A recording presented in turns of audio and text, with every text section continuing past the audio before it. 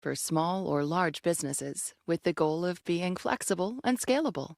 Learn more at odoo.com/NPR. And from the Pew Charitable Trusts, sharing about the state of housing in America on the After the Fact podcast, available at pewtrusts.org/afterthefact. This is NPR. Local issues, national headlines, and your perspectives. Join us for Boston Public Radio with Jim Braude and Marjorie Egan. Coming up next on GBH 89.7. Funding for our programs comes from you. And MIT Sloan Executive Education, offering 2 to 3 day courses and executive certificates for professionals seeking cutting-edge business insights on innovation, cybersecurity, AI, and more. Info at executive.mit.edu. After 9 years and 3 billion miles, watch as the New Horizons spacecraft captures our first clear view of Pluto's icy surface on NOVA, Chasing Pluto. Tomorrow at 9 on GBH2. Before the battles of Lexington and Concord, there was a revolt in Worcester. Before his famous midnight ride, Paul Revere spread ideas with cartoons. And before the Commonwealth, it was just a colony. This year, GBH News is bringing together the people, places, and untold stories that turned Massachusetts from colony to Commonwealth. Available now at gbh.org/America250. You're listening to 89.7 WGBH HD1 Boston. Online at gbhnews.org. GBH News. What matters to you?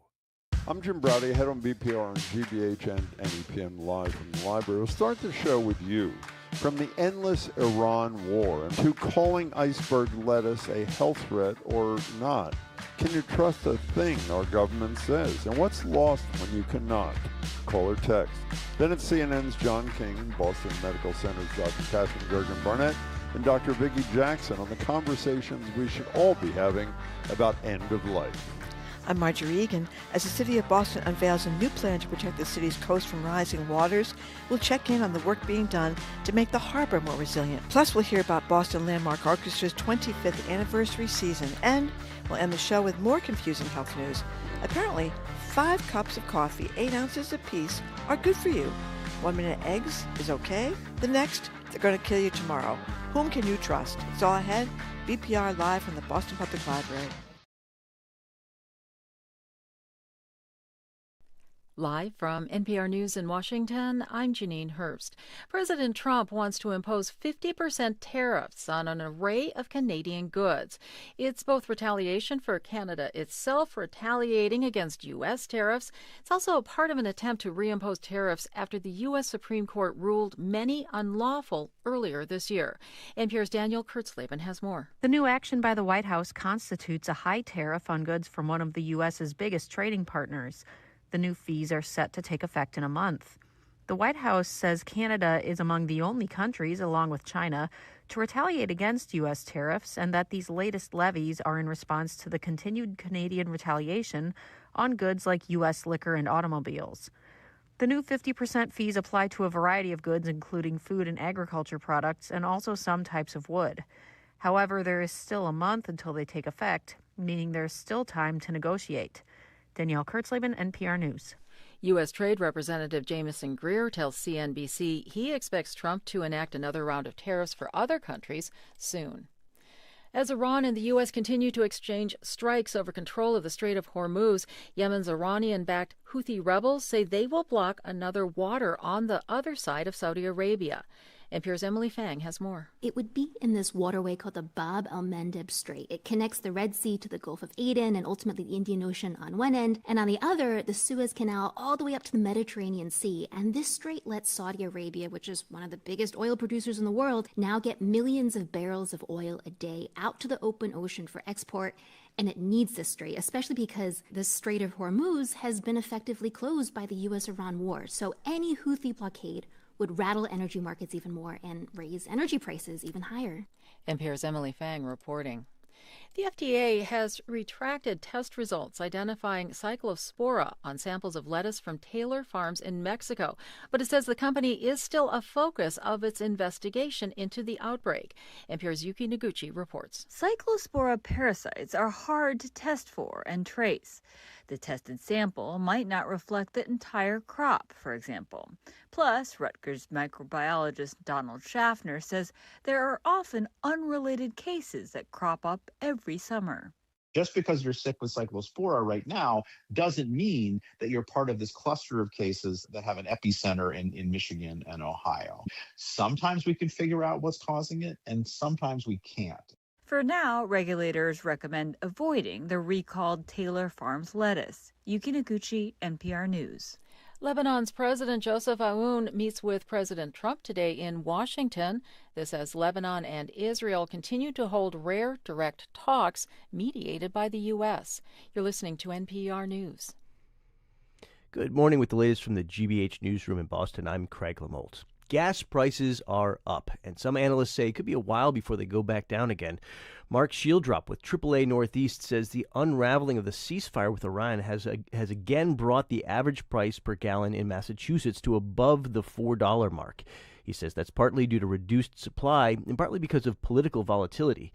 And he says while gas prices went down after President Trump prematurely announced the end of the war, that drop may not happen again. Kind of like the boy who cried wolf, because we've gone through cycles of optimism and pessimism since the war began in February. And we can see the rise and fall of crude prices. Those increases and decreases are going to narrow because people certainly lose confidence in the potential for a lasting peace if it falls apart repeatedly. According to AAA, Massachusetts ranks in the middle nationally when it comes to the price of gas. Roughly 65% of Massachusetts voters are worried about the possible dangers of AI. That's according to a new poll from the Mass Inc. polling group out today. Andrew Doris is with the policy and advocacy group Secure AI Project. He says he thinks people feel artificial intelligence is progressing at too fast a clip. Now it's just going to keep going faster and faster. So I think they feel a little disoriented, they feel a little powerless, and they want to exert what power they have through their elected representatives to do something about it. The state Senate is set to debate an economic development bill on Thursday that includes a number of AI guardrails. Chance of showers this afternoon and into the evening, highs in the mid-80s. This is GBH News. Support for NPR comes from NPR stations. Other contributors include FJC, a foundation of donor-advised funds working to maximize the impact of charitable giving and to create customized philanthropic solutions. Learn more at fjc.org.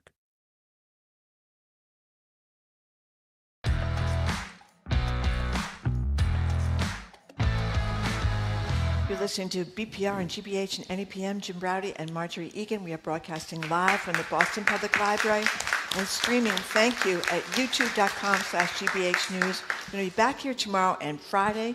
No tickets or RSVP needed, Jim. I want you to know that. A couple of programming notes. On July 29th from 11 to noon, the Governor, Maura Healey, will be with us here at the library. And on August 11th, the Attorney General will be here also at the library. Good morning, Jim. Hey there, Marjorie. How are you? Excellent, thank you. So what do we do when we can't trust a thing our government says? Yesterday on social media, the Pentagon's chief spokesperson said the number of U.S. military casualties from Iranian attacks since July 7th has risen to nearly 100, a number that hadn't been disclosed prior to that to the public. It's hard to get a sense of the impact of this endless war or skirmish or excursion when the government distorts information to the public or just lies about it. Strait of Hormuz is open. It's not open. We're actively negotiating peace. We're at war. There'll be a truce for 2 weeks. Which is it? Then, as you just heard on the national news, there's the FDA's reversal of its recall of iceberg lettuce from Taylor Farms, which originally blamed for the cyclospora outbreak. Taylor Farms, big Trump donor, by the way, nothing to see here. Cyclospora is that parasite that's leading every news anchor in America to say at least 10 times a broadcast, explosive diarrhea. Vaccine data. Oh, God. Dr. Brainworm is on the case. Climate data. Forget it. Labor stats. Who believes any of that? Can you believe or trust a single thing our government says? And if you can't, what does that mean in your everyday life? From the mundane, do you buy the lettuce your kids love the most, to making decisions about vaccines? And what's it mean for the future of our small d democracy when this lack of trust, I fear, gets baked in? Give us a buzz or a text at 877-301-8970. So what does the average person do, assuming they're not totally mesmerized by anything that comes out of the administration? For the 2/3 who are not, do they just disregard everything government says? Do they do their own research? Well, what do they do? We just heard doing the local news that boy who cried wolf. That's what the people from AAA are saying. But there's been these constant things. We're at ceasefire. The war's over. We've won. People don't believe that anymore. You know what we do believe, though? I think this is interesting, Jim. We believe in rockets and parks. Says who? Well, according to the trustworthy government agencies, at the top of the list is the National Park Service. We apparently are big on park rangers and whether the parks are open or closed, and how crowded they are. We believe that. And NASA. Rockets, we believe the National Aeronautics and Space Administration. I guess there's a feeling that Trump's people haven't infected that agency yet, because the places at the bottom, immigration, ICE is at the bottom, the CIA is at the bottom. Well, do you remember, it was not too long, how about Doge? Remember the $8 billion savings by doing something with ICE, when in fact the whole budget of that entity that they eliminated was $8 million, not $8 billion? I mean, everything is phony. Everything is cooked. Nobody believes Doge. I know, but the issue is, what do you do with that? I mean, what do you do with the fact? I mean, I would assume, in most cases, whether you're crazy about the government that's in place or not at a particular time in our history, that's one of the common things. That's the set of information that everybody makes decisions upon. And you may go in one direction, another person goes in another. But if you have no common belief in the information that's given to you by your government, how do you live a civic life, you know? Well, I think we've heard from Dr. Katherine Gergen Barnett, who's going to be with us later in the hour, talking about end-of-life issues, but how people are more skeptical than ever about vaccines. I mean, that's taken a big toll. More and more people in the United States of America are unvaccinated than ever before. Doctors face more questioning. Pediatricians, particularly when the kids come in to get vaccinated. So that's taken a big toll. But you know what else we kind of haven't lost faith in yet? What's that? The weather reports. National Oceanic and Atmospheric Administration is hanging on.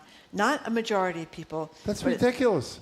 Donald Trump used a Sharpie to change the weather map in his first term. He did. But you had to be.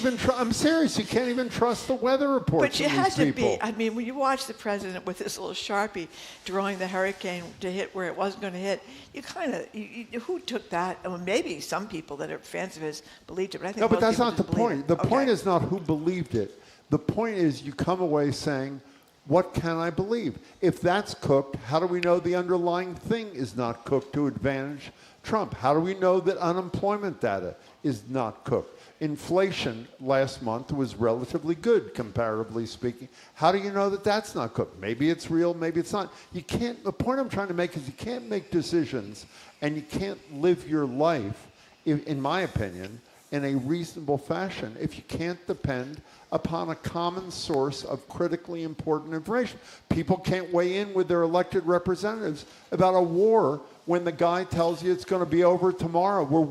Last Thursday night, you didn't hear the beginning of the speech. In the beginning of the speech, he said we're winning everything in Iran, winning everything. By the way, before another almost half dozen Americans were killed. Let me ask you a question. How many Americans were killed, had to die for the nuclear deal under Barack Obama?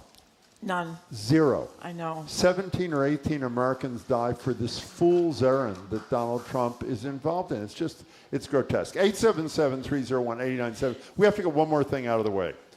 At our staff meeting this morning, all of us with one exception, that's Marjorie, are trying to have a serious discussion about lies, misinformation, disinformation from the government. And unfortunately, in the middle of the meeting, I mentioned the iceberg lettuce thing. Right. And that got Marjorie, as she often does, off on a tangent that had nothing to do with our discussion.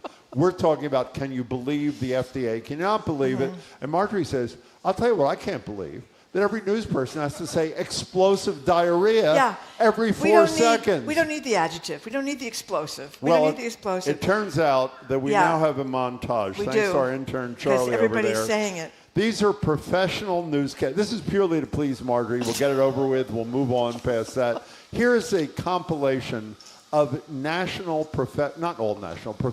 newscasters talking about what most of us would just describe as a bad case of diarrhea. Here it is. Here it is. Explosive diarrhea. Explosive diarrhea. Explosive diarrhea. Explosive diarrhea. When they say explosive, it is explosive, voluminous.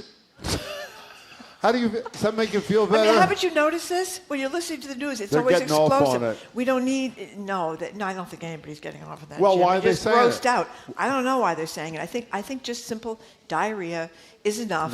And then let's move on. Okay. You know, gastrointestinal issues. You know, people often say that. But the explosive part, I mean, we don't need to hear that on top of everything else. Can I tell you one thing I admire about you and all the years you work together? You zero in on the critical issues. That's right. Unlike anybody I'm I've ever sure had the lots privilege of people working all with. across America didn't need to hear explosive over and over You've and said it over 3 again. times so far I know, in this that's segment. because I've been hearing it nonstop in the news. I think we do not need to go that far. You know something though, on a serious note? Yeah. I mean, I always believed when I first knew about climate change issues, and that was a long time ago, like 25 years ago or maybe even more, I thought, we won't let this happen.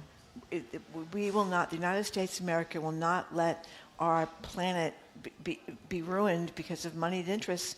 And we've done, look at Trump, he's a climate change We don't need to do anything denier. because it's a hoax, another lie. Yeah. By the way, anonymous texter says, Jim, whenever I hear something come out of the White House, I get explosive diarrhea. 877 diarrhea. That's fine. That's enough. 877-301-8970. The underlying question for the next few minutes is, when you have a government where you can't trust anything that comes out of any piece of that government, when you can't trust it, how do you live your life? How do you make decisions? Or is it not a problem for you? Tom, you're in Indiana. You're next on BPR. Welcome to the show. Hi.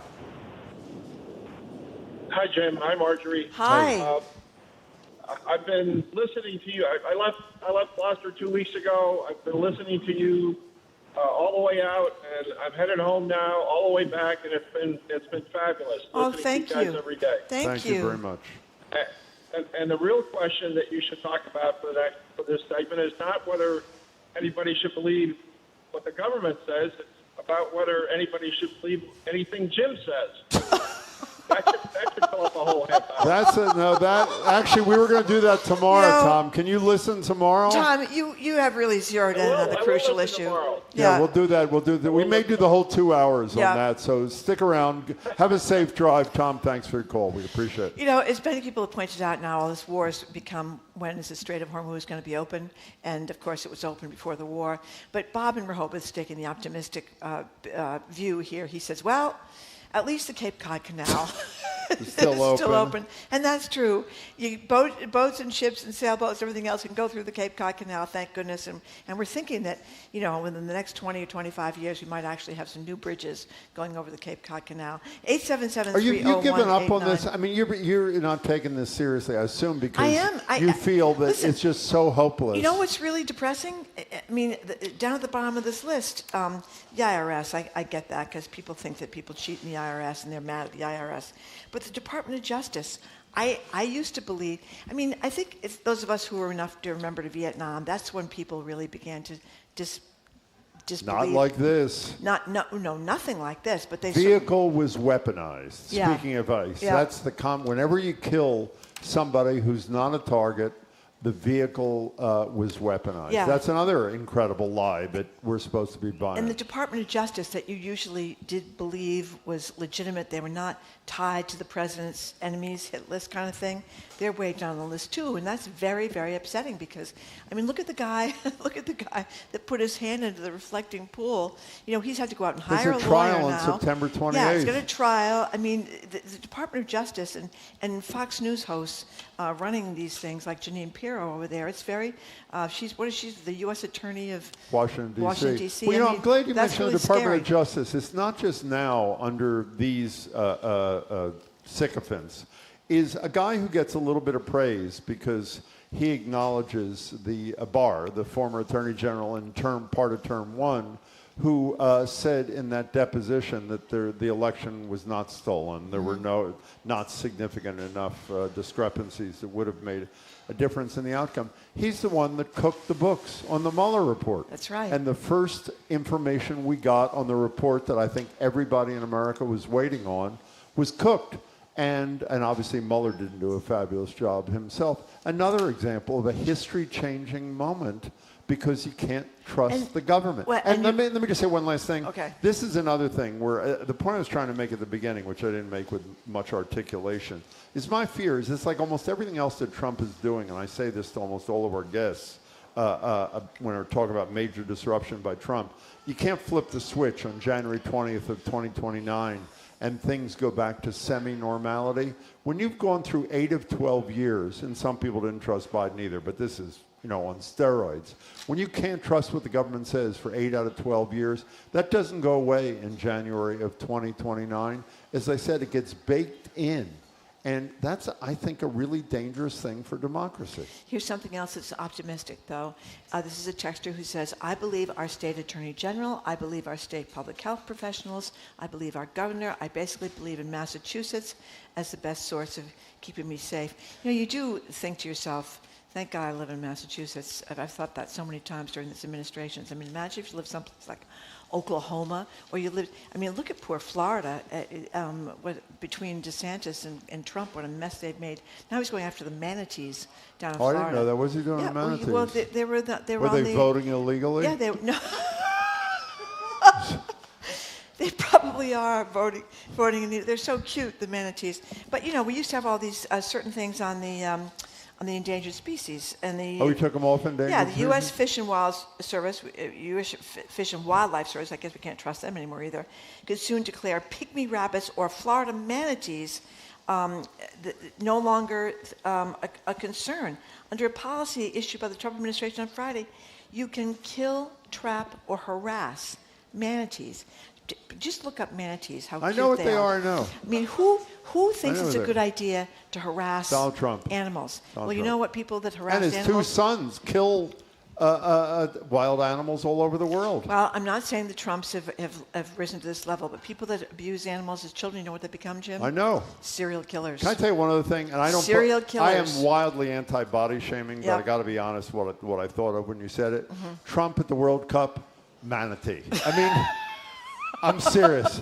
Did he have the manatee thing going? Let's go to Alex in East Walpole. You're next on BPR. Welcome to the show. Hi, Alex. Hey, repeat offender here. Thank you. I was just thinking of the Otto von Bismarck quote, and I think it's been misattributed to him. They say it was actually an English journalist, that you never believe anything in politics unless it has been officially denied.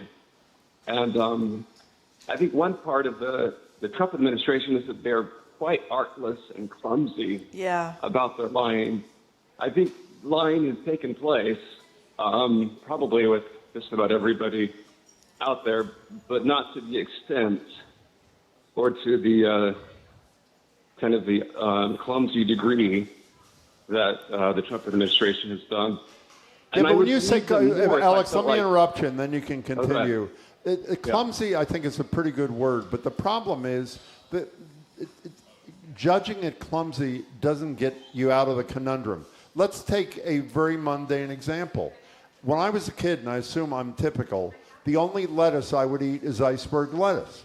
So if you want your kid to have a salad, it may sound like not a big deal, but it is a big deal if you're a parent of young kids. Do you feed them iceberg lettuce or do you not feed them iceberg lettuce? Was it true that it was a problem 3 days ago and it wasn't a problem yesterday? Or did you mention Trump intervening? Yeah, Trump, but we don't know if it's on the merits or because Taylor Farms are big contributors to Trump. You know what I mean, Alex? So it doesn't get us to the end line just saying they're clumsy and deceitful. It's like you got to react to it, and how do you know how to react? But go ahead, Alex. Well, yeah, I mean, I agree with all that, and I think that if people in the administration or Trump himself could be trusted to really care about people, and I'm still quizzical about why people support him, because it seems he demonstrates almost daily that he doesn't care and that he is he's really in it for himself, from the jet to the money-making deals and everything else. I'm with you. I don't get it either. Yeah. I really don't. Alex, thank you for your call. I am every day confused why there is even one person left who has decided this is the right person to lead this government. Elizabeth from Hanover has a creative idea. What is it? Instead of talking about explosive diarrhea, Yeah. rather than the word diarrhea, they should say the drizzly trots. I like that. No, it makes it feel much better. By the way, again, the woman who is appalled that it's mentioned is now, I'm keeping count, is up to 5. She has mentioned it 5 times. I've mentioned it once. I think I represent my fellow Americans on this one. I think a lot of people don't need to hear that over and over again. You get the idea. Don't keep away from the iceberg lettuce. And I guess poor Taco Bell is really struggling in those. It's Oklahoma and Michigan, and those two By the way, states? you know, that's Michigan and Ohio. Can I tell you, it's an interesting thing. I'm glad you mentioned Taco Bell, because I was just talking to Alex about, how does the parent make a decision? Yeah. One of them it's either Taco Bell or one of them has seen a 19% decline in their business almost overnight. They both employ thousands of workers. That's bad news for real people. So it's not just a consequence for the parent of a young kid. It's a consequence for a worker who works for a company, and you don't know if the company is a problem for your health or is not a problem for your health. So it's really Matthew in Westboro. Hi. Hi. Hi. I think this. How about you? Good. I think this whole war is the best thing for the climate crisis, because when the price of everything goes up. I wouldn't mind if gas went up to $10 a gallon, because then people are going to buy. They're going to buy all the electric vehicles all over the world. So it's going to stir and actually incentivize so much more than he can try to shut down this and shut down that and save the wind farm. It's not going to matter. The world is going to start knowing that, hey, I need an electric car. I don't want to pay these gas miles. And if it keeps going up, hey, so what? I don't care if it goes up to $10. And then over in Europe, I'm sure it's even worse. I'm sure that you're looking at, whatever prices. But by the way, Matthew, we broached that with a lot of guests, and they are as optimistic as you. The unfortunate thing is that to get there, you needed to lose 17 or 18 Americans, probably thousands of civilians, not to mention 100-plus little girls in that school at the beginning.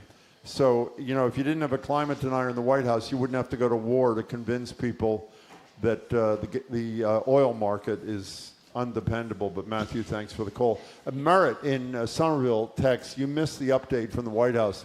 Manatees are okay, but not womanatees. Thank you. Very good. But when you think about it, though, you think of this band of rogues that are in the cabinet now. I mean, several people. Look at them right behind you.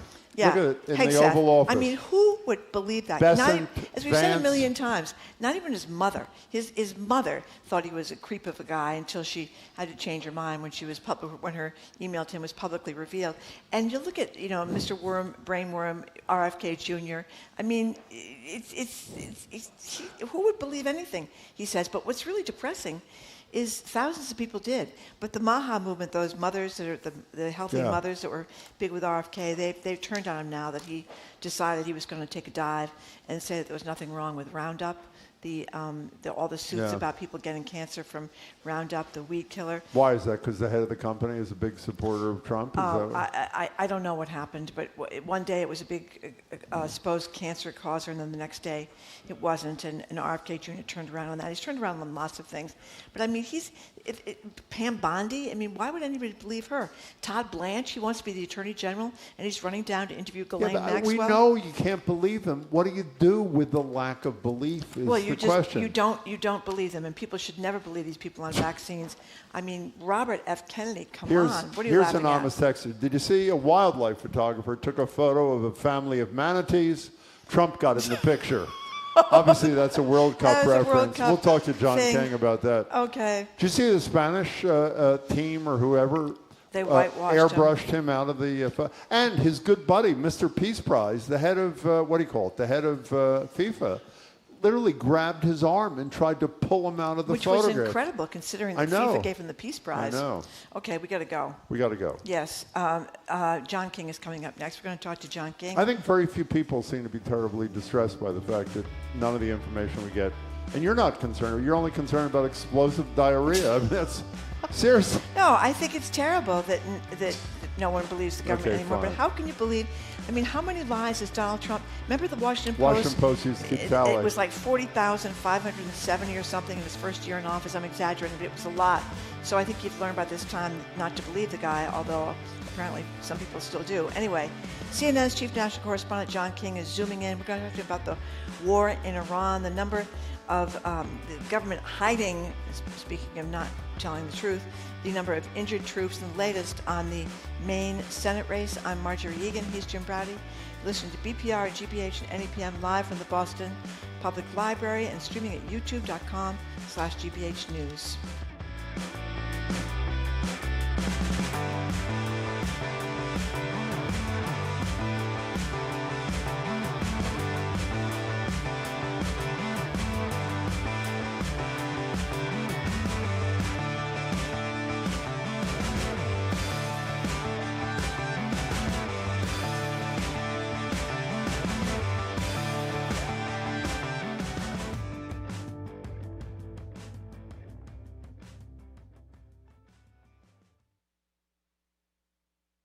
I'm Henry Santoro. Coming up on The Culture Show, comedian Gus Constantelis grew up in a loud, loving Greek family and turned his mother Julia's recipes, opinions, and formidable personality into the new cookbook, My Greek Mom's Recipes. And Boston hardcore band Fiddlehead returns with Baby I'll Change, a new EP rooted in friendship, loss, and the community that shaped them. That and more is on The Culture Show today at 2 on 89.7 GBH. Our programs are made possible thanks to you. And M&M Skylights, located in Stoneham, installing and servicing the full range of Velux skylights that can help bring air and more natural light into homes. Skylight consultations can be scheduled at mmskylights.com. And the Boston Speaker Series, announcing its upcoming season at Symphony Hall for 7 evenings featuring Pete Buttigieg, former UK Prime Minister Boris Johnson, war photographer Lindsay Addario, and former U.S. Ambassador to China Nicholas Burns. BostonSpeakers.org.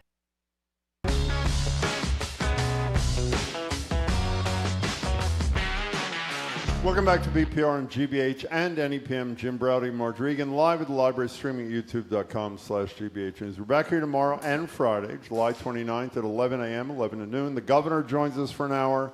August 11th, the Attorney General joins us for an hour, both at the library. Joined now, though, on Zoom by CNN's chief national correspondent John King, host of the great reporting project All Over the Map. Sat in for Anderson Cooper all last week and was fabulous, and I think he may be doing it again this week. Hello, John King. You doing it this week, too?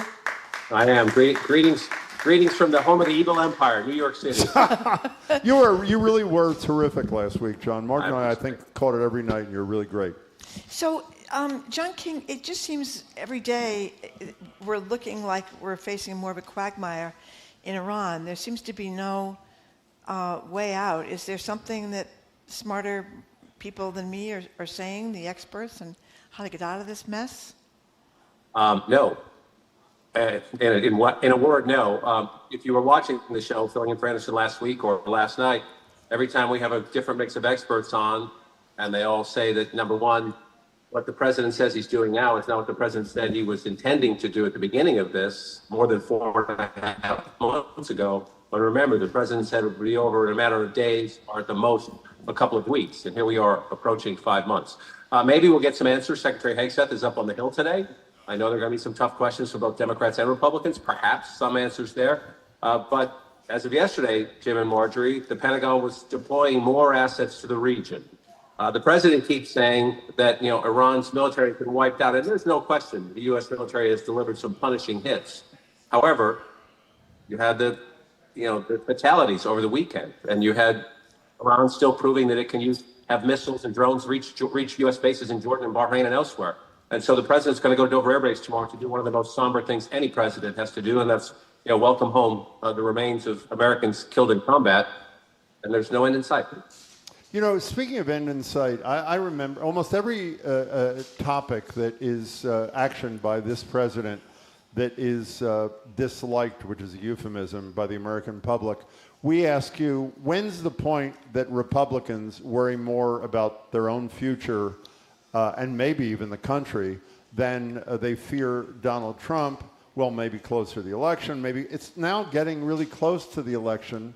As you say, it's either 17 or 18 people have died, hundreds of injuries, thousands of deaths on the Iranian side, including all those little girls in the start of the war. Are any of these Republicans on the verge of getting religion, or are they just going to let Trump play this out into whenever? I think you should watch this over the next few days. We're going to get some answers here. They have to fund it, Jim. And the House is trying to pass a number of measures in its final burst before they go home to run for re-election. Then they have to send it over to the Senate. Included in there is, I think it's somewhere around $60 billion for the Pentagon to keep funding this war. And the question is, can Speaker Johnson in the House first and then Leader Kuhn in the Senate next keep discipline when you know there are a number of Republicans who, some of them think it's a bad idea, this war. Some of them just want more information, and they're getting frustrated that this is a Republican administration. The Pentagon has not had a public briefing in more than 2 months. And even members of the Armed Services and the Foreign Affairs Committees will tell you that the administration is not coming up as often as prior administrations would send people up during live combat operations. And even when they come up, they don't feel like they're always getting really good information. And sometimes, a lot of people say that I don't think they're getting honest information. So there's a level of frustration. But again, Trump, there tends to be loyalty at the end, and I can almost get some of the politics of that. Republicans are in a lot of trouble right now. 15 weeks from today, we count the vote. Wow. And yes, there are a lot of Republicans in battleground districts who have to reach out to people in the middle or reach out to Democratic voters. And we know more than 2/3 of Americans, so that means a lot of Republicans don't think this is a war worth fighting. But they also need the Trump base to turn out. So the president has yet again put his party in an enormous dilemma. You know, I've heard people on your show on CNN with filling in for Anderson, and stories you read elsewhere, that some military people will defend, some generals and so forth will defend the idea of not talking about how many people are actually injured in these airstrikes. And there's been some frustration from the other side saying, we want to know the truth. So is there a consensus on that, or is it on one hand, on the other hand? I think there's a general consensus that, let's say you have a very successful strike on base A in country A, that you don't want to say a high number of Americans who are injured overnight in that attack right away, because then the enemy, Iran in this case, sees a vulnerability. Mm-hmm. And that base might not have its air defenses up, or something's going on that base, so heavily target that one to try to drive the numbers up higher. I get that part completely. I do think there comes a point where, whether it's in a more vague way, and one of the Pentagon arguments is that a lot of these are, and remember, we went through this before, so I hate to say this, but I don't necessarily trust what we're hearing right now. But the Pentagon is saying a lot of these are very minor injuries, and the servicemen and women go back to work within a day or two, if not hours. Mild concussions is coming up again. You remember in a prior iteration of Trump, that was said, and it turned out months later we learned it was a lot more than minor concussions. And so one of the problems here is because this administration is not transparent when it comes to these things, and the president himself has a history of very casual relationship with the truth. One of the problems is that when they say we can't do this for national security reasons, or for operational tempo reasons, or for operational secrecy reasons, I get that, but there's also a great deal of skepticism. Can we believe these people? Which is the topic, by the way, that we spent the top 20 minutes of the show talking to our listeners about, John, before you were kind enough to join us. It's hard. Maine. So the good news is the likely Democratic nominee, at least in terms of the delegates who were elected this weekend, is still not final. The worst he has, which is not good, is he has a horrible temper, supposedly threw a bottle of water at a woman. He didn't throw it at her. Oh, near her. He threw it when she was in the room. And when he was the president of the Senate. He used to be anti-choice. Now he's passionately pro-choice. Of course, he doesn't have a Nazi tattoo or sexually abused women, as far as we know. We had a lackluster campaign, and it's not known as a smooth order. The poor guy. when politicians have changed positions on core critical issues, are they generally forgiven by voters if the voters sort of see the person as a decent soul, or does that stick to you like glue? It's just a quick aside. Maybe that's why this hotel gave me water boxes. They don't trust me with a. They don't trust me with a hard. Yeah, you're that type, John. I know. Yeah. No. They must have Dorchester. Must be somewhere on the check-in portfolio. Yeah. I don't know. Jokes aside, look, Joe Biden was anti-abortion when he first got into politics, became president of the United States and the leader of the Democratic Party. Ted Kennedy. Ted Kennedy. On that particular issue, there have been dramatic transformations, and so have Democratic voters in blue states given grace to politicians like that? Yes. It's the cumulative thing, I think, and so Maine has been through trauma, the implosion of Graham Plattner, and now there are still some people who, even though they had a process, there were a lot of parallels drawn to the Kamala Harris thing, and Biden gets out, and you have an open process. Does it seem fair? They had a debate. They had a process. Is it perfect? Of course not. Did the Maine Democratic Party, are they trying to do as best as they can under short circumstances? I think so. And so can this candidate excite the base, keep the Plattner voters, and then reach out to the people who had profound reservations about Plattner for character reasons? So the temper stories might not help there. Look, Mr. Jackson, assuming he is the nominee, is going to have a steep hill. He's going to have to raise money. He's going to have to build a team, and he's going to have to win over people who have been skeptical here. And again, a lot of them want a Democratic Senate. It's more about Trump than it is about Susan Collins. Yeah. For some of them, it's about the Kavanaugh vote and being let down on Roe v. Wade and those issues. But it's more about Trump. The question is, can Jackson sell themselves? And one of the concerns I've heard is that he's not so dynamic. He's kind of a dud. He's kind of boring. Well, look, compared to Plattner, he probably is. There've been a lot of boring candidates, if that's fair, and I haven't been up there to see him campaign. There are a lot of quote-unquote boring candidates who win elections. So, look, he's just got a steep hill, and he's got, again, 15 weeks to do it. Well, also, Susan Collins is not exactly a ball of fire up there. I mean, she's not. That's true as well. Even if you're a fan of hers. So, John, one of the things we often talk, former federal judge Nancy Gertner is a regular guest on our show, and we often talk about the lawlessness of the Trump administration. He does the tariff thing worldwide, and ultimately it's struck down by the Supreme Court. And he's unhappy with Carney in Canada, so he's going to impose 50% tariffs on a bunch of pretty critical things, citing a different law, but a law that has never, ever been used to impose tariffs on something else. In the world in which you operate, do people, and maybe someday, 6 months, 8 months, 12 months, the Supreme Court may say that was unconstitutional, but one of the brilliant parts of Trump is his lawlessness, understanding that the restraints are limited. So what's your reaction to this particular thing, and then stepping back to his, I think, brilliant use of executive orders and other things to circumvent what, at least in my opinion, is fairly clear law? Well, in this particular one, Prime Minister Carney and President Trump spoke a short time ago. I have not had time to dig into the results of that. I just saw an alert, and I was dialing in for the show. I saw an alert on that. And the headline I saw is that they're going to get back into conversation. So maybe by next Tuesday, this has gone away. Mm-hmm. But there's no question. Look, this is an impulse president. This is a reflex president. This is not do I have the authority to do this? Can somebody check with the lawyers or call the Congress or call the cabinet secretary and see if this is okay or this is consistent with what they want me to do? That's not how this president works.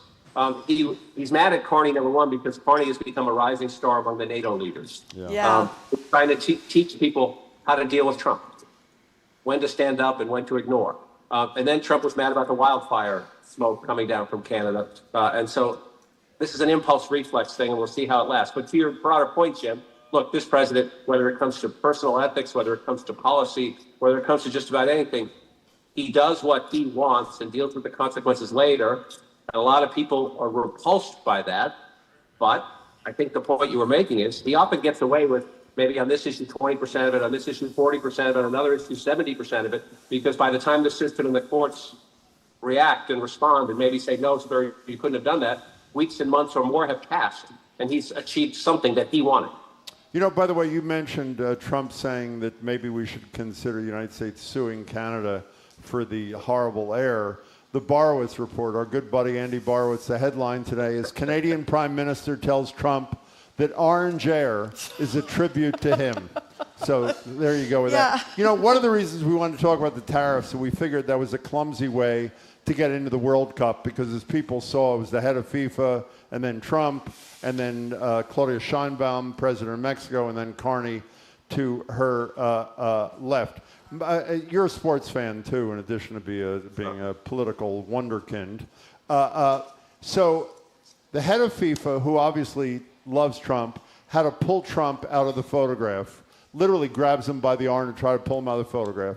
Because he wouldn't leave the photograph, somebody in Spain airbrushed him out of the cheering photograph of the winning Spanish team.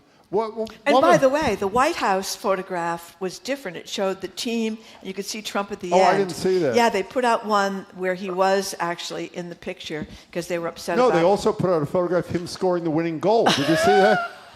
So, John, take off what's your reaction to Trump trying to insert himself into the middle of this glorious moment for Spain and the players?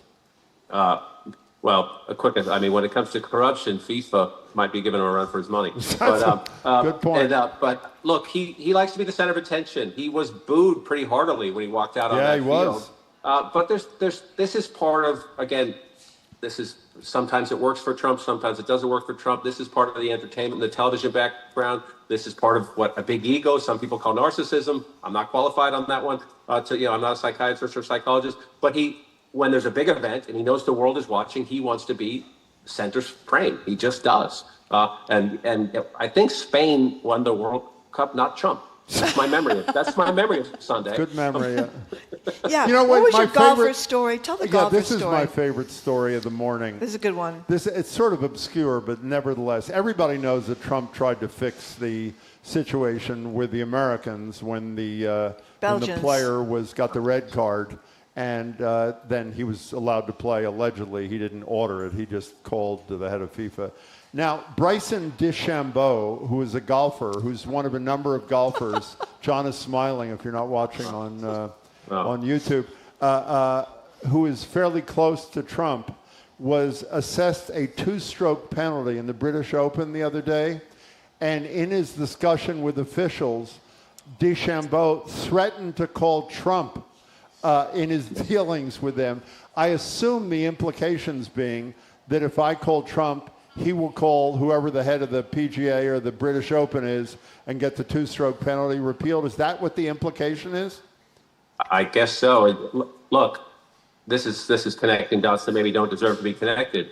But friends of Trump think they can appeal to Trump. The Tate brothers are trying to fight extradition to the UK for horrific charges, and their lawyer is appealing to the Trump administration to help, because in the end, that could be Secretary Rubio's call. I wasn't watching that live, but I got some landscaping work in my backyard if Bryson wants to come by. That was a penalty. I think Rory McIlroy called that one. Sometimes you got to call it as you see it, and when you're trampling around in the grass,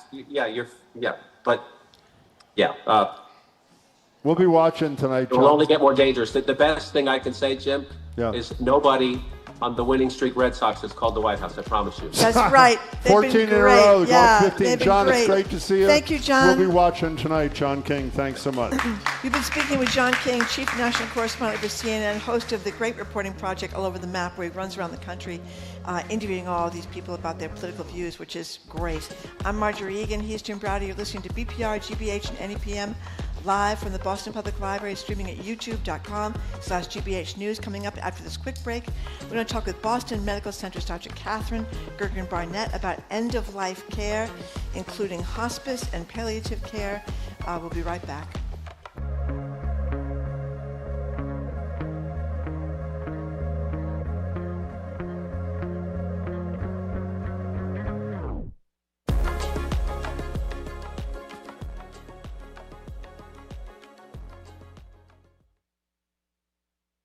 Massachusetts has 26 gateway cities. Worcester, Springfield, Lowell, Brockton, Lynn. This year, we're going to get to know them all. Quincy, New Bedford, Fall River, Lawrence, Haverhill. 26 and 26. Malden, Taunton, Revere, Peabody, Chicopee. If you live in one, Methuen, Everett, Barnstable, Attleboro, Salem, Leominster. We want to hear from you. Pittsfield, Fitchburg, Westfield, Chelsea, Holyoke. Visit gbhnews.org/gateway cities. Support for GBH comes from you. And Roto-Rooter, providing plumbing, drain cleaning, and water cleanup services in North America since 1935. 24/7 emergency services available. Service information and scheduling can be found at rotorooter.com. And Modern Pest Services, providing integrated pest management for Boston homes and businesses. Modern Pest uses a prevention-first approach to seasonal pests to help target the source of the problem. Learn more at modernpest.com.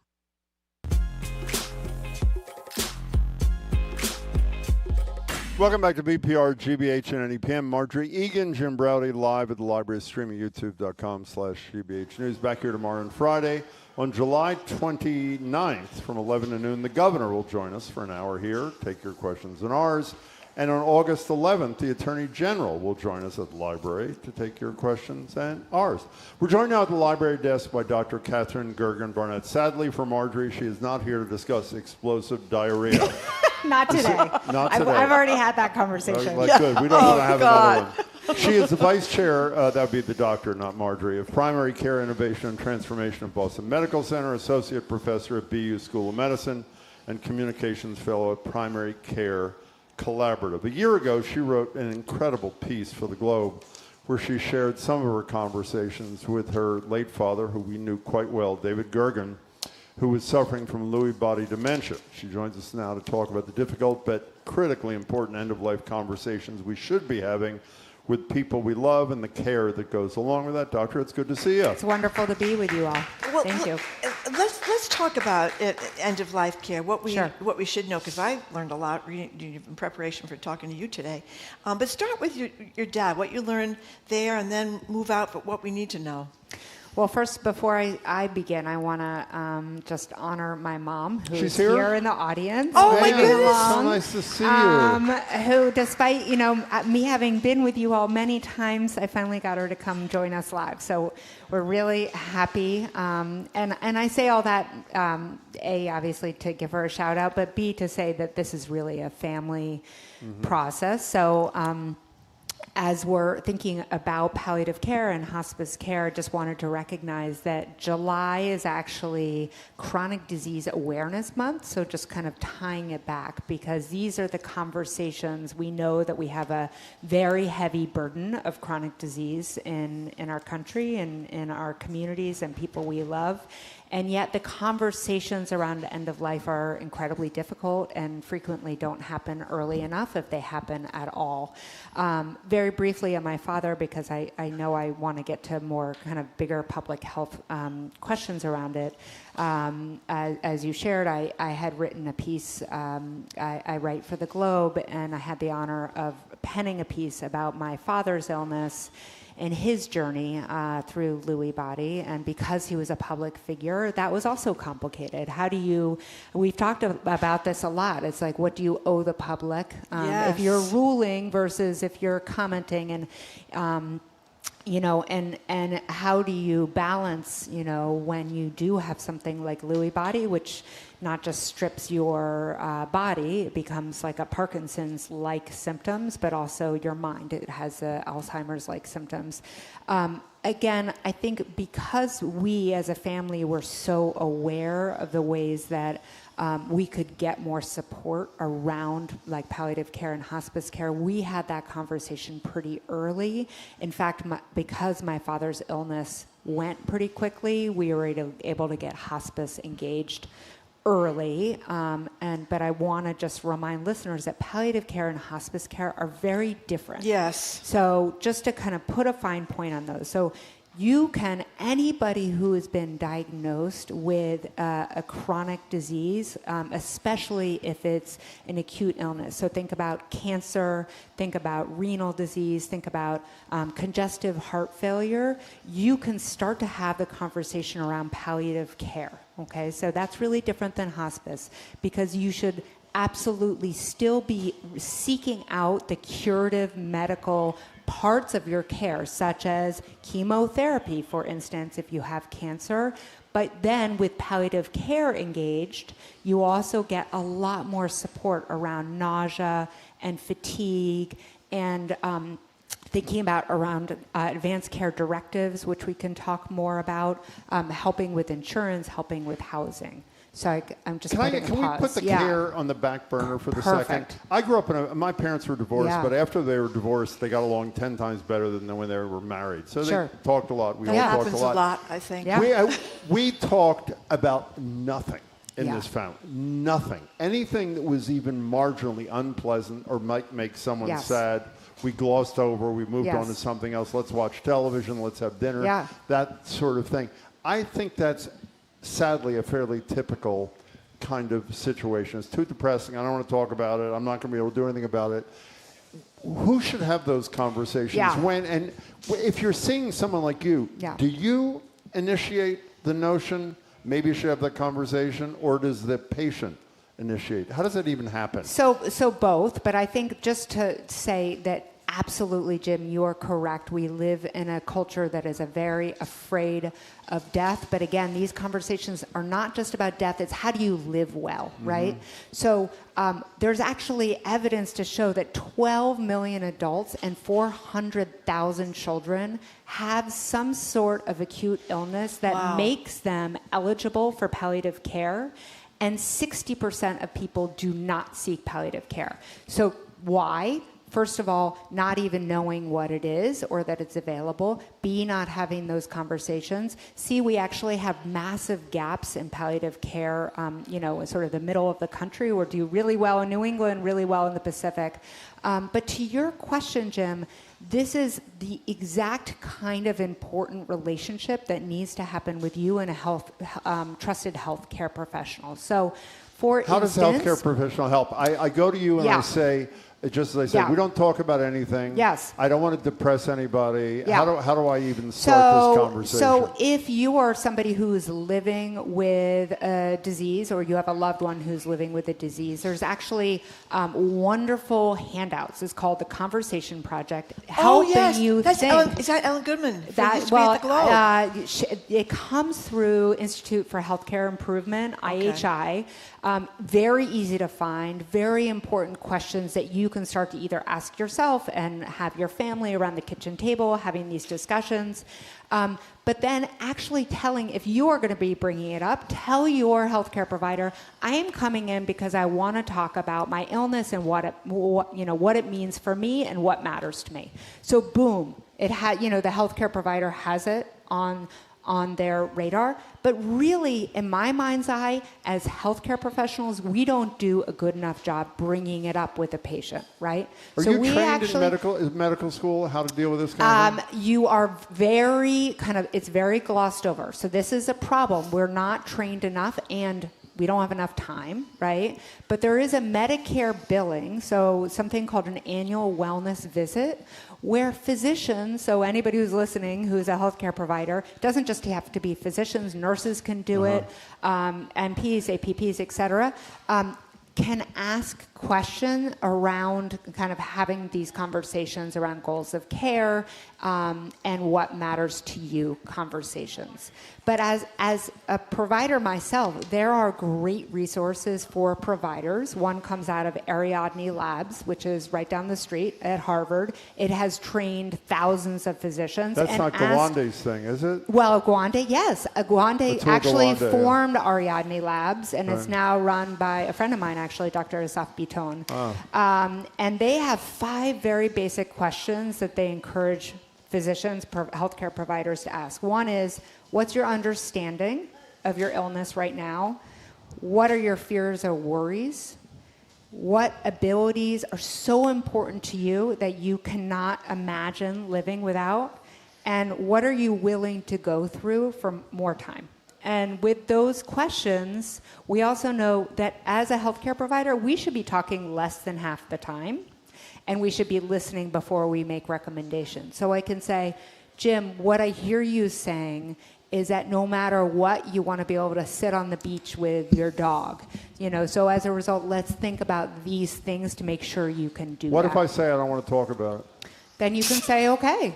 No, I'm serious. Yeah, I mean, absolutely. But again, it is if you have a healthcare provider that you go back to again and again, you have the ability to continue to have that conversation. And I always, for somebody especially who I'm going to give a diagnosis to, that's a big diagnosis, I encourage them to have a loved one with them, so we can really be thinking about those things together. But you know, when I learned, and correct me if I'm wrong, you can have a chronic cancer. Maybe you've got leukemia, and it's not going to kill you right away. Yeah.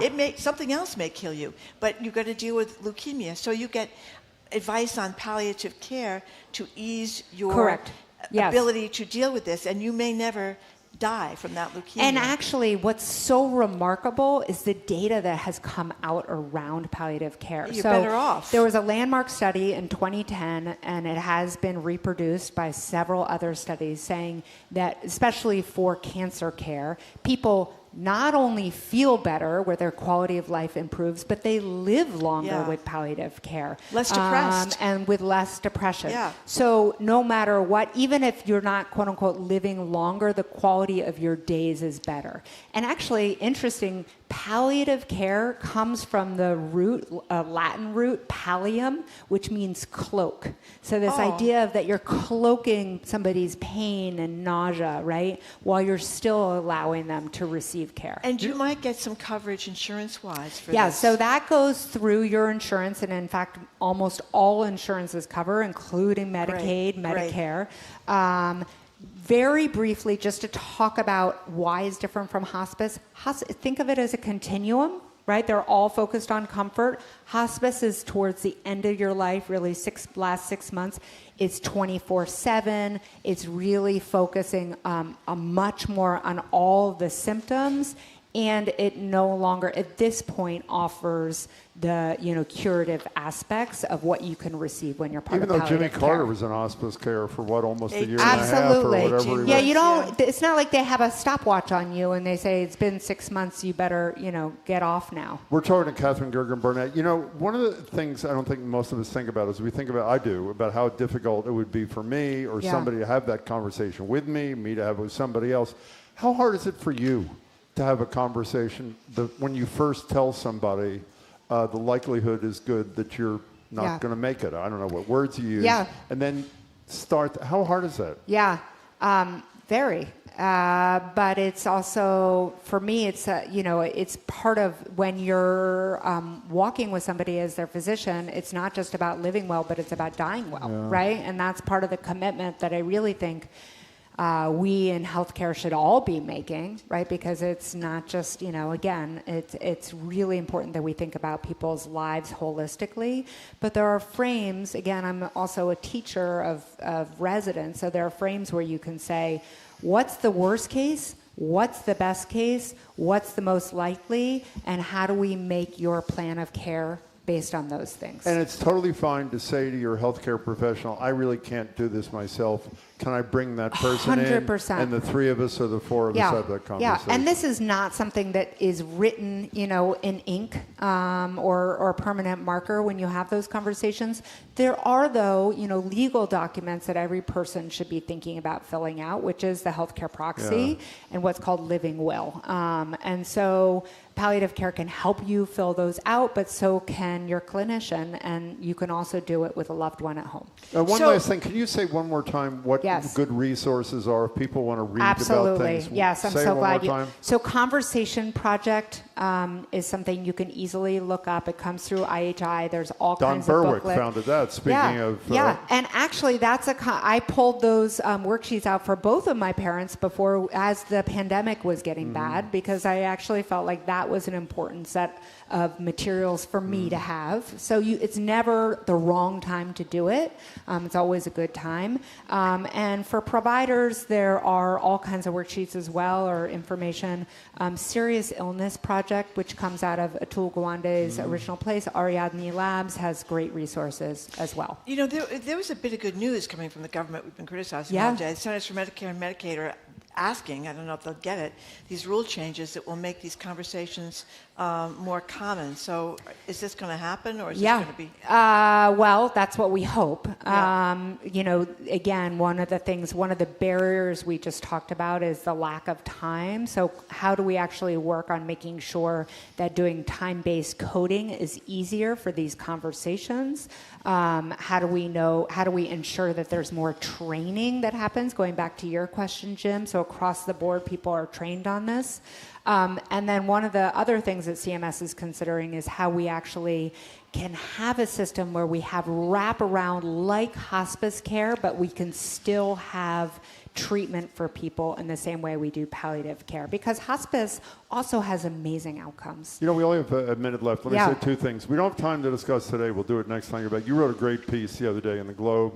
Primary care reform can't come at the expense of safety net hospitals. Obviously, you work at the biggest one in New England. It's a really important story. You should read it, particularly as the legislature draws to a close. Yeah. And I should also say to you what I said months ago, since we started talking about your great father.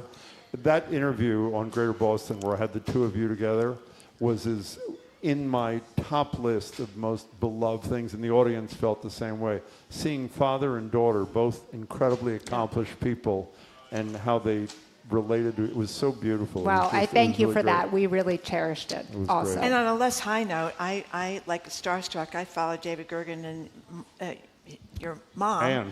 around Mahoney's by the Christmas tree. Hi.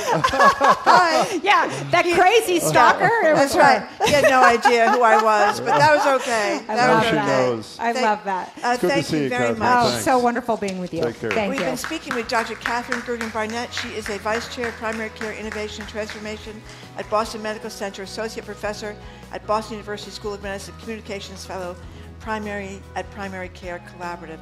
Thank you very much for coming in. Up next, we are going to talk about, well, I should say we're signing off in NEPM, but we're going to keep going here in Boston.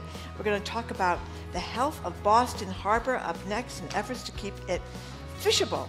I'm Marjorie Egan. He's Jim Browdy, listening to BPR, GBH, and NEPM live from the Boston Public Library, streaming at youtube.com/GBH News.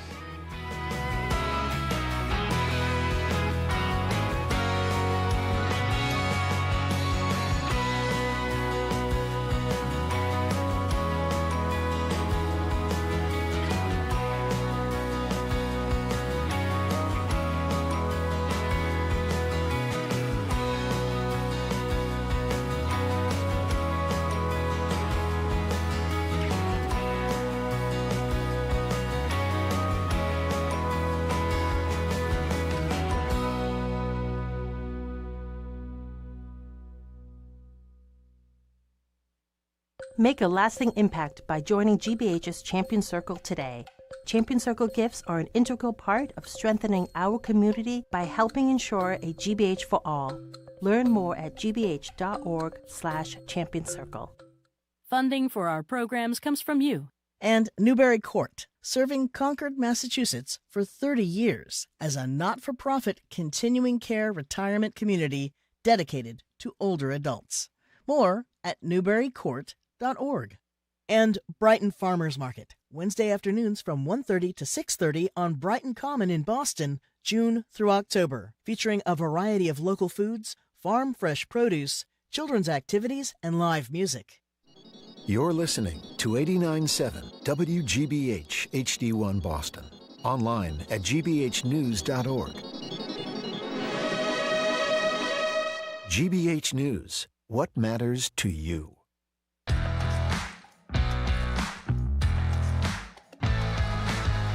Welcome to hour number 2 of Boston Public Radio, 89.7 GBH, Jim Browdy and Marjorie Egan. We are broadcasting live from the Boston Public Library and streaming at youtube.com/GBH News. Thank you. We'll be back here tomorrow and Friday. 2 quick programming notes. The governor will be with us here at the library July 29th from 11 to noon. And the Attorney General will be with us August 11th, also here at the Boston Public Library. Hey, Jim. Hey, a lot of people are texting really upset with Marjorie because you teased that there'd be a segment on explosive diarrhea before the show is over. Marjorie will be doing that live in the Newsfeed Cafe at 1 o'clock if you want to come down. Yes, she will. So. Yesterday afternoon, the city of Boston released a $10 billion draft plan to guard the city against rising sea levels from climate change. This ambitious project would bring protections in Charlestown, East Boston, Dorchester, South Boston, and more, some 47 miles of coast.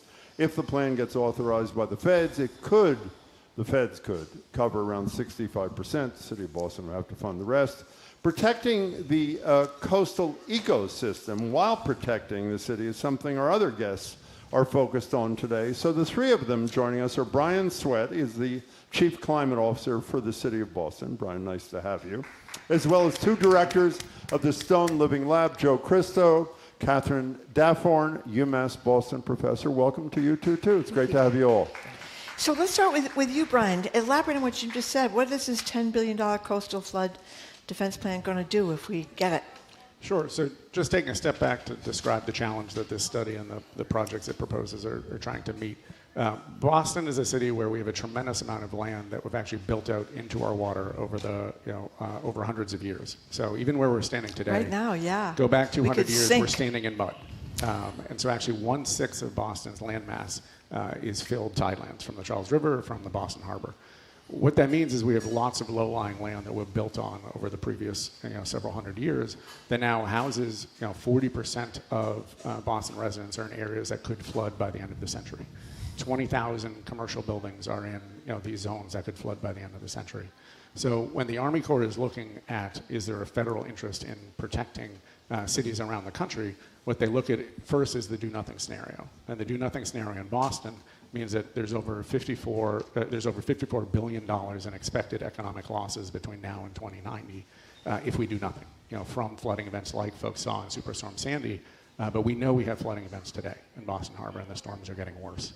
So excuse me one second. Didn't they say that if Hurricane Sandy had happened in Boston, like we would have been flooded earlier or from the Back Bay up to Kenmore Square, which is quite a ways away? That's exactly right. And so Superstorm Sandy, people think, it was 500 miles away. It was actually, if the same storm, same trajectory had hit 5 hours earlier, we would have had the worst flooding in Boston's history. That's how big that storm was, but also how vulnerable the interior neighborhoods of Boston are, where you can be a mile away from the shoreline in Boston and still be impacted by flooding. So for Boston, coastal flooding is not a coastal risk, it is a citywide risk. And so when we talk about the investments we want to make on our shoreline, it's to protect it deep into neighborhoods in Dorchester, in South Bay, in Back Bay, in Bay Village, obviously in Charlestown and East Boston. And it protects a massive amount of infrastructure, but also the regional economy, because many of these buildings and assets, like South Station, the airport, the Connolly shipping terminal, these are economic engines for Massachusetts and New England that, if we do nothing, those are at risk. And my understanding is the plan comes out Friday formally, and then you have till sometime in September for public comment. Am I right? Correct. So the full 600-page plan, the draft study comes out on Friday, and then comments until mid-September. I don't want every segment today and every other day ruined by Trump, but however, when you talk about the $50+ billion of potential damage if we were to do nothing, one has to believe that climate change is real to believe that there'd be $50+ billion of damage. And since the administration that you're dependent upon helping here is run by a guy who doesn't believe it's real, why is the city hopeful that the feds would buy in? What we're actually looking at is the impacts of major storms and impacts of sea level rise. And honestly, we don't need to get into a debate on causation, but these storms, these near misses. So we've had, since 1991, we've had 24 state or nationally declared disasters in Boston. 14 of them have involved coastal flooding. But so the ferocity of the storms is a function of a changing climate, is it not? Or is the goal, I don't mean this in is the goal to try not to talk about it in the hopes that the feds say that this is not a climate? You're half smiling at me. The answer is yes. Okay, that's fair enough. Okay, so can we move on to you guys for a second, starting with you, Catherine. Mark and I are totally intrigued by this living seawall kind of thing. And I assume, and correct me if I'm wrong, and this could be way off, you'll explain what these things are on these concrete barriers. And the concrete barriers are part of the existing plan to protect us from exactly what Brian is talking about. So it's sort of an adjunct, a piece of the big picture. Is that a fair description or no? Exactly. So tell us what it is. Sure. So we understand now that when we build grey infrastructure on our coastlines, it creates a lot of impacts on the marine environment. It doesn't provide the kind of homes that marine life prefer to live in. It doesn't provide the protection from extreme heat. or the protection from predators, things that would eat them.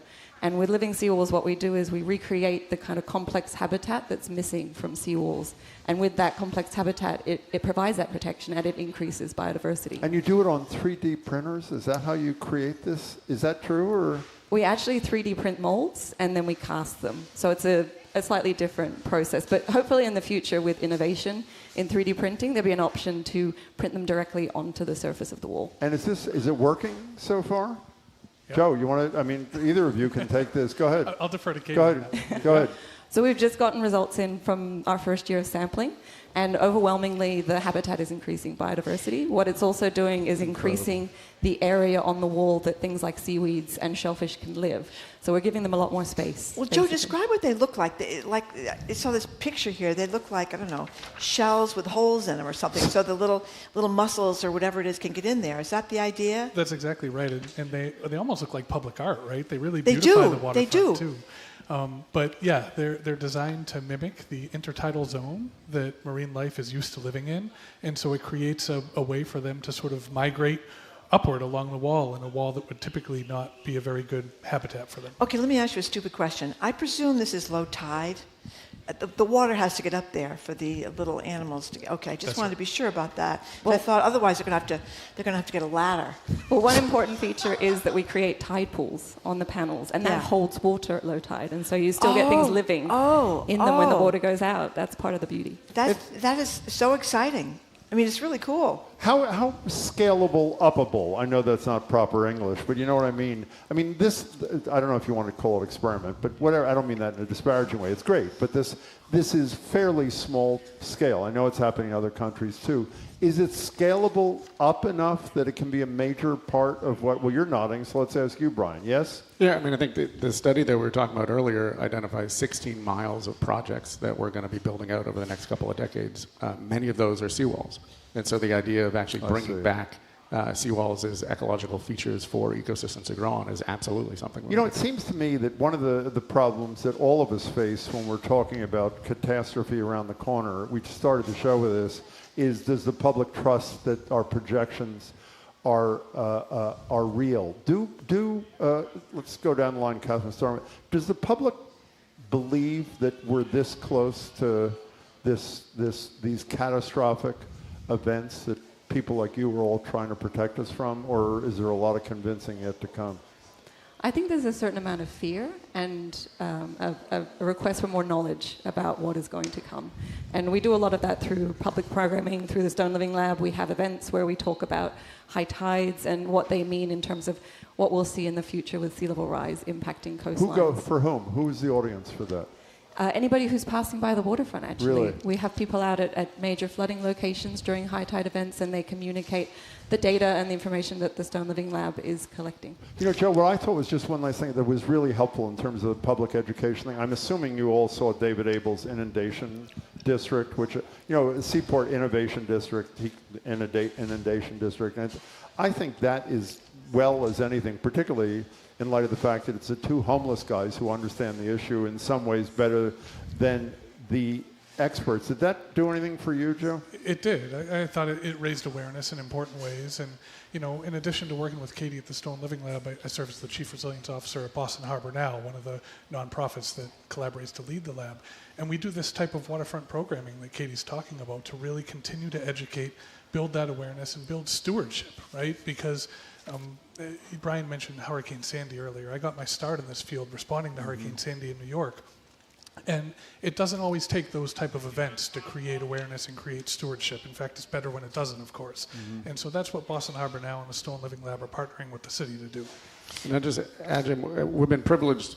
We are privileged to be at a city where science is king, right? And we understand what's in front of us. Post Sandy, we started a decade-long planning process called Climate Ready Boston to look at our risks. And we've adopted some of the most proactive standards anywhere in the country. We have a coastal flood resilience overlay district, so all new buildings and projected floodplains have to be built for their full useful life, you know, and prepared for future storms and prepared for what the Army Corps is looking at now to invest in coastal infrastructure. So that, because we know we're always a city on the waterfront. Right, and we can't step back from the waterfront. We have to protect the economic engine that is Boston for the Commonwealth. We're talking to Brian Swett, Chief Climate Officer for the City of Boston, and then two directors of Stone Living Lab, Joe Christo and Katherine Dafforn. Did I say that right? Dafforn? Okay. So I don't know. This is Save the Harbor, Save the Bay. So I don't know which of you guys knows about this, but these floating gardens kind of out in the middle of the water, that the roots going down into the water. I mean, which of you can tell us about these? I mean, I can speak to that. So explain these. These are so neat. It's just incredible seeing the kind of innovation that's coming out of creating some of these artificial wetlands. Wetlands are really important in terms of improving water quality, sequestering carbon, and creating habitat for other things to live on. So trialing that in a space in Boston Harbor that's traditionally been fairly degraded, I think is really, really beautiful. Yeah, and there'll be all these plants and things growing on these things. Are they just moving around, or are they anchored to the bottom? They're anchored within the sediment. They need to have a structure for the root system, and they collect nutrients from the sediments. Okay, Jim wasn't as excited about this. No, we'll get that. We're going to get. No, I am too. Can we stay on this for just one more minute? Yeah. Could you explain, Brian, just one more time, because we want to talk about this when you're not here, going down the line after this thing gets reported. Who in the federal government has to approve what for funding to appear for this $10 billion project? Great question. So it's actually 20 projects over the next 20 years, and it's the Army Corps of Engineers report to Congress. That will happen in 2028. And Congress has got to say yes to this. And then Congress approves the authorization for this series of projects, and then we actually build them out. Every 2 years, we would apply for an authorization to build And has Congress projects. in recent times approved comparable things for other cities and states that Donald Trump doesn't like? This has not been a political conversation in the past, and we expect. We hope it continue. I know you hate very these questions. suspicious. I'm sorry, but I mean, there has, as we know, science, as you said a minute ago, this is science capital, but there's an attempt to defund the science capital. Well, but I'd also say, while we've been very lucky that we haven't had a major event in Boston, that risk is being appreciated in economic decisions right now. So insurance rates that homeowners are facing, businesses are facing, it's being underwritten in risk and trading assets that are in the seaport and elsewhere, saying, what is your plan? We're being asked when we're underwriting our bonds as a city, what is your plan to address? One last question before she gets to whether or not she can eat a cod from the harbor or whatever the hell it is.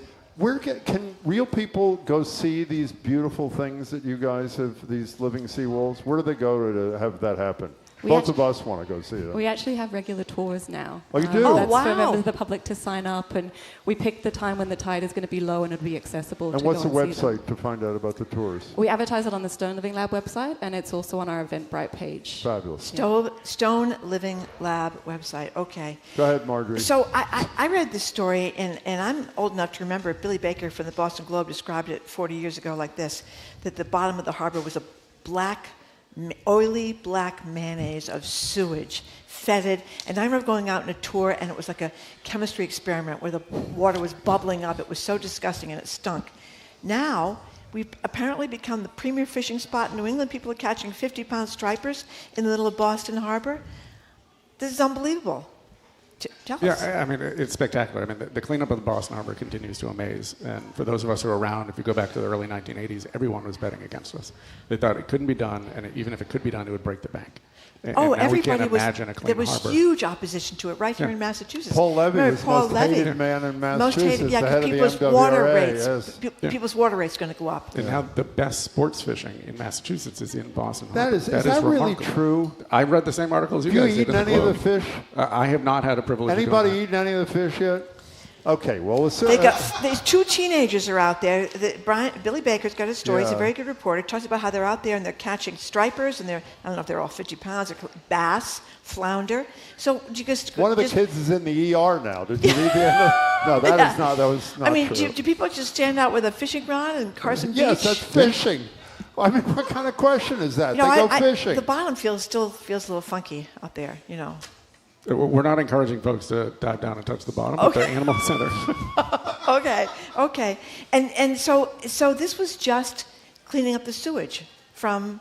Not just. Well, cleaning up the sewage, and then the work of the Stone Living Lab and Save the Harbor, Save the Bay, bringing the ecology back. If you build the infrastructure along our harbor to bring back nature, it's amazing how quickly it can return. And Katherine, that's why I'm reading about all these oyster farms being started down the Cape. I've heard a lot about that, because the oysters help clean the water. Absolutely. Any kind of shellfish is incredibly important for cleaning the water. They act like the kidneys of the ocean. So what does that mean for us here?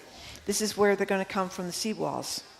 We have mussels already living on the seawalls, which is fantastic, and seaweeds also take up contaminants from the water column. So there's already different things happening that we're hoping to measure within Boston Harbor soon. How exciting was it when you first saw that things were working? I mean, that is so thrilling. Just when you first saw that things were working and adhering and using this habitat, what would that feel like to you?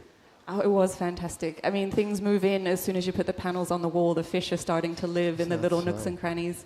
And just being able to quantify that with science has been incredibly powerful because it's a really good news story that we can tell. So, Joe, are you optimistic? I am like very pessimistic about climate, that we don't do enough. We're screwed. Are you more optimistic? Very optimistic. Why? Especially living in a state like Massachusetts with great leaders at the local level like Mayor Wu and at the state level like Governor Healy. I think and the collaboration that we have too. It's a really wonderful ecosystem of collaboration between places like Stone Living Lab, Boston Harbor Now, the city, National Park Service, the state. And so having that many people paying attention to this and kind of rowing in the same direction is really meaningful here. And we're seeing it happen in some other states as well. Would you buy a condo in the seaport, assuming you had $5 million? Would I? Absolutely. You would? Okay. Yeah, I mean, to reiterate Joe's question, we don't need to invent a whole lot of new solutions here. It's about implementation, right? The technology bag is pretty much there to resolve climate change and create a resilient, just, affordable Boston and beyond for everybody to live in. It's about bringing together the organizational and political and financial resources and rationale to get there. But we have the toolbox in Boston, and it's very exciting to be there. And these institutions, like the New England Aquarium, and a global leader in ocean science and conservation. How does the ocean provide a buffer to climate change, and we utilize that better? So, tremendous opportunities here for us to export solutions in Boston. So as soon as all three of you text us and say you've had a fish that was caught in the harbor, you can come back. Let's go get one continue together. this conversation. Jim is a big fly fisherman. Oh yeah. What's a big? You don't fly fish in the harbor, Margaret. Well, you don't. I was just saying you were a big fly fisherman. fisherman. Oh yeah, get those boots on. It's That's incredible. right. Boston Harbor Now. What's the website? BostonHarborNow.org. Well, that's fairly Lots obvious. of free events and great opportunities to engage with. Stone Living Lab. How do we find that? What's the website? StoneLivingLab.org as well. And if we want to see this report on Friday or thereafter, I assume it's going to be available on the city website? Yes. Boston.gov / flood prevention. Fabulous. It's great to have all three of you. Thanks so much. Thank you very much. For your work. This is really a very appreciate optimistic conversation instead of our usual doom and gloom all day long. We're speaking with Joe Christo, Katherine Dafforn from the Stone Living Lab, and Brian Swett from the city of Boston. Thank you very much. Brian, are you connected enough that you, in all seriousness, you can get me a fish from the harbor? Let's do it together. Okay, are you serious? Yeah. Okay, we'll be in touch. Get We're your going to do boots, this. Jim. And I'm going to cook it. We're going to eat it on the damn show. Okay, all right, yeah. Right, it'll be our last show, but it's no, again, not for that reason. Okay. You're on, Brian. Coming up after this quick break, we're going to check in with Boston Landmarks Orchestra 25th anniversary season and their fantastic performance schedule. Free. I'm Marjorie Egan. He's Jim Browder. You're listening to BPR 89.7 GBH live from the Boston Public Library, streaming at youtube.com/GBH News.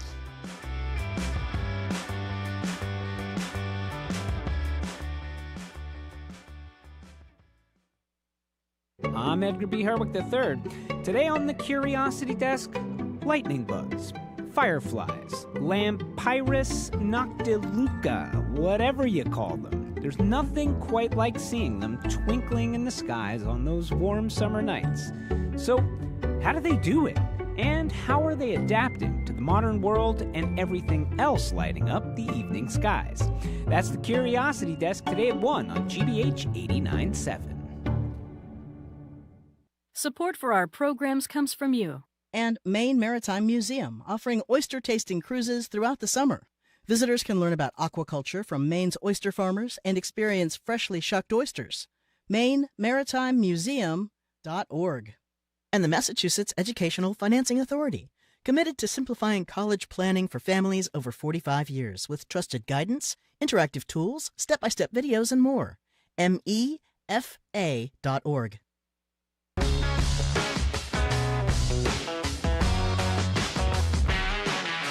Welcome back to BPR 89.7 GBH. Marjorie Egan, Jim Browdy. We're live at the library, streaming youtube.com/GBH News. July 29th, Governor Healy is with us for an hour, 11 to 12. And August 11th, Andrea Joy Campbell, the AG, is with us for an hour. Joining us at the library desk, Boston Landmarks Orchestra Music Director, Christopher Wilkins. Here on the 25th anniversary season, and tomorrow night, actually, the Hatshell series, which is free, kicks off. We're going to talk about that, celebrating 250. It's a partnership with the orchestra, Everyone 250, and Embrace Boston. And also here at the, well, actually, before we do that, we're going to play a little music. Here's a clip from Landmark's performance in 2018 with the Back Bay Chorale performing Verdi's Requiem. This year, the orchestra will have the One City Chorus performing the piece in August. Here's a little bit.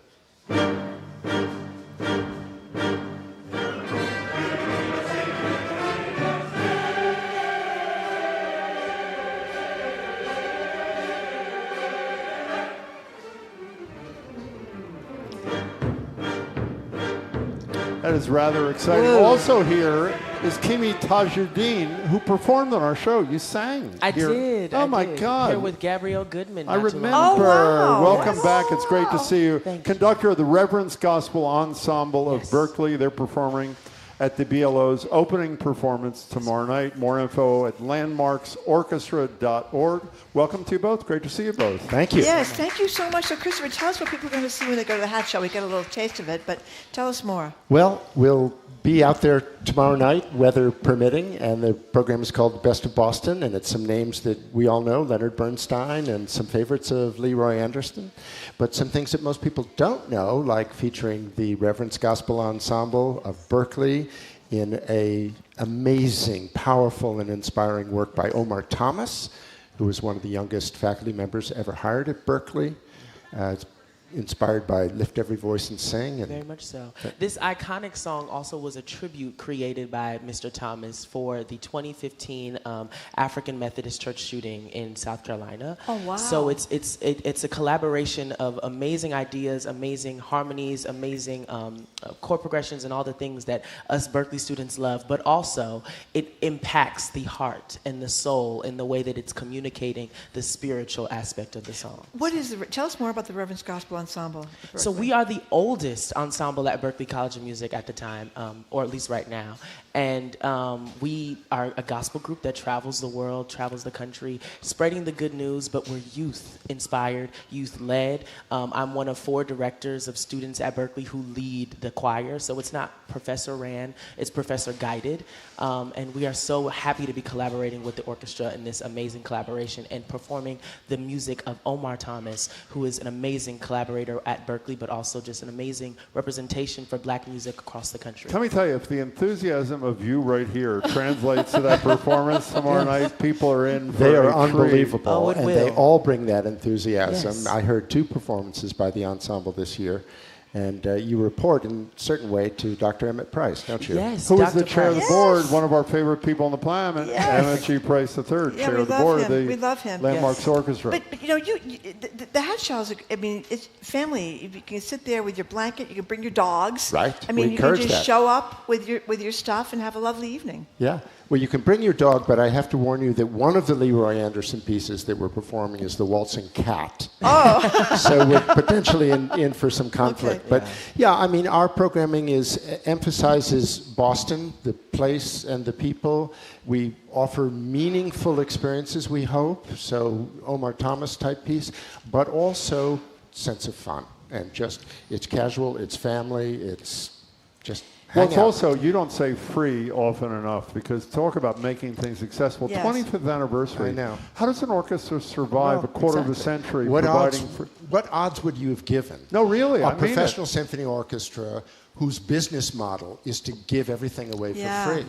It's pretty remarkable. We're very proud of it, and we're excited for the summer. So Yeah. wait a Christopher, second. you So how said- did you make it through a quarter of a century? Well, we have to justify every dollar that we earn, and so it's the mission, and people understand the mission, that it's about serving all Bostonians and bringing the community together through this great music. So we're performing at 12th Baptist Church in a couple of weeks, MLK's church.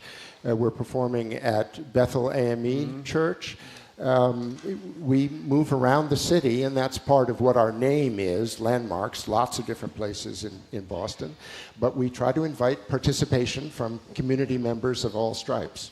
So 7 o'clock tomorrow night, by the way, we should have said 7 o'clock. Correct, tomorrow night. Yes, yeah. right. And every Wednesday for the next 4 weeks. Great.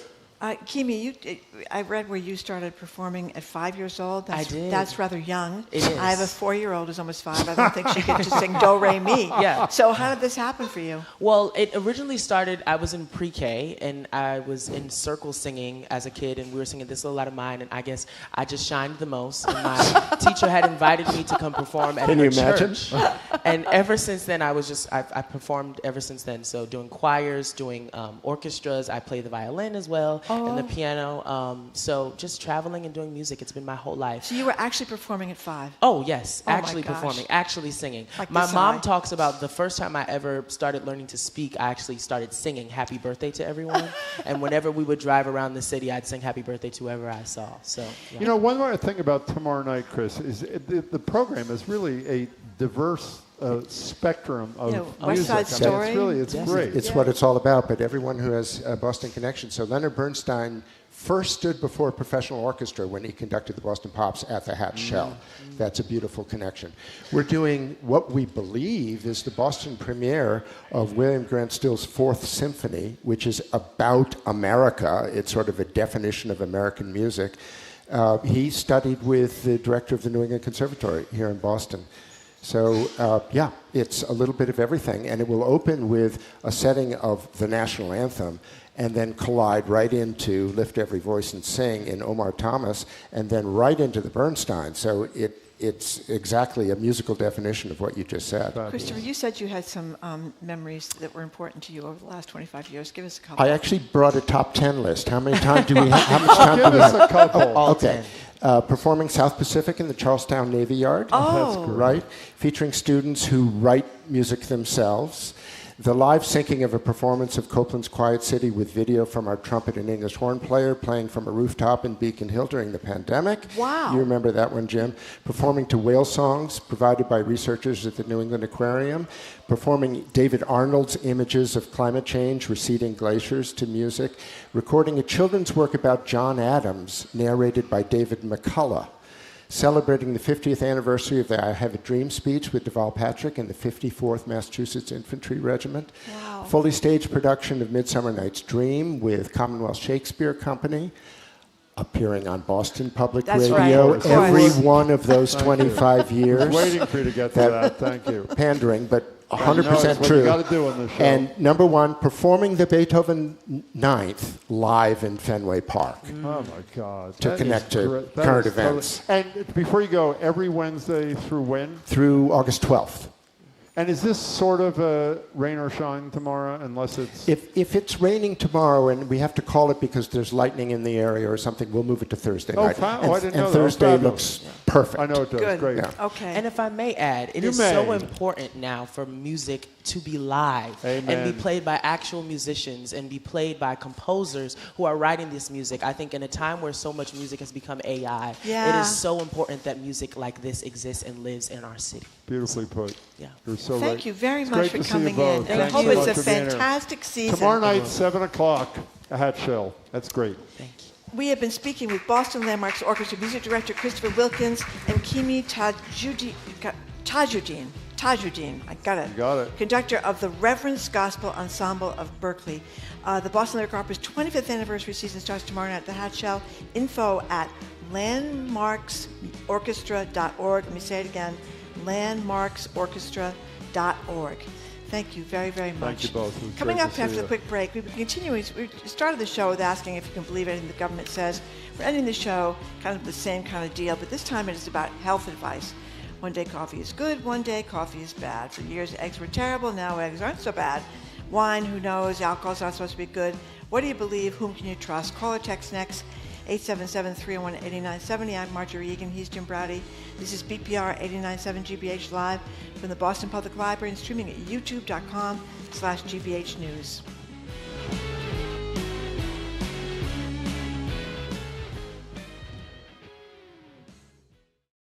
Nursing, is the largest healthcare profession in the U.S., and it's growing. But only around 1 in 8 nurses are men. Still, that's double what it was a few decades ago. Will we ever be 100% gender neutral? I don't know that. Can we help move the needle a little faster? Sure, there's opportunities for that. I'm Elsa Chang. One school's effort to draw more men into nursing. On All Things Considered from NPR News.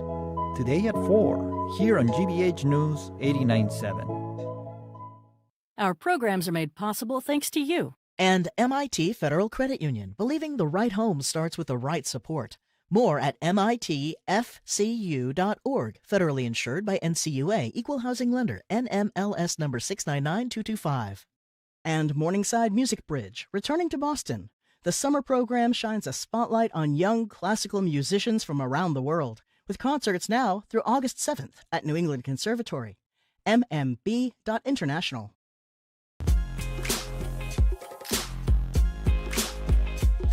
Welcome back to BPR on 89.7 GBH. Mark Regan, Jim Browdy, live at the library, streaming youtube.com/GBH News.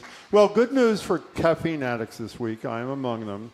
According to a new report from the American Heart Association, drinking up to 5 cups of coffee a day, Marjorie, is safe for most adults, and regular coffee consumption may be linked to a lower risk of stroke, diabetes, I think type 2, and heart failure. On the other hand, we were told not too long ago that coffee in excess, and that's pretty close to excess, is not good for you. It seems, in fact, like every other week we learn something new about the foods we love. Remember, wine has resveratrol? Is that what it's called? That was good for you, so drink up. Yep, that's well, all, now that's all no done. amount of alcohol is good, so cut back. Same with chocolate. Eggs, so much protein, full of healthy fats, also cholesterol. Whip them up or skip them altogether. And, of course, we know the salad thing is healthy for you, except when it's got this lettuce, which causes that thing that Marjorie talks about. So what do you believe? Are you trusting RFK Jr.'s FDA, eating tallow fries, grass-fed steaks, and kraut, or practicing the tried-and-true method of everything in moderation? The only thing we know for sure is the best food of them all is horrible for you, hot dogs. 877-301-8970. I've told the story before when we've discussed this in past years. What used to be called, I can't remember the name, the Whole Foods on Prospect Street near me, before it was Whole Foods. What was it called? Bread and Circus. Thank you very much. Bread and Circus. You weren't even born when it was Bread and Circus. In any case, Jamie just told me.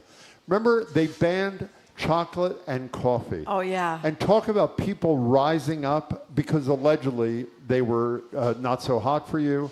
Not only did people rise up and they restored them, but it turns out, as we saw today, coffee up to 5 cups, not with sugar, by the way, lot. is good for you. 8 ounces. And also, high percentage, whatever that word is, chocolate is also good for you, above 85% or something like that. So how do you maneuver the healthcare world? It's not just healthcare world, but public health or your personal health, when one day something's bad for you, and the next day it's really good for you? Where do you find your place? Well, you know what was one that people really switched on big time was butter. Butter's a great one. People switched on big. They all went to margarine. Then, lo and behold, turns out margarine is much worse. Back to butter. Now we're supposed to be on olive oil, I guess, unless you're RFK. He doesn't like that because it's a seed oil or it's not a seed oil, or he's into all that seed oil stuff. And he's big into red meat, Jim. Red meat. Do you follow when there's a study that comes out that on a food or a drink or something that matters to you a lot, and it says it's not good for you, assuming the source is responsible? And by the way, most of these 180s are from responsible sources. Do you follow that caution, or do you say, hey, I love this thing, I'm willing to take the risk? Well, I think I cut back on eggs when they first talked about. Well, now how they're bad saying they up to were 2 for a you. day are fine. They up to 7 a week. So you can have, 1 a day. Yeah, I'm sorry. So up to 7 a week is okay in terms of heart disease and cholesterol. But when I thought about the coffee, because I'm a big coffee drinker, and I'm really glad that I can drink 40 ounces of coffee every day. No sugar, and they prefer you not have milk in it, by the way. Well, The milk is not the real damage. No, they did. Yeah, the real damaging thing is the sugar. It's a high-fat cream. I think you can put You low-fat can? milk in there. Yeah. Well, that's another thing, low-fat, high-fat. I mean, that was a big back-and-forth kind of, people were eating low-fat everything. Then the high-fat, it satiates Well, you know why? you. Is that the word? Because it's Satiate, I think. Satiate. Yeah. Satiated. Corby taught that to Yeah, us. she taught that. Yeah, but the thing is, with the low-fat food, what they were doing is they're making all these low-fat foods and loading them up with sugar. So you got too much sugar in low-fat foods, and they also discovered things like whole milk are much more filling than low-fat milk, or that horrible-looking skim milk. I can't believe anybody drinks skim milk. It's horrible. Gray it's like and drinking blue. water and it it's looks gray. horrible. So you can drink whole milk now. So anyway, I believe some of it a little bit, but not really that. So you do whatever you feels good. Is that where you are? How about you? Did you cut back on eggs when you hear they're going to kill you? I actually, if it's a credible source, I never eliminate Do you something. switch to margarine? I don't like margarine. I don't Neither like do the I. taste. It's I like like an the way- aftertaste. I like the way it looks. Yeah. Well, it's after I saw Last Tango. Did you ever see Last Tango in Paris? I did, Jim. Okay. Well, I mean, Enough you asked. said. I'm Enough not said. enough said. Okay. Katie in Situate, Rhode Island, you are first on BPR. We're talking about back and forth advice about what to eat, what to drink, that sort of thing. Hi, Katie. It's your old friend, the aggressive Oh, cleaner, but hey, I'm Katie. actually in Matunic, Rhode Island right now. Nice to talk to you. How are you?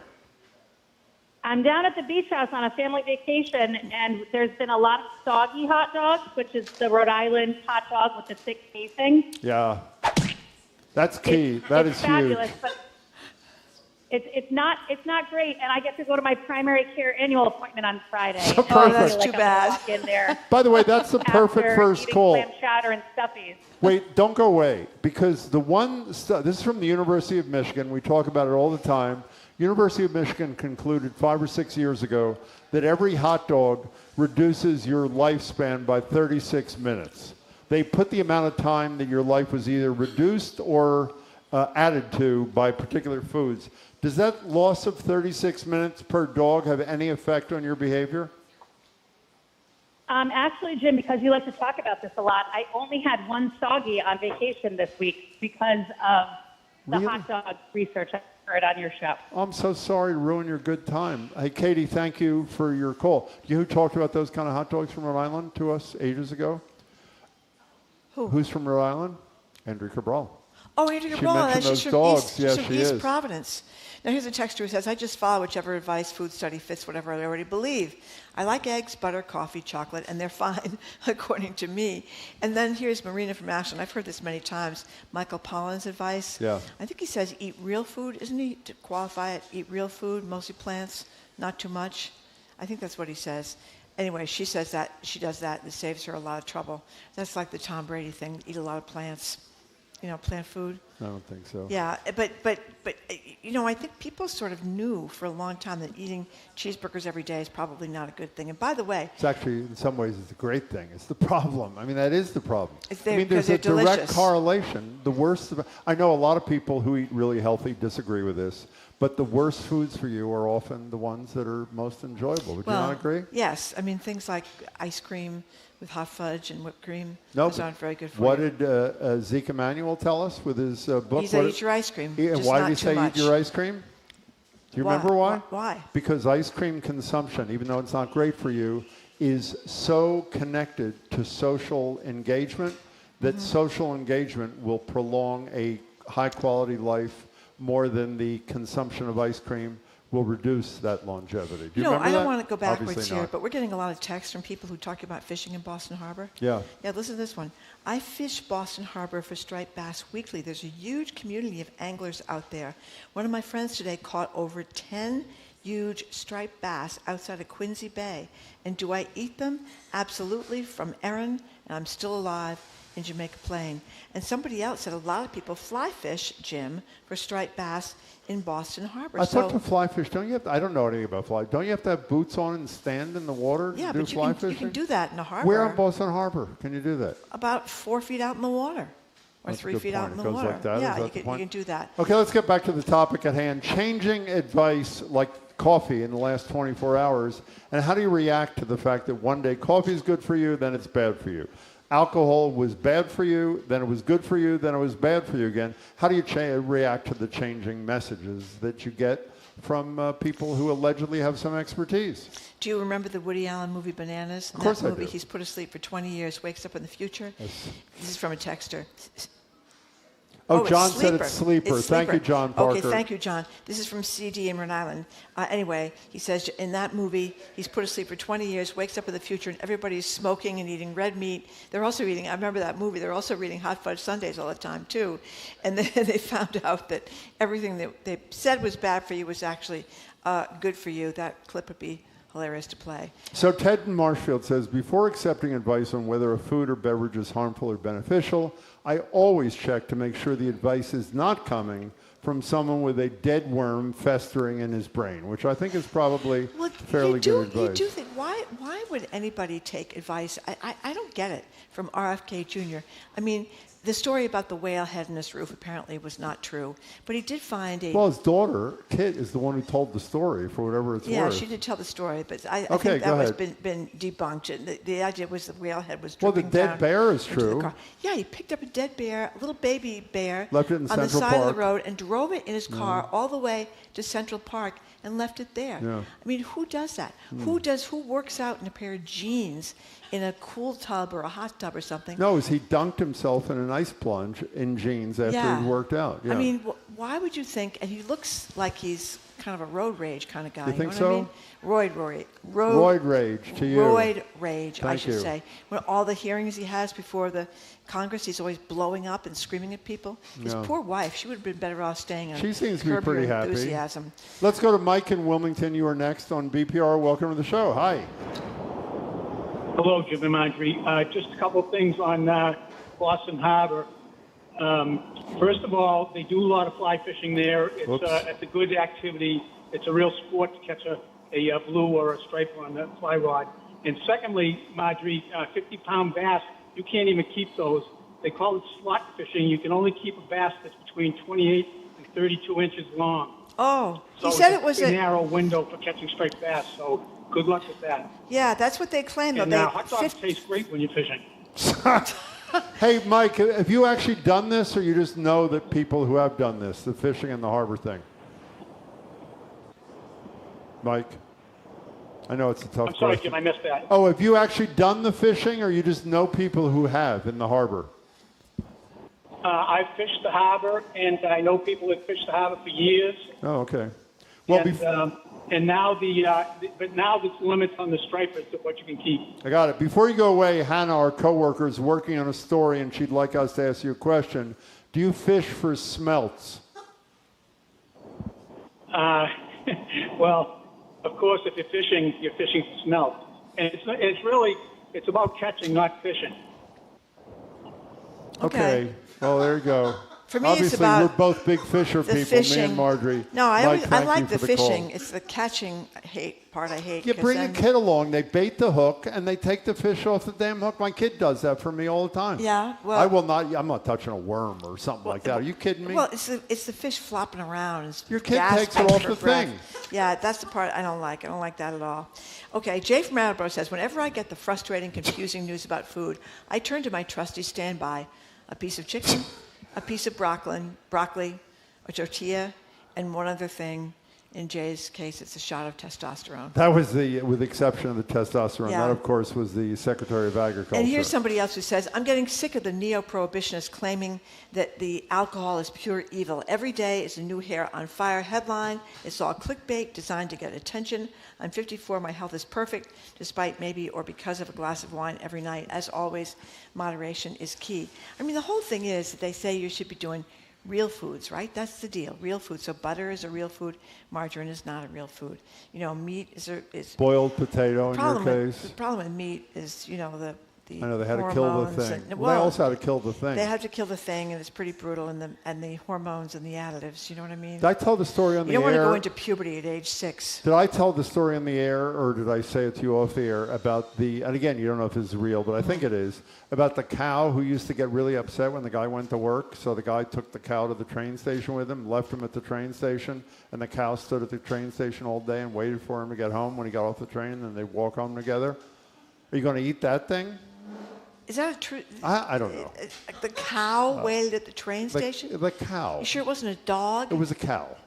Okay, Do Jim. dogs say moo, or is that a cow? I believe that was a cow. By the way, in light of the fact that absolutely nobody is interested in this topic, if you want to call in about whether or not you have fished in the harbor and whether or not you fished or not, you would eat a fish that was fished in the harbor and caught in the harbor, that's fine too, at 877-301-8897. Well, if you want to change the subject, Jim. I'm not changing. We got an you can do anonymous both. texter from somebody who just drove by your billboard on the Massachusetts Turnpike. It's our billboard. And it says he couldn't believe Jim's head could get any bigger. Oh, that's so And funny. indeed, That's really, that. It was- See me laughing? it was huge. I'm really laughing hard at that. Okay, now people are making fun of getting fish from Boston Harbor. Let's hear it. Well, this is Bill from Bridgewater. I do eat fish from Boston Harbor.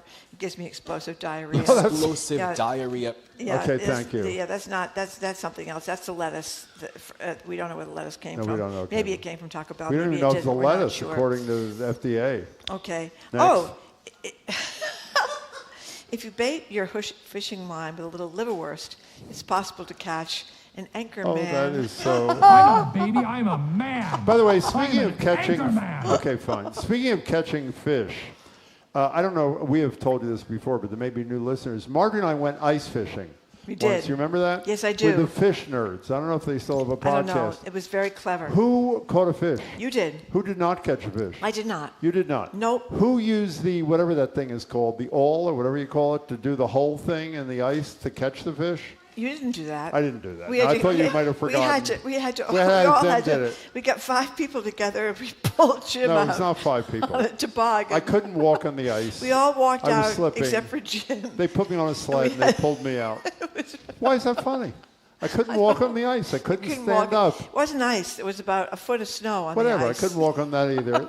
They pulled me out on a sled. Did I catch a They fish? pulled him out, and well, you got help. By the way, I had no interest in doing that, speaking of fish. But you know what we did?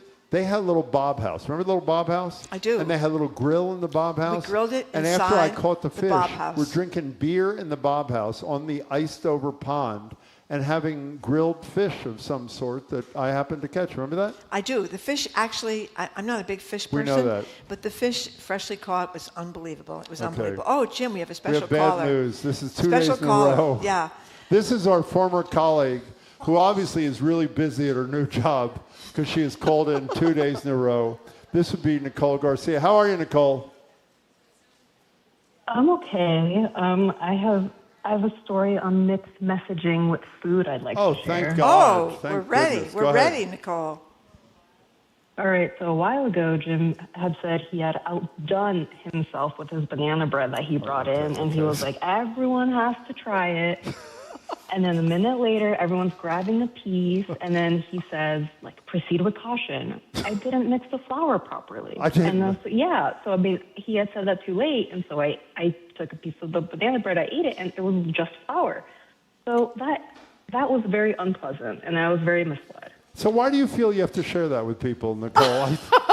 It was by the way, it was chocolate chip banana bread. Which is terrible. It was fabulous. No, you shouldn't put chocolate chips in banana bread. Nicole, Nicole, do you actually work at this new job, or what's the deal? How's that work? I do. It's my lunch break. Oh, it is? Oh, it's your lunch break. And you're tuning in as a listener She instead of is somebody so who worked loyal. here. It's incredible. Yeah. I mean, the other day, and you called rather shocked that the show was okay. It's not horrible. You No, she said it was decent at the end. Her final call. It was Nicole, you're going to get a gift from me and Marjorie and our coworkers in the mail today at home. So you have something to look forward to when you get to your house. Now, Nicole, can you do me a favor? Keep monitoring the show, and when people are totally uninterested in what we're talking about, can you call in again? Thank you. Yeah, we'll do. I would hope so. The great Nicole Garcia. Thank you, Nicole. You know, somebody else She texted. rescued us 2 days in a row. It must have been Nicole who texted that I'm What? sick of unmixed flour in my banana bread. It was unmixed. I Why screwed didn't it you? up. Why didn't you mix the flour? Obviously, I did mix it, Marjorie. I didn't mix it enough, did I? And there was leftover unmixed flour in the middle of the banana bread, which really also has nothing to do with what we're talking about. No, It doesn't. I was just seeing if anybody else was texting in about your cooking snafus, but they haven't. But the bottom line here is many people are fishing in Boston Harbor. Did you know you could fish in Boston Harbor? I knew when I read the Globe story yesterday or today, no idea wherever you it could was. fish in Boston Harbor. I think that's wonderful. Okay, Edgar is on Zoom. Thank God for this, by Hi, the way. Edgar. Talk about a rescue. Hello.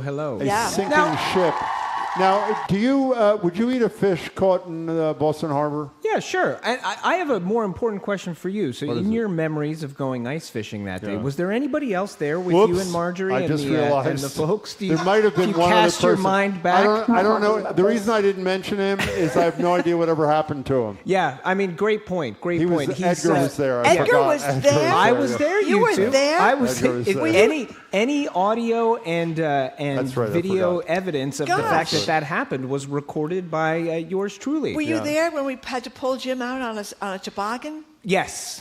Yes, I was. It was very embarrassing. Why do you think in fairness, the snow was not very well mixed that day, so it was pretty hard to pull the toboggan Yeah, across. that was pretty bad. And it was freezing. I remember I had like a It was hat freezing. and a scarf, and it was still freezing. But inside the little Bob house, it's very warm. Yeah, We it have was the great fire. inside of the Bob House. And that fish was amazing that you caught, Jim, Yeah. in fairness. Thank you. And they grilled it up right there. I don't They even did. like fish. But I don't either. Yeah. But it was By the way- it was about 2 by 2 inches. It was a It was small very fish. small. Very, very small. Can I tell you? Did yes, Jim I- let you inside the Oh, Bob my house, God. Edgar, or did you have to stay outside the No, snow? I stayed outside and looked in at you all warm in there, shivering with my Oh, microphone. he said he wanted to stay outside.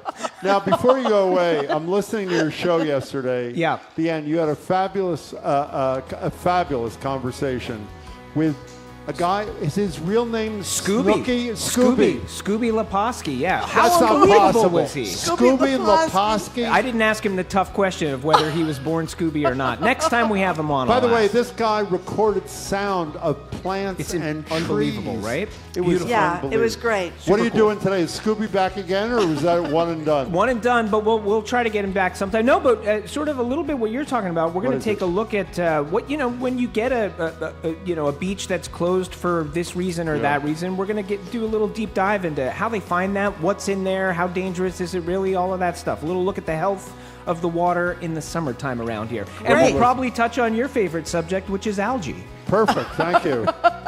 Edgar, thank you very much. I'm sorry about Edgar's the Bob right up. House incident. Okay. Thank you Marjorie for said, tuning "Don't in. let him in." That is, I would never told that story. Said, "Leave him outside." Thank you for listening to another edition of Boston Public Radio. Marjorie Thanks said people to that came me, down to the "Who library. is he, actually?" Who is he? I never remember. Who is that guy? Okay. Tomorrow we're going to be joined by NBC Sports Boston's Trenny Casey. Michael Curry is going to be zooming in for the live from the NAACP convention in Chicago. Harvard National Security expert Juliet Kayyem. And we're going to check in again on the National Mustard Museum's Best of the Worst Festival. Oh. Yes, Jim. Hot Great. dogs for the second time in Fabulous. like 5 days or something.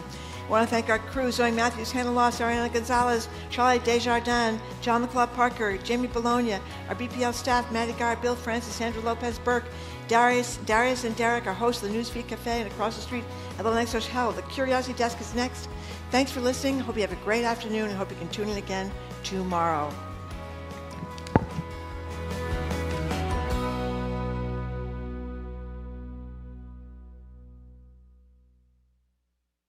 From the stories of centuries past to discoveries that will define our future, how did we get here's, how-tos, and more. Journey with us down the rabbit hole on the Curiosity Desk. Coming up next on GBH 89.7.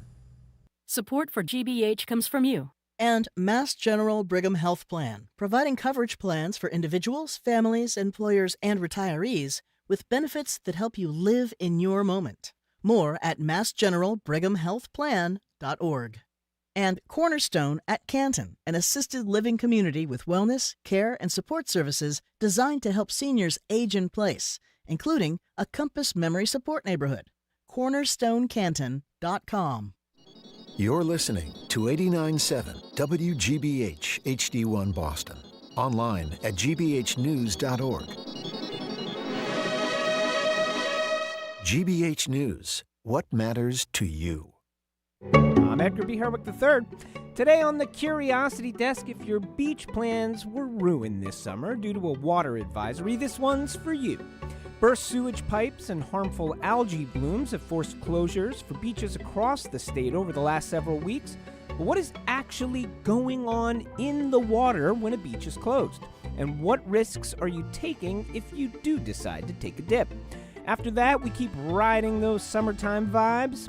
Fireflies, lightning bugs, glowworms, whatever you call them, The insect has been faithfully lighting up nighttime skies for millions of years. Turns out, those flashes do actually mean something. They can be a mating call, a warning cry, or a siren's lure. Oh, and did you know they eat snails? Now they may be in danger, and not just from kids in mason jars. Couple researchers shine a light on why, this hour on the Curiosity Desk. Live from NPR News, I'm Lakshmi Singh. The U.S. plans to impose 50% tariffs on Canadian goods in 30 days. That includes goods covered under the U.S.-Mexico-Canada Free Trade Pact. The U.S. Trade Representative to Canada, Jameson Greer, tells CNBC Washington's responding to what the administration describes as Canada's discriminatory treatment of a number of U.S. industries. We have a tailored action that covers a subset of Canadian goods. We aren't banning the goods like the Canadians have banned American alcohol. We're not putting a cap on them or limiting them like they've done to cars and dairy. But we have a tariff, which is, again, is a natural consequence of the Canadian retaliation, which has endured for a long time. The announcement follows President Trump's threat of sanctions against Canada over wildfire smoke that has triggered poor air quality alerts in the United States. However, Trump says the tariffs are not in response to the fires. Trump says he will continue to strike Iran as the conflict that the U.S. and Israel started back in February shows no signs of coming to an end. More from NPR's Deepa Shivaram. Trump's comments came during a meeting at the White House with the president of Lebanon. He says the U.S. is not leaving Iran. Honestly, they haven't seen anything yet. We've been nice. We've been nice. Trump says the U.S. would heavily strike areas in Iran with nuclear material, quote, pretty soon. And he claimed that behind the scenes, Iran is desperate to try and meet with the U.S. to end the war. But Trump says he has, quote, no interest in meeting. He also says even if the U.S. ended operations in Iran today, it would take Iran decades to rebuild. Deepa Shivaram, NPR News, the White House. The Defense Department is identifying another soldier killed in connection with the war. Sergeant Michael Emmanuel Swinton of Fayetteville, North Carolina, was assigned to the 108th Air Defense Artillery Brigade at Fort Bragg. He was 30 years old. Swinton died during a controlled detonation of an Iranian drone in northern Iraq, July 19th. The Pentagon says in a statement that the incident is under investigation. Arizona is the only state with a primary election today, and the results will help determine control of Congress. From member station KJZZ, Cameron Sanchez has more. Arizona is a purple state with several competitive races, including the one for the state's first congressional district. The winner there will replace longtime Republican Congressman David Schweikert, who is running for governor. Former NFL kicker and Trump endorsee Jay Feely is the Republican frontrunner. On the Democratic side, candidates Amish Shaw and Marlene Golan-Woods have a shot. All of Arizona's statewide offices are also up for election and are mostly held by incumbent Democrats. Republicans hope to take back the offices of governor, secretary of state, and attorney general this year. For NPR News, I'm Cameron Sanchez in Phoenix. This is NPR News. From the GBH newsroom in Boston, I'm Craig Lamolt. The Trump administration is ending a policy that allows international students to stay in the U.S. for a full length of their academic programs. Instead, the length of their stays will be capped at 4 years, no matter how long their programs are meant to last. Boston-based immigration attorney Matthew Maiona says that puts a lot of pressure on foreign students to keep track of their immigration status. And then it's also going to be incumbent on universities to keep track of these new dates as well, so that any changes or potential changes that the student makes in their educational program is reflected properly so they don't go out of status. Students will be allowed to apply for extensions in their stays, but must do so before their visas expire or else risk deportation. The Trump administration argues the policy change will cut down on fraud. A new poll from the Mass Inc. polling group finds 3/4 of Massachusetts voters support a bill that would set up regulations for AI. The state Senate is expected to start debating the bill on Thursday. If passed, it would require AI developers to create safety frameworks, and it would establish a commission to help regulate AI firms. Beauclair Thomas is with the AI company Anthropic. She says California, New York, and Illinois have already implemented robust AI safety laws. States are absolutely in the driver's seat, and the question isn't between state action versus federal action. It's a question of state action versus no action and letting the technology evolve without safeguards set in place. The poll also found that local voters would prefer Massachusetts to set AI safeguards instead of waiting for the federal government to act. Chance of showers this afternoon. This is GBH. Support for NPR comes from NPR stations. Other contributors include Fisher Investments. As a fiduciary, Fisher Investments is obligated to act in their client's interest. Learn more at FisherInvestments.com. Investing in securities involves the risk of loss. This is NPR.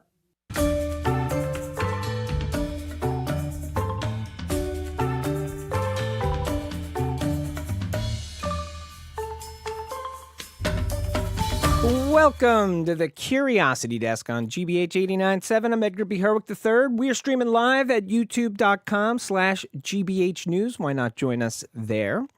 Well, Massachusetts is famous for, among other things, its beaches. Tourists travel from all over the country and the world for those New England summer vibes in places like Martha's Vineyard, Plymouth, P-Town, and more.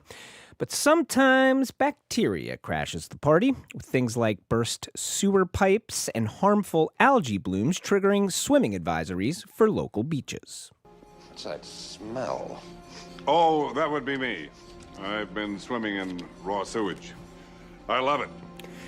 Well, sorry, Frank Drebin. According to the most recent annual report from Save the Harbor, Save the Bay, last summer was a good year for Boston beaches. They ranked as some of the cleanest metropolitan beaches in the U.S. But how are we doing this year? And when a beach is closed due to bacteria, what kind of organisms are we up against? Well, here to talk about that, we are joined by Sarah Gignoux-Wolfsohn. She's an assistant professor in the Department of Biological Sciences at UMass Lowell. Sarah, welcome to the Curiosity Desk. Thanks so much for having me. So how are we doing this year? I mean, one of the things, I sort of just mentioned the fact that we had a good year last year, and it seems like at least one of the factors there was the fact that we didn't have a lot of rain. Right. And so therefore, our beaches were looking a little cleaner. Big rain events seem to be one of the things that trigger some of this. But how are things sort of looking this year? What do we know and what do we not know? Yeah, absolutely. We've had a few closures so far this year, and they are absolutely triggered by rain events. So we're seeing with climate change that overall, the water temperature is increasing, which can increase bacteria growing. And then when we have these big rain events, they overflow the sewage treatment plants, and they bring that sewage into our bodies of water. Which sounds, even if you don't know anything about anything, you kind of go like, that's probably not good. Yes, it is definitely not good. So let's talk a little bit about what exactly, what are these organisms? Where are these organisms? And why do they make a body of water unsafe? Yeah, absolutely. So there are a few different organisms that can be harmful for us as humans. So the first is from the sewage. We have what we refer to as fecal coliforms. And these are basically bacteria that live in our guts, in our feces, and in our sewage, and that are bad for us to ingest. So the most common is E. coli, the one that people would know. Sure. But then also there are bacteria and other organisms that live naturally in water that can have these blooms, so to speak, when conditions are right. And so these are things like Vibrio, which are naturally occurring but can be pathogenic to humans, or then also things that we refer to as harmful algal blooms, which are caused by both cyanobacteria and dinoflagellates that are actually toxic to us. Okay, and when you say toxic to us, in what way are they toxic to us? Yeah, so the harmful algal blooms are interesting because they're not actually pathogens of humans, right? They don't infect us and make us sick in the same way that E. coli do, but they produce toxins that are literally just bad for us. And is it bad if we breathe them? Is it bad if they touch us? Is it bad if we swallow them? How are these toxins getting into our environment, and what do they do to us? Yeah, for sure. They are bad if we swallow them primarily. Okay.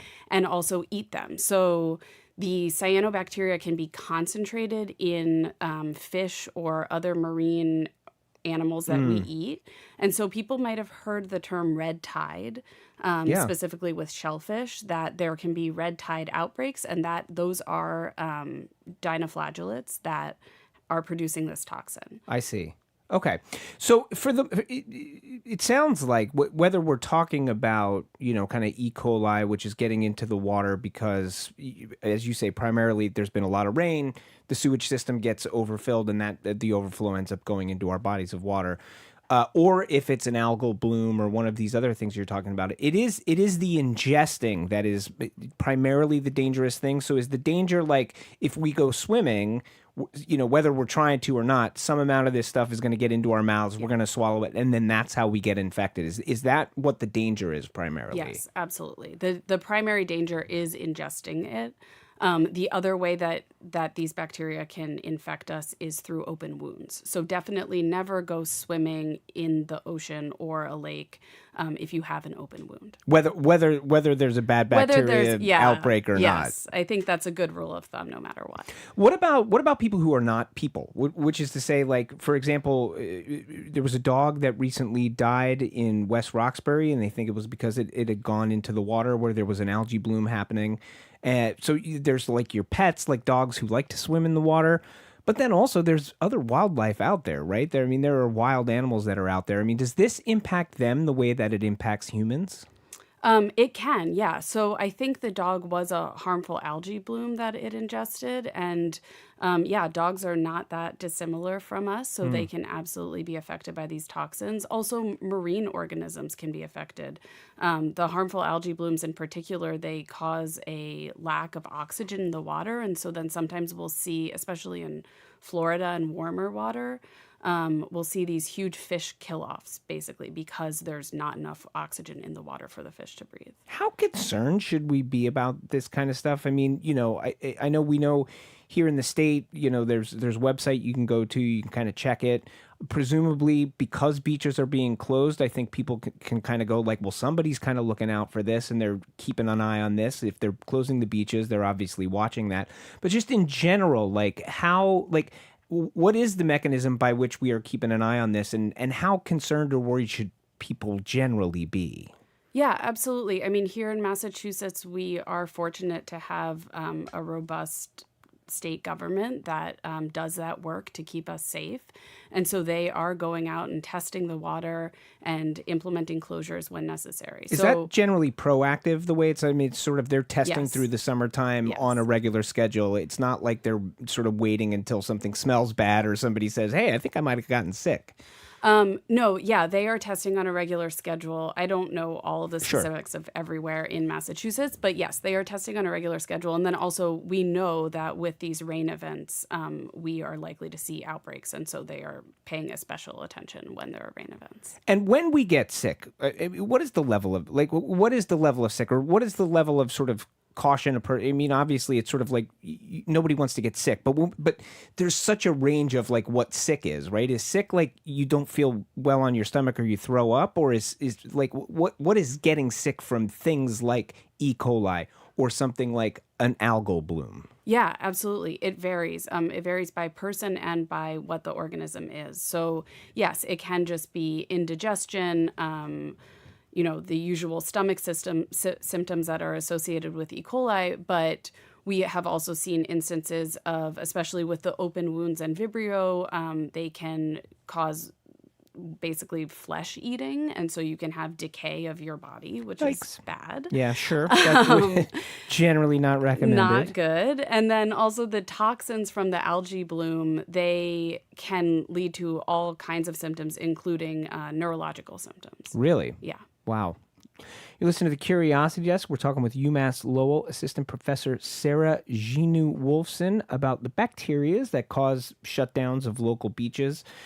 Well, is this happening more often? It's one of those things where it's at least for me, it's kind of hard to know. I sort of feel like it's one of these things where it's like, I say it seems like it's happening more often, but is that because I am more aware of it, or is that because it is happening more often, or is that because we are getting better at testing and communicating it, right? So where does the frequency sort of lay in that sort of combination of things? Yeah, for sure. It is happening more often. Yeah. You are noticing it because it's happening more often, and it is happening more often because of climate change. So we're seeing, this summer we've seen all sorts of weather. We're just seeing this increased variability in the weather due to climate change. The water is generally warmer, but then also we have these more extreme swings in the weather where we have droughts that might lead to a concentration of pathogens in certain ponds and things like that. And then we follow those droughts by these huge storm events. And so the storm events are overloading the sewers, but they're also causing the runoff of all the nutrients and even, pet waste, et cetera, that's on the land into these bodies of water. Yeah. So if it's largely being if it is happening more frequently, and that is largely being driven by climate change, then me, individual person, do I just go like, well, nothing I can do, because that feels like a pretty big, complicated problem. Is there anything that we can do, or is this just, should we accept this as a new normal? No, there are absolutely things we can do. I mean, the first thing that we can do is we can stop burning fossil fuels. We have the ability to slow the pace of climate change. We have all of this amazing renewable technology that we can use if there is the will to use it. So that's the primary thing that we can do, and everybody plays a role in slowing the climate crisis. Go ahead. Continue. Yeah. The other things that we can do, especially as a state, is we can implement some of these nature-based solutions. And so actually I was listening to, you had some people on a few days ago talking about unpaving. Yeah, and the depaving movement. Yeah. So, nature has these solutions for us that can decrease the amount of runoff that goes into the water if we reduce the amount of pavement and increase plants and other organisms. And then also at that land-sea interface, there are ecosystems and animals like what my lab studies, filter feeders such as mussels and oysters that actually pull pathogens out of the water column. Yeah. Talk more about that. I mean, mussels and oysters, I mean, are they a part of a potential solution here? And if so, how? And also, how are they impacted by this? Yeah, absolutely. Yes, they are totally a part of a potential solution. They clean the water as they live, right? So they're filter feeders, meaning they take water in every time they eat, basically. And so they cause the sediment to be, they basically deposit the sediment on the ground and kind of lock any potential pathogens or toxins into the soil rather than it being in the water column. They can be influenced by some of these pathogens, but generally they, especially as adults, they aren't really. So they're really helping the water to be cleaner for us, basically. Silly question, but why can't we just gather up like 500,000 oysters and just like dump them into the water and say, go to work, fellas? Yeah. I mean, people are working on that, right? So we are realizing that we've depleted a lot of these natural oyster reefs all up and down the East Coast. And there are people in the state, there are people in nonprofits and universities like where I am that are all working to try to do oyster and mussel restoration. You know, when you mention the sort of human impact here, and I often wonder about that because, you know, obviously climate change. Climate change is a huge factor, and you know, if the waters are warmer, if the storms are bigger, you know, we know what's going to happen. But what is the role of human activity in all of this? Which is to say, I mean, I sort of think about here and look outside here, there is all of this stuff that is paved. We talk about the fact that it's sewage systems that are getting overfilled. If people weren't here, there wouldn't be sewage systems. You know, we talk about how the water can't drain before it gets to the rivers or to the ocean because we have all of this paving. And if we didn't do all of that, would the climate, you know, the changing climate, would it have as much of an impact? Or I guess another way to ask it is to say, when we look outside of major metropolitan areas, are we seeing the same kind of impact on the waters as the climate is changing as we are where there's a ton of human activity? Yeah, I mean, human activity, these like local immediate human activities definitely play a role. So yeah, our pavement increases the concentration of the water flowing into bodies of water. Also, we have a lot of what we call eutrophication, which is excess. What is that? It's eutrophication? Yeah.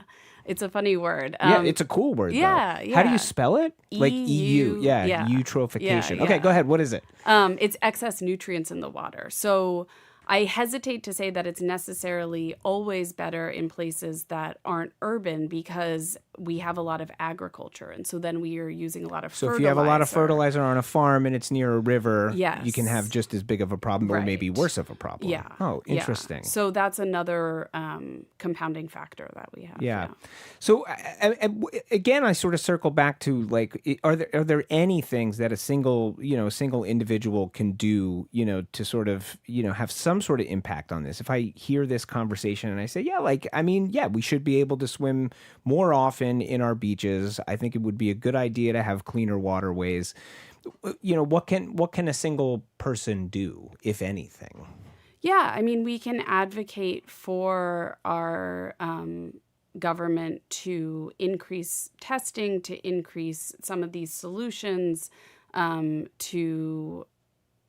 we can also listen to the government by not going in the water when it is closed. Yeah. And if you have a lawn, if you have a house, you can increase the permeable surface area on the land that you The own. depaving thing again, Yeah. Absolutely. And what about the idea of even if we do more things? I mean, is some amount of this normal? Like just kind of baseline the idea that occasionally there may be an outbreak of algae in a body of water, or occasionally, it might not be a swimmable area. I mean, are we trying to get to this never happens, or is there some sort of amount of this that is just like, it's okay, sometimes it happens?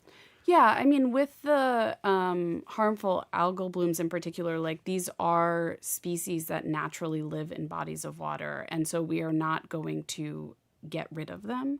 And that's not the goal. But I think, like reducing the frequency that we see these blooms, that we see these outbreaks, and making sure that we are monitoring them so that people or dogs don't get sick. Well, there you go. We've been speaking with UMass Lowell Assistant Professor Sarah Gignoux-Wolfsohn about the types of bacteria in local waters, how they're impacted by our changing climate and our own behavior as humans. Sarah, thank you so much for being with us. Thanks for having me. When we return, an illuminating conversation about everyone's favorite summer insect, the firefly. Plus 4 things you'll want to know today. This is the Curiosity Desk. Don't go anywhere.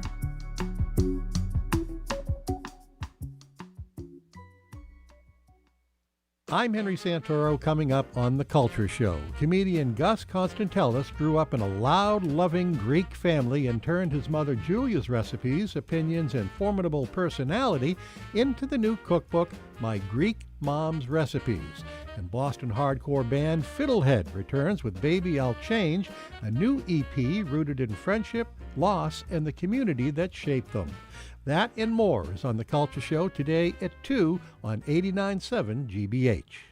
Support for our programs comes from you. And Boston Ski and Tennis, offering indoor skiing and snowboarding this summer with Boston Metro's only immersive simulator experience. Available in the Newton location. Learn more online at bostonskiandtennis.com. And the Peabody Essex Museum, Salem's destination for authentic witch city lore and witch trials history since 1799. Ticket information and more at pem.org.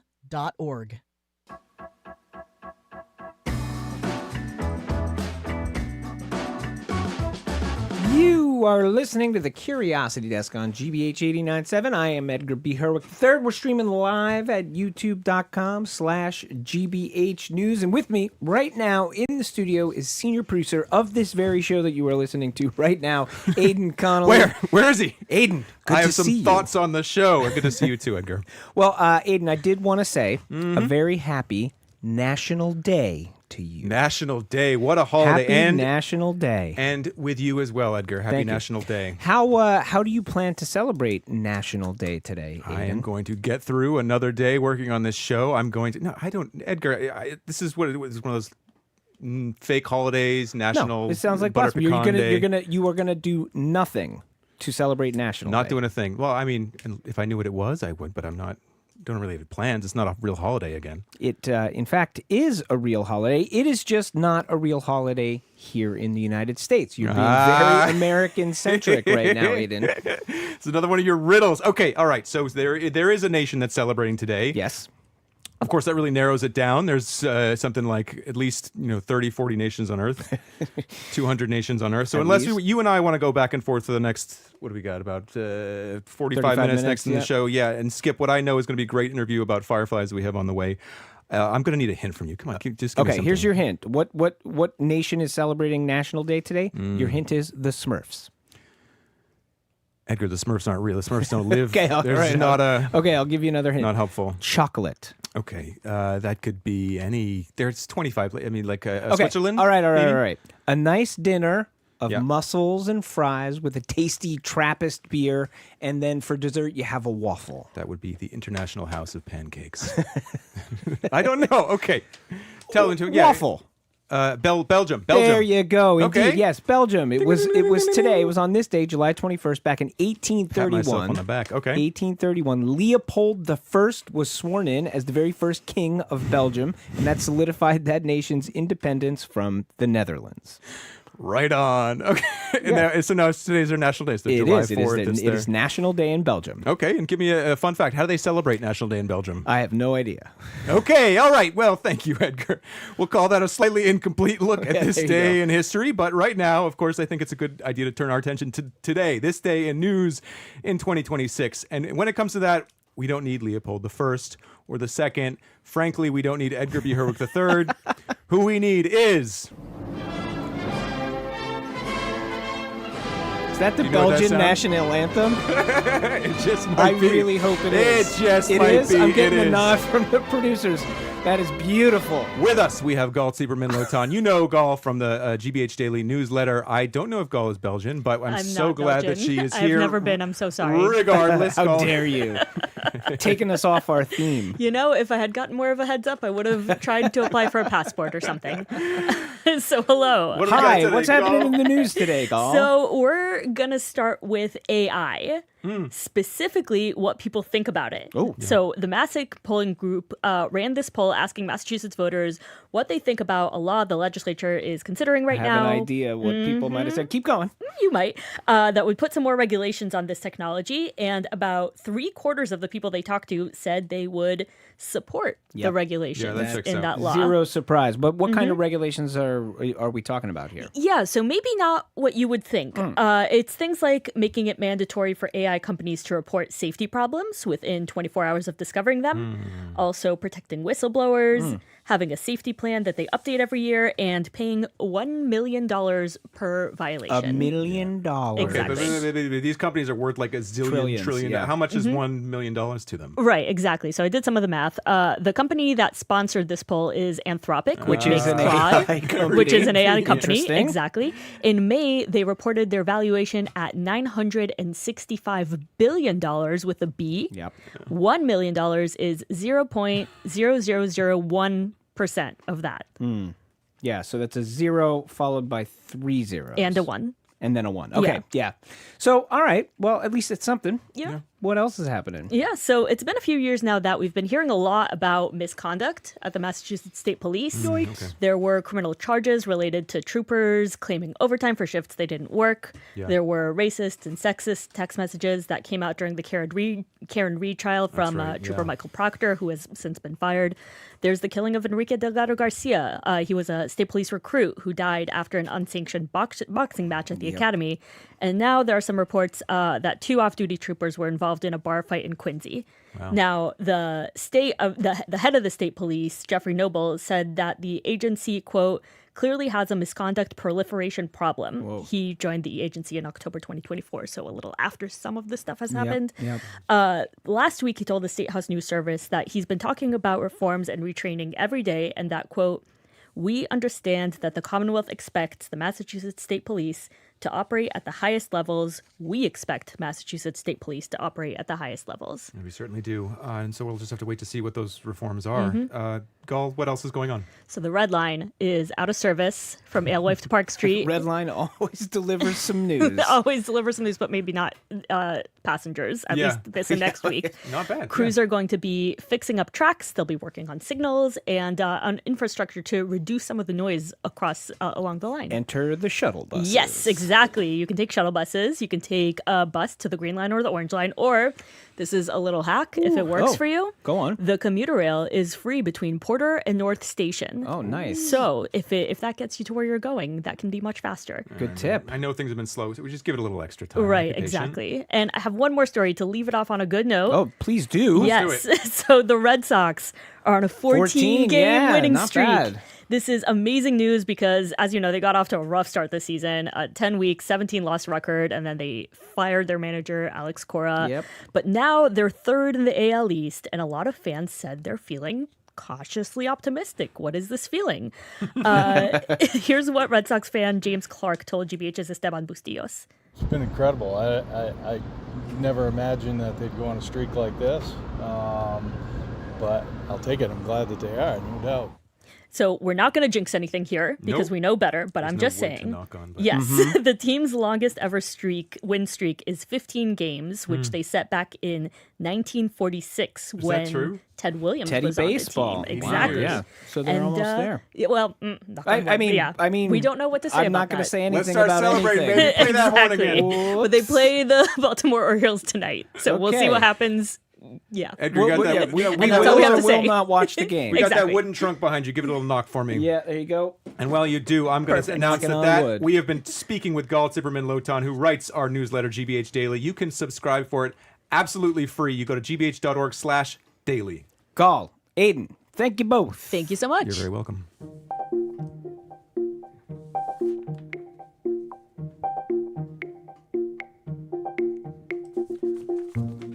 Up next, did you know there is a species of fireflies where the female will use their flashes to lure in the males and eat them? Talk about a siren song. Somebody saw the Odyssey this weekend.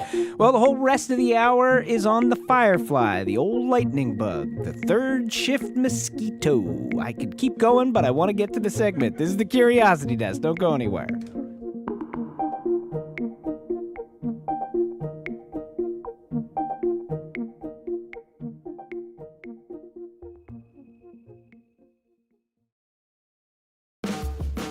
If it matters in Massachusetts, it's on In Common. This weekend in Northampton, a little bit off the beaten path, on the outskirts of Salem, from across Massachusetts and around New England.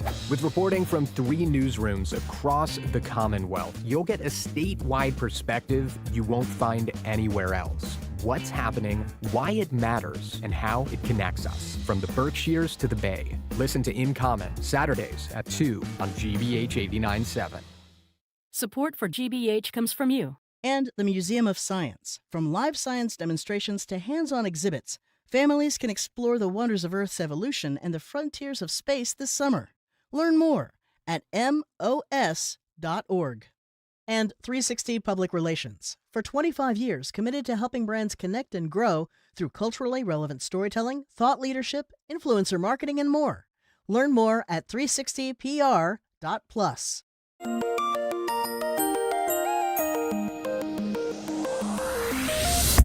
You are listening to the Curiosity Desk on GBH 89.7. I'm Edgar B. Herwick III. We are streaming live at youtube.com/GBH News. Why don't you join us there?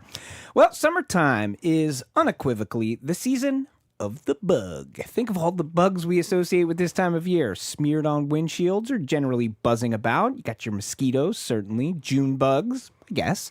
Cicadas, some years. Pond skimmers, you get the picture. But there is one insect in particular that occupies its own special magical realm in our imaginations every summer, and that is the firefly. There's something about watching them glow, whether it be in overgrown fields or in a mason jar with holes in the top. And so, in the spirit of the season, we are asking, why do they glow? How do they glow? And what can those of us with lawns and backyards do to foster a fire firefly-friendly ecosystem. Well, joining us in the studio now are two experts on the topic. Avalon Owens is a research fellow at the Roland Institute at Harvard. She runs the Owens Lab. And Abby Robinson is a postdoctoral fellow at the Owens Lab at the Roland Institute. Avalon, Abby, it's great to have you with us on the Curiosity Desk. It's great to be here. Thank you. So do you love fireflies, or is it just the job? I love it. Love it? Love them? Yeah. Okay, that's good. I want to just talk about them a little bit first, and we can kind of talk about their sort of role in the ecosystem and in our lives. But like, obviously, you look at a firefly, the thing is lighting up, which is amazing. How is it doing it? Like, how does the firefly light up? It's a little bit of magic, isn't it? It's a lot of magic, you know? Yeah, fireflies are the most successful bioluminescent land organism by far. And like most bioluminescent organisms, they do this via a chemical reaction. They have a special organ in their abdomen called the lantern. And inside We call it the lantern? We call it the lantern, yeah.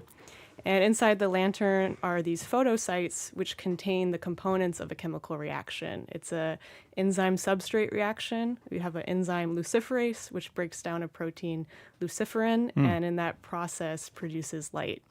The reaction is we call it an oxygen-mediated reaction. So Oxygen-mediated? Yes. And that means it's mediated by oxygen? It means it needs oxygen? You need oxygen there for it to happen, Okay. right? And the firefly is able to manage the amount of oxygen in the photocytes and control the signals that it makes in this way. And it's just it's pulling the oxygen, presumably from the air? Is that it?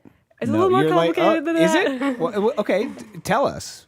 So they send nerve signals into the lantern that displace oxygen that's bound to other things and freeze it up to be used. So they in do the a little reaction. chemical reaction to like get the to pull the oxygen off of some other thing. Mm-hmm. That's a lot going on in a tiny little bug. It's pretty smart, and the variety of signals that they can make is really impressive. There's all sorts of subtleties that different species are capable of. Well, what are some of those signals? I mean, what when you say that they're capable of making different signals, are you talking about just like the amount they're lighting up or the speed with which they light up? Yeah, like the flash patterns. So Yeah. like different species have different flash patterns. Some blink once and then like blink again in 4 seconds. Some blink again in 6 seconds. Some blink twice and then blink again. Some blink and just hold it. Some like, there's all sorts of cool shapes and different patterns that once you start paying attention to them, it's actually kind of easy to pick them up. It's quite cool. You start to speak Yeah, firefly? yeah. Yeah, so you would say, I speak firefly. Yeah. That's kind of cool. So now you sort of, I'm trying to remember the exact phrase that you just said, but something like the most successful bioluminescent land organism. What do you mean by, when you say most successful, just what does that mean? There are tons and tons of firefly species, over 2,000 species on every continent except Antarctica. And, on average, an everyday person wandering around at night, you are most likely to see fireflies. I think second place would be bioluminescent fungi, which are relatively rare and they're not all that bright. Bioluminescence is really common in the ocean, but not a lot of land. organisms. Do we know why? Do we know why it's more common in the ocean than it is on land? Or is that one of life's great mysteries, or medium-sized mysteries? I mean, I could guess that it's because it's pretty dark in the ocean a lot of the time, and it just makes more sense, whereas fireflies have to deal with the sun, obviously, and, all the complex habitat around them. We're speaking with Avalon Owens and Abby Robinson from the Owens Lab, a research center within Harvard's Roland Institute. Abby, we said 2,000 species of them. How many of those species are in New England? Or is there like 1,000, or is there just like one or two types of species that we see around here? In Massachusetts, it's 23. In New England, what would you say, I Avalon? don't know, maybe 30? It's not that Okay. much more. We don't have as many species up here as for example, in Florida has a ton of species. Really? Yeah, it was a bit warmer there, Where is like the hottest bed of fireflies, and like where if you love fireflies, where's the spot in the world to go to be like, this is where it's at? Is it Florida? Actually, I think it is the island of Taiwan. Really? Taiwan has 70 firefly species. The entire U.S. has maybe 150, 200. Oh, they're and beating Taiwan us by a lot. Yeah. There's an interesting geological history there, it's near the equator where things tend to be more biodiverse. So, can we talk about why they light up? I mean, we mentioned the fact that there's great diversity in the way they're able to light up, but why do they do it? What are they doing it for? Well, so they light up for different reasons. Some of them light up as like a mating ritual, and so they're flashing to attract their females, which the females are usually on the ground. And so if they see a male they like, the females will flash back, and then they'll do like a little flash communication thing, and then that's how they find their mates. Some fireflies will flash in more of a predatory way, so they flash to mimic other firefly flash patterns in order to eat other fireflies. So they're being predators. Yeah. Okay, well, all right. You said a lot there in that sentence. There's a few things here. One, eat other fireflies. So they eat each other? Yeah, some of them do. Are they? Would we consider them cannibals? It's different species. Oh, so they would. Okay, so they won't eat their own species. No. Really? If they're hungry enough, I think. Okay, if they're hungry enough, they will. Crazy. This I sort of did. They seem so beautiful and peaceful, but now I'm feeling a little bit differently knowing that they actually eat. I mean, that's kind of some of them are beautiful and peaceful. Yeah. What is it? What does a mating flash look like? And do we have any sense of why they're doing? Is it literally just about visibility, or is it sort of, I think about nature documentaries I've watched, right, and they shoot birds that are doing a dance, and that dance is showing to a certain extent hey, I'm physically fit, I would be a good mate. Is the lighting just hey, I'm over here, or is it trying to show them something? That's a great question. So I think it's worth saying first, fireflies have no other way of finding each other. They don't use pheromone cues like a lot of insects do. Oh, wow. And they can't see each other because it's dark, right? So they have to light up. They've evolved this very weird way of finding each other. And do we think that's why they have evolved the lighting thing? I mean, in terms of the developing the trait for being able to flash, is that connected? Well, the sort of more basal fireflies, a lot of them don't flash as adults, and they do use pheromone cues. And it seems like once this bioluminescent courtship evolved, they tended to lose the pheromone part of it, maybe because they didn't need it anymore. Right. But yeah, I think each firefly species has a very specific flash pattern. It's very, very stereotyped, and I think this serves to distinguish them from other species, because often you'll see many firefly species in the same spot, you know, 5 or 10, and they need to know who's who as much as we do. But within a species, there are little variations. So the female on the ground, she's watching the male flash. She is making decisions based on who she likes best, and one thing is probably brightness. The brighter a male is, the closer he seems, the cooler he seems. But then within species that have different flash patterns, the females also key into different things. Like some species, the females like really fast flashes, and sometimes they like really long flashes. Right. It's pretty variable. That's pretty cool. We're talking with Avalon, Owens, and Abby Robinson from the Owens Lab. We're talking all about fireflies. Do they eat things other than other fireflies? I mean, they must have a more diverse diet than that. Abby? Well, they don't. Most fireflies don't eat in the adult stage. A lot of them don't eat at all. Yeah. How long do they live? Couple weeks. Couple weeks, but they don't eat for what, like a couple weeks of that? Yeah. Wow. Better things to do. Yeah. Wow. Okay, so some don't eat, some eat other fireflies. What else do they eat? What do they eat when they're young? In the larval stage, they'll eat like snails, worms. Wait a minute, snails and worms? Yeah. Snails and worms seem gross. Well, no, it's not that it's gross. It's that they seem much bigger than a firefly. How do they do it? Yeah. They just start munching on it? The larvae, some of them will bite into a worm, say, and they inject a toxin that sort of paralyzes the worm and dissolves it into a little puddle of goo that they can drink up. Like that is not true. I feel like you're making that up. You're not. That's what they do. They have a toxin, but that I guess they can't bite us. Is it that it can't, or can they bite us? Firefly larvae, I think most of them are much too small. Okay, so they inject. Oh, so they lose. They can't. When they get adult and they're not going to eat, they're not going to inject. They can't inject the toxin anymore. This is just purely like a in the larval stage thing that they can do. Mm-hmm. Wow, that is a crazy way to eat. That is absolutely nuts. Wow. Okay. Yeah, they're killers. It's scary.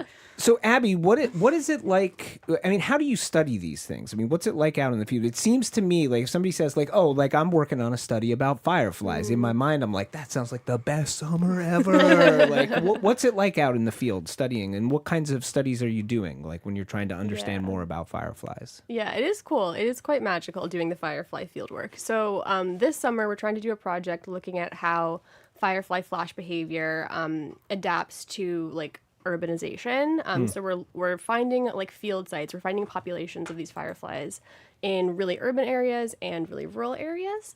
And we're using this really cool new like GoPro camera technique where once we find a population, we're setting up cameras in the field. And we have 2 cameras. So like both cameras plus a firefly is a triangle. So we can like triangulate where the fireflies are in relation to each other in space. And so we're looking at how across this like urbanization gradient, how like the timing of flashing changes, like how intense their flashing is, so like how bright they're flashing, and different things about flash patterns, how those are affected by urbanization and light pollution.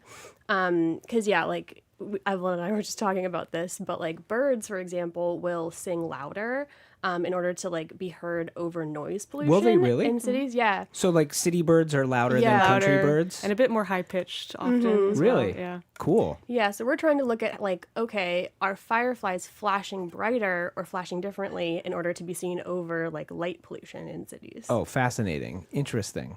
So we got a text here, and this is I like that we got this because this is kind of where I wanted to go with this conversation from here. So a texter says, I haven't seen fireflies in literally decades, and I often visit friends in rural Connecticut. I've been under the impression that they've disappeared from southern New England. True or not? I mean, I think that is something I hear variations on from a lot of people. This notion that like when I was a kid in the summer times, there were fireflies everywhere, you know, and now as an adult, I feel like there are none. So what do we know about whether this is a trick of the imagination or whether this is something that is really happening? What are we losing fireflies? Is the population on the wane? That's a great question. It's complicated. It's not one population, right? There's many species, Right, some fair. of which I think are more vulnerable than others. And there's all of these changes that have happened in the past decade unrelated to fireflies. For example, I think people don't go outside at night as much as they used to, especially when they were kids. Yeah. And another one, a big one, I would say, is all of our light pollution is not only a threat to fireflies, it also makes it very hard to see the fireflies even if they're there. Right. Like fireflies across your yard, if your yard's lit up with security lights, you probably won't detect them unless you're right nearby. That being said, certainly there's a lot of threats facing fireflies right now. Certainly there's a lot of places that should have them that don't. Yeah. And I would not be surprised if many species are undergoing declines. And it remains to be seen sort of which ones and how we can best sort of protect them. And presumably that's part of what when you're doing a study like the one you're talking about, you know, that's partly what you're trying to get at? Yeah. I mean, the first stage of this project, right, is just like finding populations in urban areas and rural areas. And even that was a struggle. Yeah, I feel like, finding, good, viable populations in places that we have historically seen them and places we'd expect to see them, yet we go back and they're like not there. Yeah. Yeah.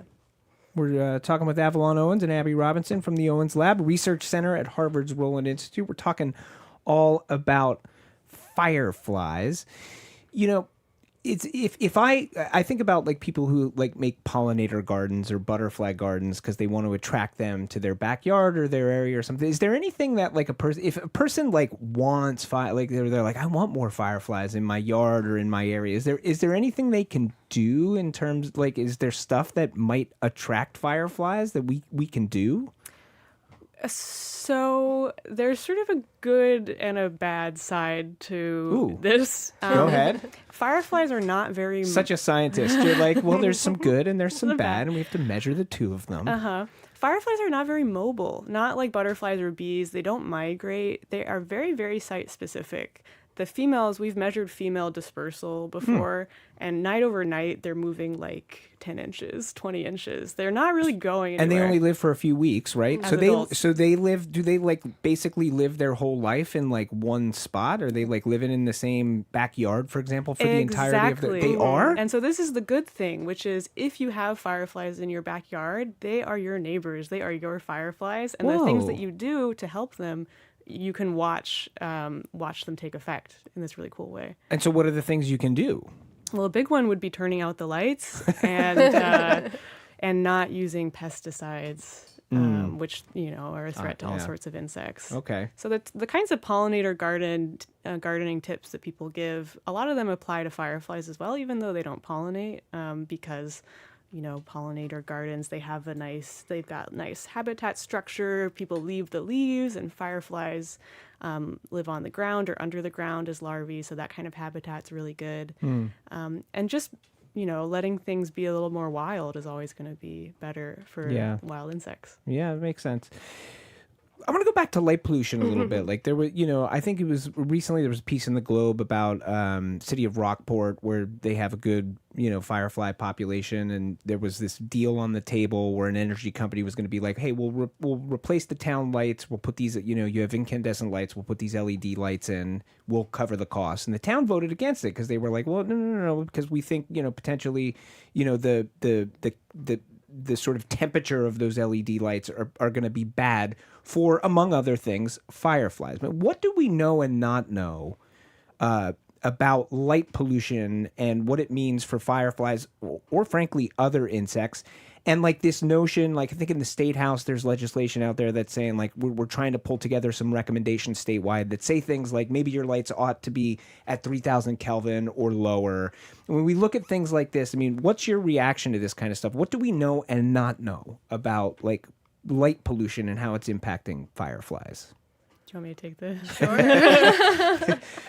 For those who can't see, they were both looking at each other like, which one of you is going to go on this one? It's complicated. So I am generally pretty in favor of dark sky conservation efforts, and I think we're making a lot of progress as a state, both at the state level and at the local level, in getting people mobilized about this issue.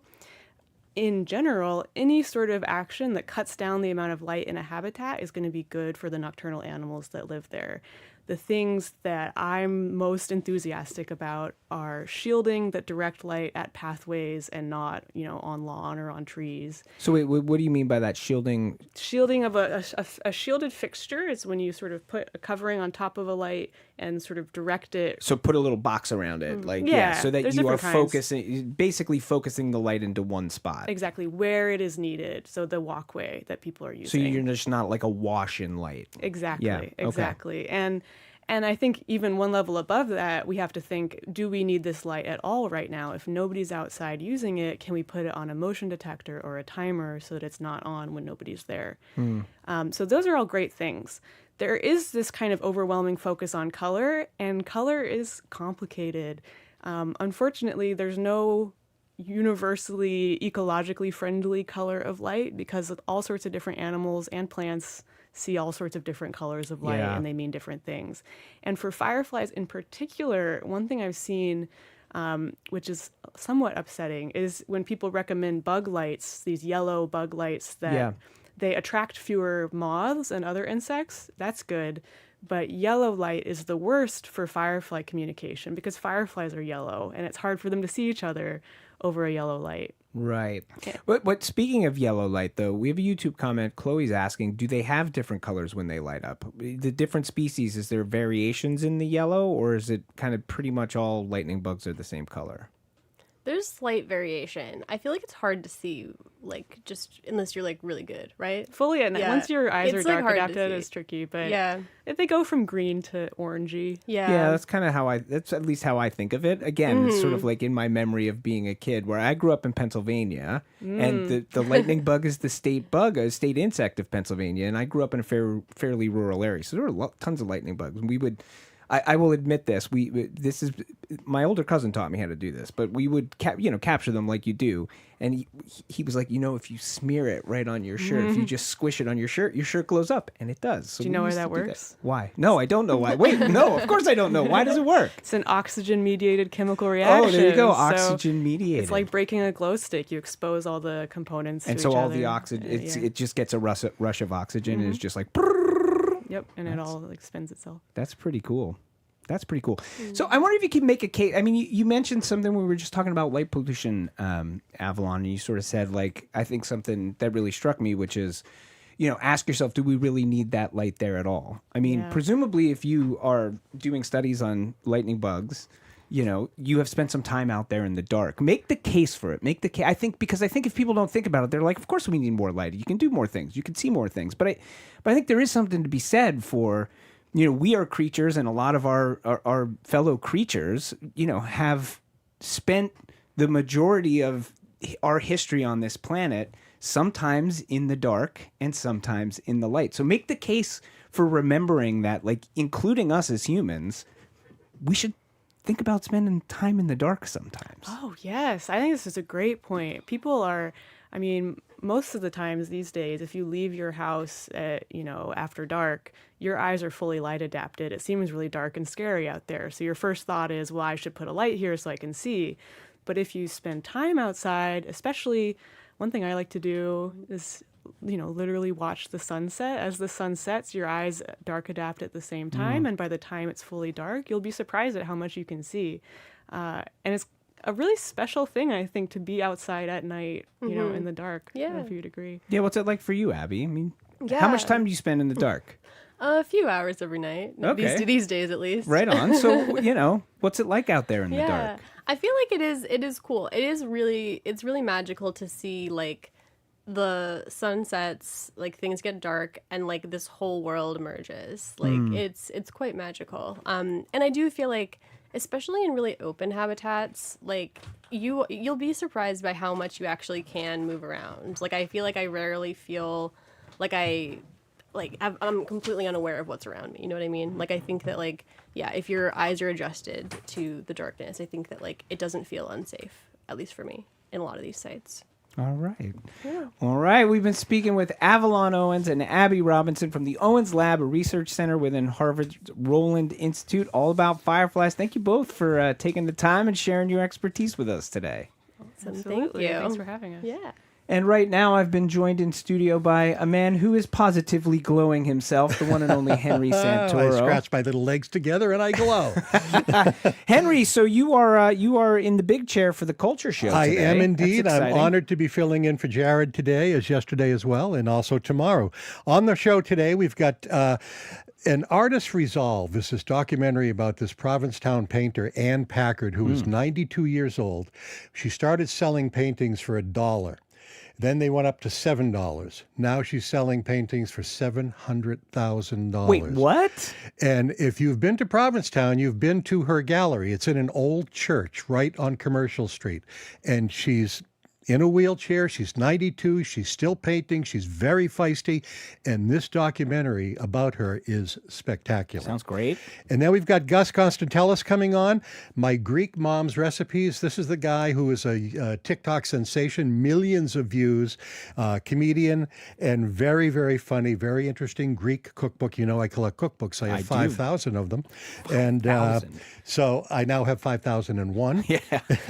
And then the band Fiddlehead. It's not often that GBH gets to play a little hardcore. Yeah. But hardcore band from Boston, Fiddlehead, is coming in.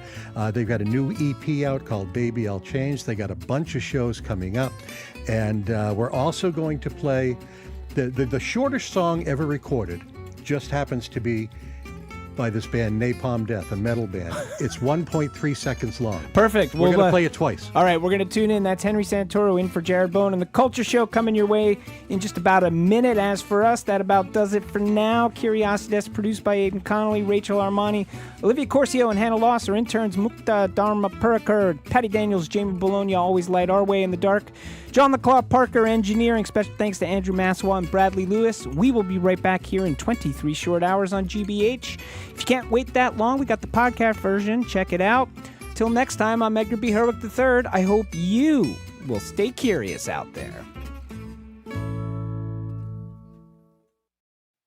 What's trending? What's interesting? What's going on around town? We're talking all things arts and culture on The Culture Show, next on GBH 89.7.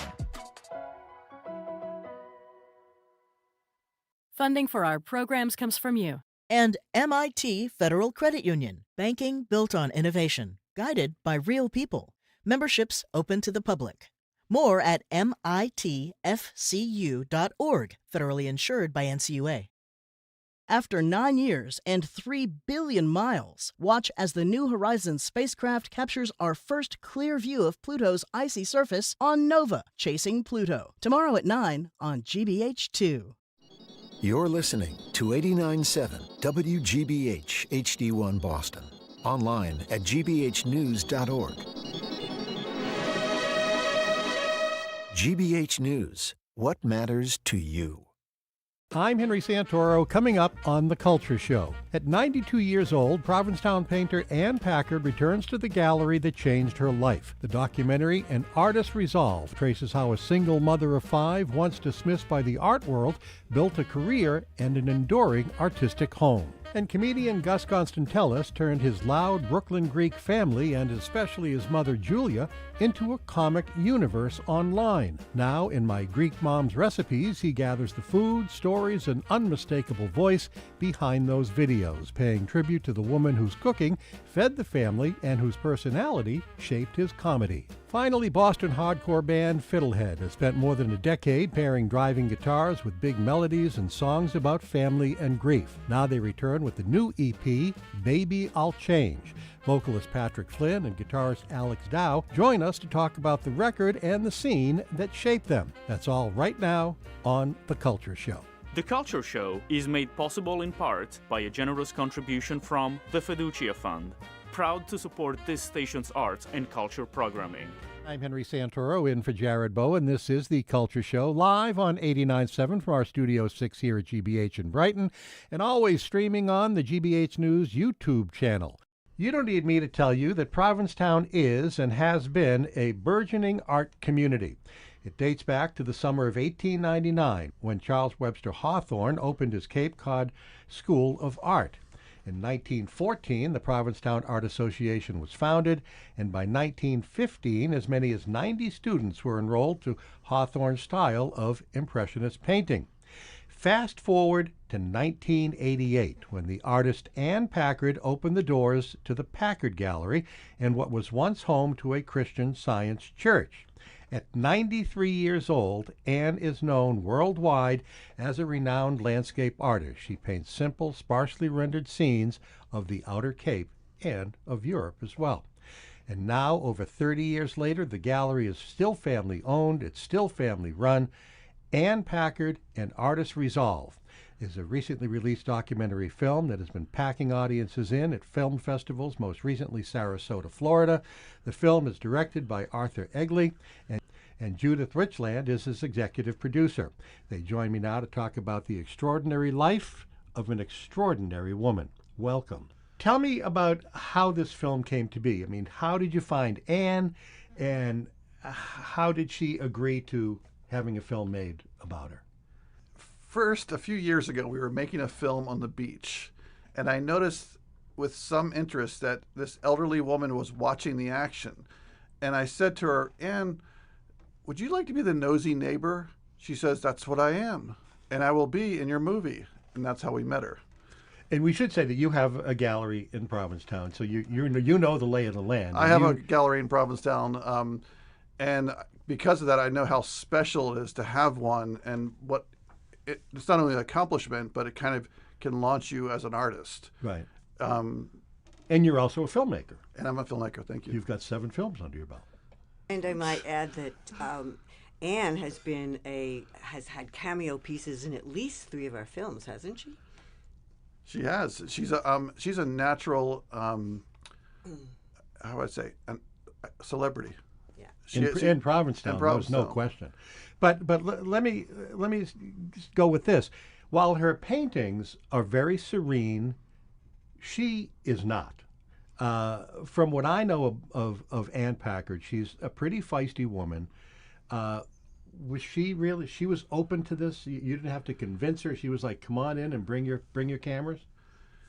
It was the dead of winter last year. I might have been moping around my house because I didn't really feel like painting, and my wife said, "Why don't you visit Ann?" My wife's also a producer in this movie. I think she was thinking something.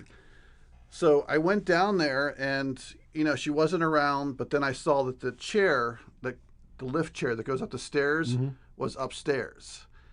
So I kind of walked upstairs, and there she is, surrounded by 14 or 15 paintings bigger than her. She's painting. She's excited. She says, "Arthur, what do you think of this?"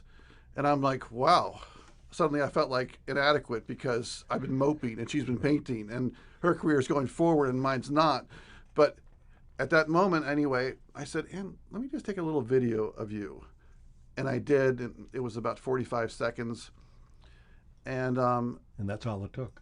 That's all it took. All right, there are so many great moments in this film. Let's take a listen to a clip from the film with Ann talking about doubting herself.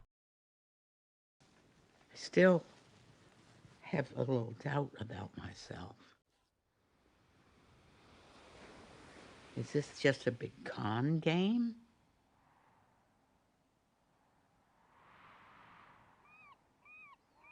The first time I sold something for $100, I couldn't sleep that night. I said, well, people were going to be knocking on the door saying, "Give me my money back, you fake."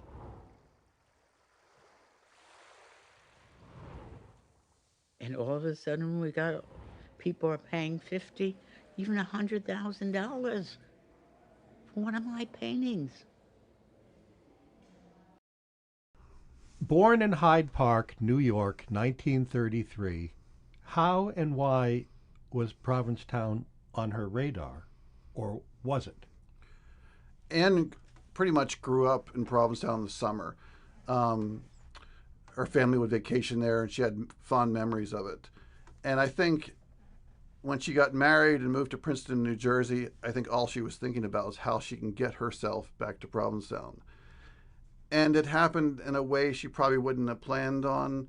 Her husband, she always mentions that her husband, who wanted to be Hemingway, left her for a 19-year-old and moved to Paris and left her alone with 5 children. And she knew she had skills, and she started painting, and she started putting up her paintings on the fence near her house for $5 or $10 or $15. Those paintings, by the way, are priceless now, pretty much, in my opinion. And she started to make a living. All right, let's go to another clip of the film, and this time it has Ann talking about her husbands. In the meantime, George finally left for a 19-year-old when I was 41. He said, "She needs me more than you." Well, I didn't need him, but my children needed him. They needed a father. Her younger years, she came from a family of artists, but her parents had other ideas. They did not want her to be an artist, correct? Correct. They didn't want her to be a bohemian. That's how she put it. Anything like that. And they sent her to study with a local painter in the summer, and he reported back, Ann's got talent. And her mother was pretty much, well, don't tell her, because she's not going to be an artist like these beatnik artists up here on the Cape. She is going to be a secretary, or she's going to be a nurse. And Ann was proud to tell me she failed at both. Self-taught? She studied with Mallicoat, Philip Mallicoat. And, but, I preface that with what's so cool about Ann is that she's constantly learning. And when you go over there, she asks you, "What do you think of this? Should I move this boat? Should I do this? Should I do that?" And she actually listens to what you say. And it's like, that's amazing. And even now, she's 93, she's improving. How do you improve? But it's just it gets more exciting. Yeah. Well, the thing about being an artist is that there is no age limit. I mean, when you look at the likes of a Picasso or a Packard. Well, I'm 62. I'll have to admit that. And I started thinking, oh, I'm on the downhill. The back nine, as my PCP says, Santoro, you're on the back nine. I'm on the top of the slide, man. We're about to gather speed and be shot out of here. But anyway, you see her and you realize she's 93 and she's still reinventing herself and she's energetic and creative. And you're like, I want to be her. Yeah. And it's just an inspiration. As Anne also describes herself as having a fire in her belly that has never subsided, and that she's really anxious to continue more and more as a painter. I mean, she really wants to be more productive. I mean, I don't know a lot about her, but I know a little bit about the Provincetown art scene and a little bit about her. But it seems to me that she was by herself in Provincetown. I mean, she had her daughters and her son, but she was really by herself. What did the other members of the art colony think of Anne? Well, recently I become the Anne surrogate because she doesn't get out, but I do. So these jealous green-headed monsters say things to me that are kind of seems like a compliment, but it's not a compliment about her and this and that. And I just want to say, she did it. She paved the way. She paved the way. She made it to the mountaintop. She's calling us over. She's showing you how to do it. And she's very generous. This is how I did it. This is what I do. But still, there are a lot of painters that I could see when she was younger that were they wouldn't have it. This out-of-town woman doing so well, and well she did. I mean, we all dream of owning all our houses for cash. I guess, should I say that on the radio? Yeah, you can say that. Okay, yeah. Well, she does. But also, Anne talks about how it was an exclusive boys' club.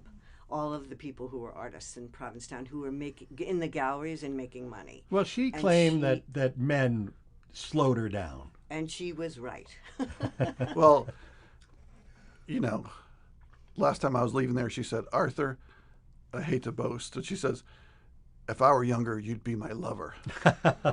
And then then a little shiver went through me as she mentioned, and I'm like, you know something?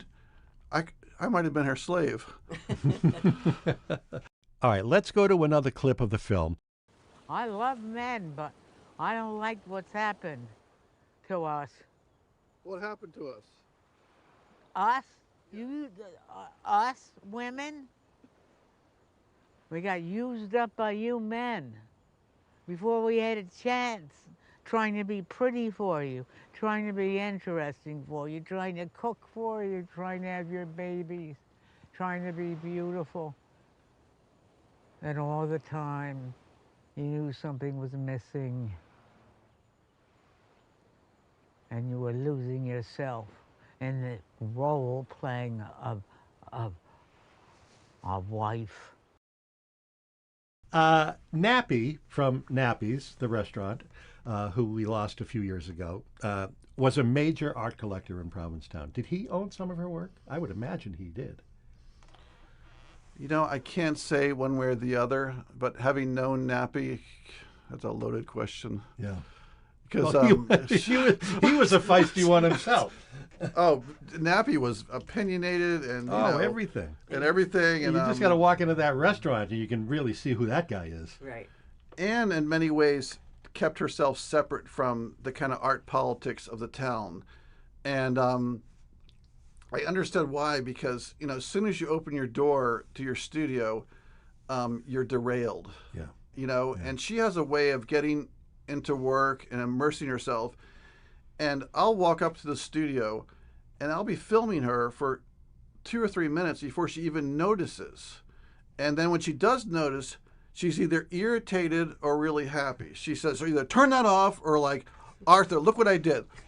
Is this not the best thing I've ever painted? That kind of thing. Is she still selling? Daily. She is, even one painting that she did during the film went for $25,000, didn't it? Well, I can even top that. She says, I came in one day, and this is the winter after that storm, and she's painting a snow scene through the window of the Provincetown shore. And we posted it, and, I call it artist viral, because, for artist viral, 50,000 is viral for an artist. Of course, Anne's getting hundreds of thousands of hits now, but that painting sold in a day for $35,000 to a collector in Austin, Texas. And, she's still selling. All right, we have another great clip from the film, and this time it is Anne talking about how she feels inside. I'm still me inside here. It still wants to perform the way I do. I'm sorry I don't have another life to live. But I don't. And I accept that. But I've still got all this stuff in me. She had 5 children, and we should say that one of them, her son Michael, is kind of a celebrity in his own right. Why? Because he's the only person in recorded history to have been inside the mouth of a whale. And he survived, and he was freed as the whale dislodged him from. And he's been on this radio station many times. Oh, great. To talk about the experience, to talk about the film that was made about it. But it's her daughters who work with her in the gallery, correct? One thing about Michael I have to say is that one of the most touching scenes in the film is he describes she bought him a sailboat for his birthday, which it was a rowboat with a 7 horsepower Mercury on it, but it started his career. The story is very touching, but I won't even repeat it now. You have to see the movie to see it, but it's connects the family in a really strong way. And her daughters are painting, and they're selling as well. Yeah, 2 of her daughters were painting, and they were very involved in the gallery and through the years.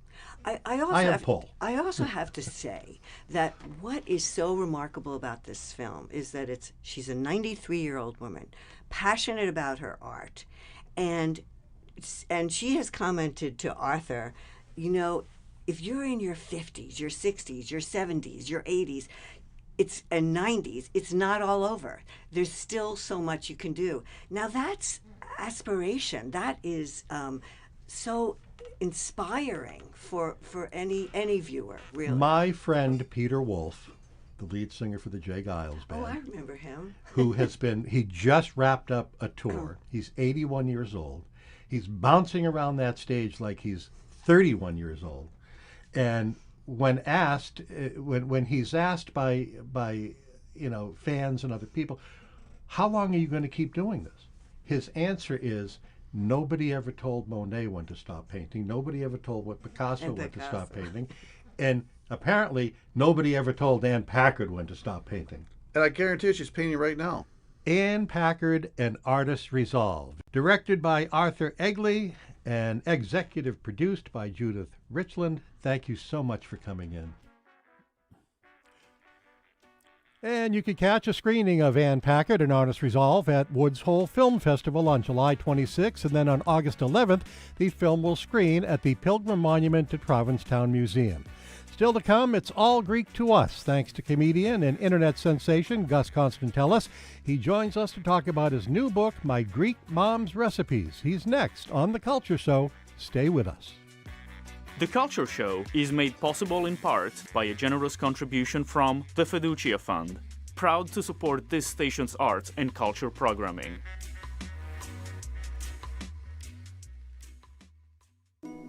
Cape Cod and the islands are known as a summer vacation land, but not for everyone. Too many year-rounders are struggling with housing, transportation, and just getting by. It makes me so angry. There's no reason for these people to be homeless. This week on GBH, a series of special reports from CAI and Connecting the Commonwealth. 2 Cape Cods, a look back at hidden poverty on the Cape and Islands. This week on GBH's Morning Edition and All Things Considered. Funding for our programs comes from you. And Modern Pest Services, providing integrated pest management for Boston homes and businesses. Modern Pest uses a prevention-first approach to seasonal pests to help target the source of the problem. Learn more at modernpest.com. And M&M Skylights, servicing Massachusetts and New Hampshire. Their team is part of the Velux Skylight Specialist Network and is committed to helping improve the air quality in homes or businesses. Consultations and more information at mmskylights.com. And Newbury Court, serving Concord, Massachusetts for 30 years as a not-for-profit continuing care retirement community dedicated to older adults. More at newburycourt.org. Do your part to support the programs you love by becoming a GBH Sustainer. Sustainers make easy monthly donations that keep the news you trust on the air, month after month, year after year. Enrolling is simple at gbh.org/sustainer.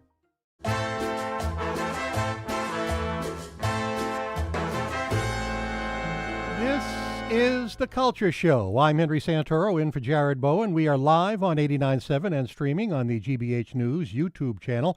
Comedian Gus Constantelis says his Greek mother used to warn the family that when she died, they would all starve. Well, she was joking mostly, but cooking was central to how she cared for people, expressed herself, and held the family together. She was also funny. Very funny. Constantelis drew on his loud Brooklyn Greek family for his stand-up routine, and during the pandemic, his impersonations of his mother became a viral sensation. Soon, Julia began appearing in the videos herself, bringing her sharp opinions, formidable energy, and fiercely expressed love directly to his growing audience. After her death in 2023, Constantelis returned to the dishes that she had taught him and began preserving both the recipes and the stories behind them. The result is My Greek Mom's Recipes. She Died, I Wrote This Cookbook, a collection of food, family, comedy, and grief that keeps his mother's voice very much at the table. Gus Constantelis joins us now. Welcome to The Culture Show. Thank you for having me. How's it going? It's going very well. We're waiting for a thunderstorm to roll through Boston today. Oh, I'm in New York, so we're probably waiting for the same one. Probably are. You're probably going to get it first. I can feel it. Inside the front and back covers of this book are copies of your mom's recipes pulled from a small perforated notebook.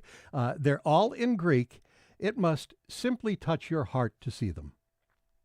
Yeah, that was the last design aspect we actually added in the book, because I found that book and I gave it to my publisher and they were like, oh, these are the end pages. This is perfect. So it is so beautiful to have those original recipes on the end pages. And it's so funny because on some of those pages, like if they didn't obviously put those in, but in that same book, there's also recipes and then addresses for a Best Western, my brother's old address, appointment times that mean nothing. There's a bunch of other stuff too.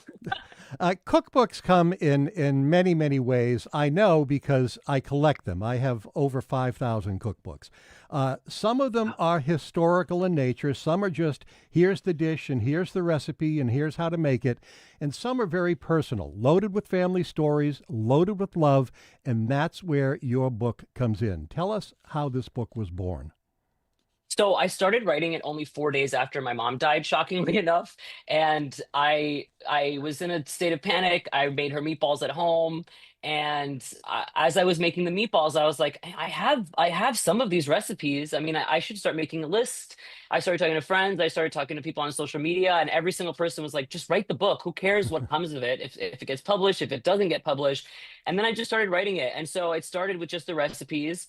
I knew that I wanted some storytelling aspect in it, but I didn't know how that would come in. But then I thought the best way to do it was to just pair each recipe with a story. So each recipe comes with a story, and they're all kind of funny, but they're all kind of tinged with sadness and grief. I think it really does capture the experience of grief in the first 2 years really, really well. But then also at the same time, it acts as a memoir for my mom and a printed version of her legacy in a lot of ways. Not just recipes, but also in terms of her spirit and her humor. And now you have videos of you and your mom that have reached millions. Did you have any idea that they would take off the way they did? I mean, she spoke no English. No, I had no idea. I have to subtitle her for those videos in English. And for the English, I have to say I would definitely soften some of the Greek because some of it was very aggressive. But overall, it was such an insane experience. Like one time we were like swimming in the beach in Greece, and these two Australian people were like, "Oh my God, it's her, it's the mom." And like my dad told me this story where he was like driving, they were driving in the middle of the mountains somewhere in the middle of the day in Greece. There was no tourists around, and she was smoking a cigarette on the phone, and someone ran over and they were like, "I heard her voice. I know her from TikTok." And so it was a really strange, beautiful experience to have. TikTok can be very lovely sometimes. Yeah. People deal with grief in many ways. I remember when my grandfather died, he and my grandmother had 9 kids, so I come from a very big family. All we did when my grandfather died was sit around and tell jokes and eat. It was a beautiful thing. Much like your mom saying, "When I die, you're all going to starve." I imagine you're hearing from a lot of people. I do hear from a lot of people about what it's the best I get is when people I can tell have lost their parent and they immediately are like, I connected to this very specific story in a very deep way, because I'm like, okay, then I know I've done something really good here and something vulnerable enough for people to see themselves in, which is good. What are some of the go-to recipes from the book for you? Oh my God, so many. So I make the meatballs a lot. I make the pork. I just made the pork souvlaki and the pita sandwiches for my boyfriend's parents, and they were like losing their mind. And I was like so happy. I made the pasticcio, but I do love making the macaroni mekima, which is her bolognese sauce. It's just bolognese pasta with cinnamon and cloves in it. It's so homey and delicious, and it's like perfect for fall. But that, and I make the walnut cake a lot, the honey walnut cake. It's just so moist and great. It is gardening season, and very soon gardeners are going to be unloading boatloads of zucchini. Oh, there's so much zucchini in here. You're going to be thrilled. So there's all zucchini, yeah. Well, that's just my point, because, these farmers, they always plant too much zucchini and they can't get rid of it fast enough, and one can only eat so much zucchini bread. But your mom's recipes for fried zucchini chips and the zucchini fritters are incredibly delicious. I love those zucchini fritters. I made both of them, and so much so that I'll be making them all summer for anybody that wants to bring me a zucchini. Oh, thank you. I love this for you. And I should say that I also made the Greek-style potato omelet. Again, very delicious and simple. I mean, a lot of these recipes are very simple to make. Yeah, I mean, between my mom being a home cook and me being a comedian, I really was like, even my publisher was like, "Listen, don't worry too much about the recipes here." And I was like, "I have these recipes; they're very good." And they're like, "They're not going to be frou-frou. We want this to be for like home cooks at home that like don't, or college kids that need something quick." And like, I don't know, there's a beauty to that, because sometimes people do get overwhelmed by cookbooks they read because they're like, "I'm not going to go to this specialty store to buy this one little thing," you know? You can always tell a cookbook that is written by a chef because it has a million ingredients, which they have in their restaurant kitchen, but we don't have all those ingredients at home. I don't have it all, yeah. I have a spice rack, but I don't have like, weird special turnips. Give me a break. And my guess is the way that your mom wrote down recipes was probably a little of this, a little of that. It was a little of this, it was a little of that. Even on the ones that were written down, the ones that appear on the front and the back pages of the book, those even are missing ingredient or missing the number, like how much flour to put in for all of those. There's all the syrups, there's no recipe for the syrups in there. You just kind of have to like go on your own thing. So I asked my aunt to kind of really recreate this experience for myself. And my aunt lives in Canada, so I would have to FaceTime her. And every time I would FaceTime her, it would be exactly like my mom. "Okay, you just this, and then this. Okay, and then here, I have the meat in the fridge." And then she would go to the fridge and she would pull out the meat from the fridge. I'm like, "How much? This much meat, okay? This much lamb." And then you put it in. And I'm like, "How much is it? 2 kilograms? Is it 1.5? I have no idea what you're talking about." And then, yeah. Go ahead. No, go ahead. It was great. And then that's how the book got made. What was the recipe testing like? Because, I mean, you had to eyeball a lot of those recipes. So I did a lot of them. We actually had a professional food tester come in and do because there's 75 recipes in the book. I think she did about 30, 35. And then I had some friends test a bunch of the other ones. But between all that, that's how that happened. So you gathered a lot of people around the table and it was just like a big family dinner. No, not a big family. It was all kind of alone, but also like I was traveling a lot because I do stand up. So it was like, can you help me? I have to make pastiche tomorrow, and like things like that. Yeah. Your TikToks began with you impersonating your mom. Can you regale us with a little of Mama Constantellis? Oh my God, do you want me to get the wig? It's right here, actually. Oh yeah. Yeah, hold on. I'm packing for a trip and I have to bring it. Hold on. Here we go. Let me get it on. There we go. Gus Constantellis. So funny. Now turning himself into Mama Constantellis. There you go. Hello, how are you? How were the zucchini fritters? Oh, were they they good, or did my son mess them up this time? They were perfect every time. My wife won't very stop good. eating them. Ah, thank God, because I made them for Tula the other day, and she said she hated them. That bitch. I hate Tula. Just things like dumb things like that is what it involved. Very it was so cool. silly. Yeah. She was a comic in her own right. She just didn't know it. Absolutely. Yeah. She also like said when she was younger, she would always get in trouble in school for like playing jokes on people. And like, you know, there was a woman in her village that told her she should have been an actress because she always like liked messing with people. And you could tell when she told stories, she would tell a story. And then later on, if she told the same story, she would kind of like tweak it and make it a little better. And every once in a while, she would turn to me and she'd be like, you see, I fixed it. And I'm like, that's stand up. You just did stand up. What are some of your favorite stories from the film, from the book? I really like the one that goes with the potato omelet, the one about Happy American Family, because it really, I think it talks about like in grief, like living in a happy moment and like trying to kind of like breathe into a happy memory that you have and letting yourself live in it a little bit. And I think that story really kind of encapsulates the book in a lot of ways. But then I really like the one about like, I really like the stupid, silly ones, like the one about like her keeping like a polio ricotta container in the bathtub because that's what we use to keep our sponges in instead of getting anything nice and fancy. She's an immigrant. She's like, I use the polio ricotta container for this. I use, you know, the cookie tin for my other thing. And I don't know, that's what all grandmothers do. They save every container. Exactly.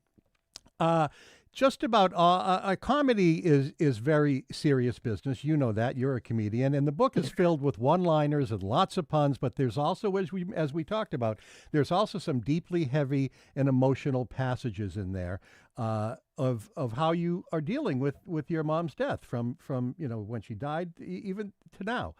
How do you decide when to bring the funny? Well, I will say after the first draft, I did look at it and I was like, some of this is a real bummer. I gotta fix this a little bit. Like, I think it's just, you know, I really looked at it and I was like, all right, I can include some new stories here to infuse it with a little bit more humor. But that was like as it went on. And then it was just trying to find the balance between all the stories. One of it was like, I don't want to repeat anything. And then the second was like, how can I make them all varied enough that it doesn't feel like either too much of a bummer or too light? Right. And people often say that food is love, and it is, and it shines in this book. Can you taste the passion in your mom's dishes when you make them?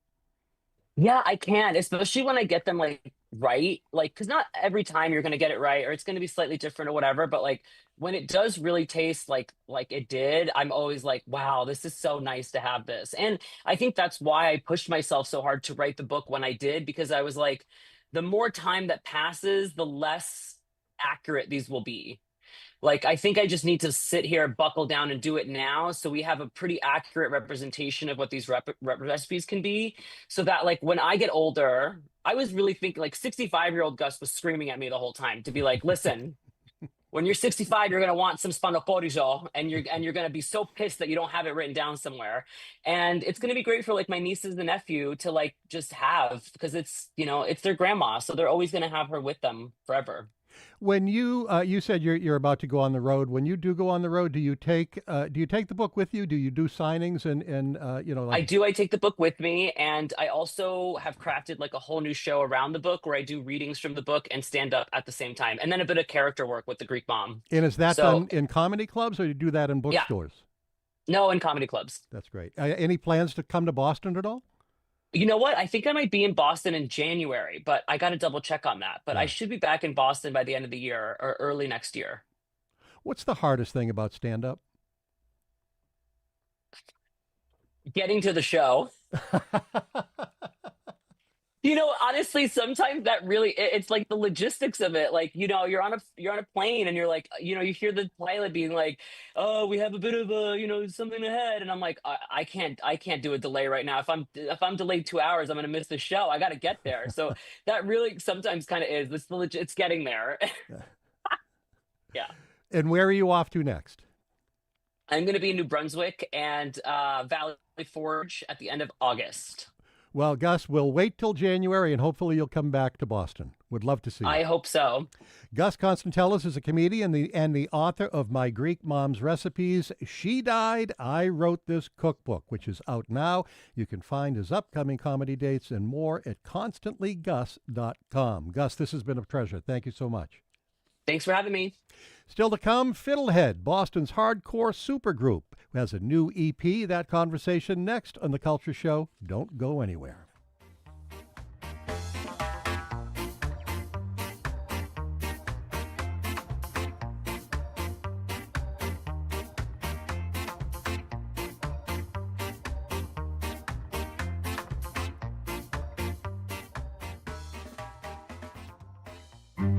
The world takes you outside your borders. Johannesburg, Bishkek, Kyrgyzstan, Kyiv, Chiba, Japan. Because what happens there? When it comes to EVs, Chinese cars eat everyone's lunch. Affects what happens at home. The fact that the sides are talking again, that's a positive step. I'm Marco Werman. And I'm Carolyn Beeler. Listen each weekday to The World.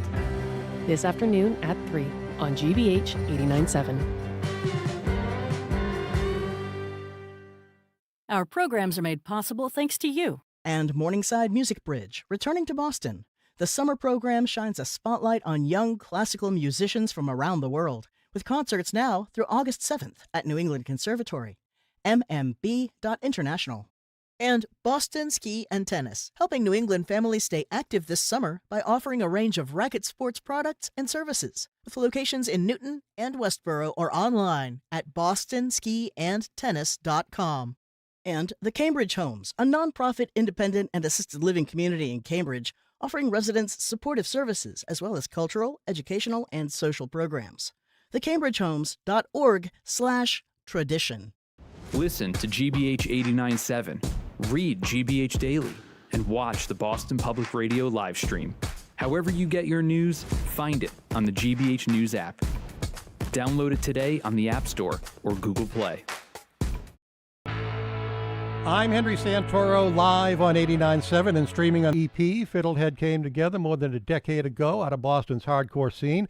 Across 3 albums, Patrick Flynn has written about losing his dad, becoming a father himself, and the ways that grief continues to shape a family. The new EP looks at the friendships and community surrounding the band. Its title track remembers Jimmy Flynn, no relation, the Boston promoter behind Hardcore Stadium, who died in 2023 and whose familiar promise, "Baby, I'll Change," gave the song its name.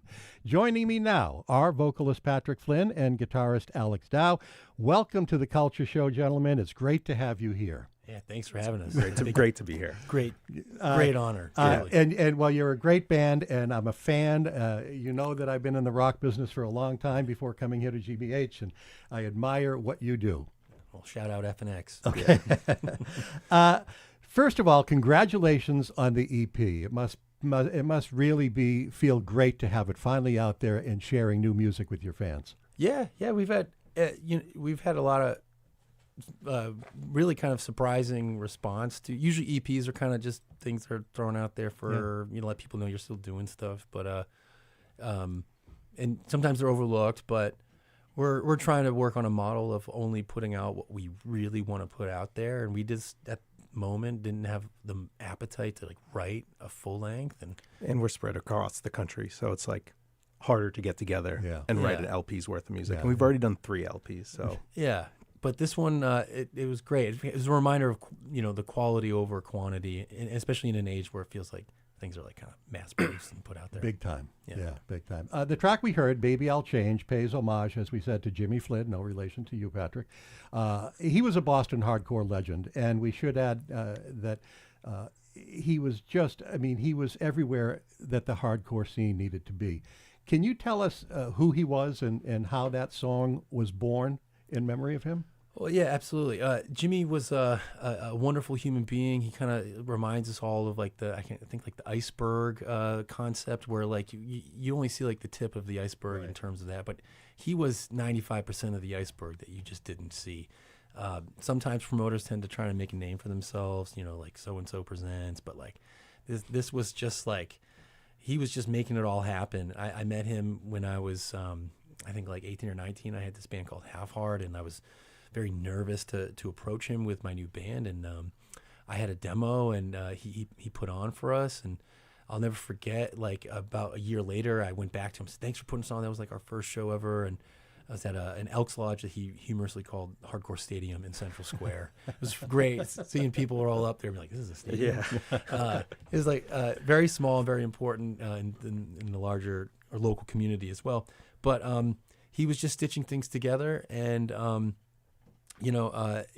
was clearly someone who was way more interested, I think, in the community, and maybe perhaps, and maybe even regrettably, not as much as he should have been about his own life. And he died untimely at a young age, and he, a little bit of a humorous kind of party way about him.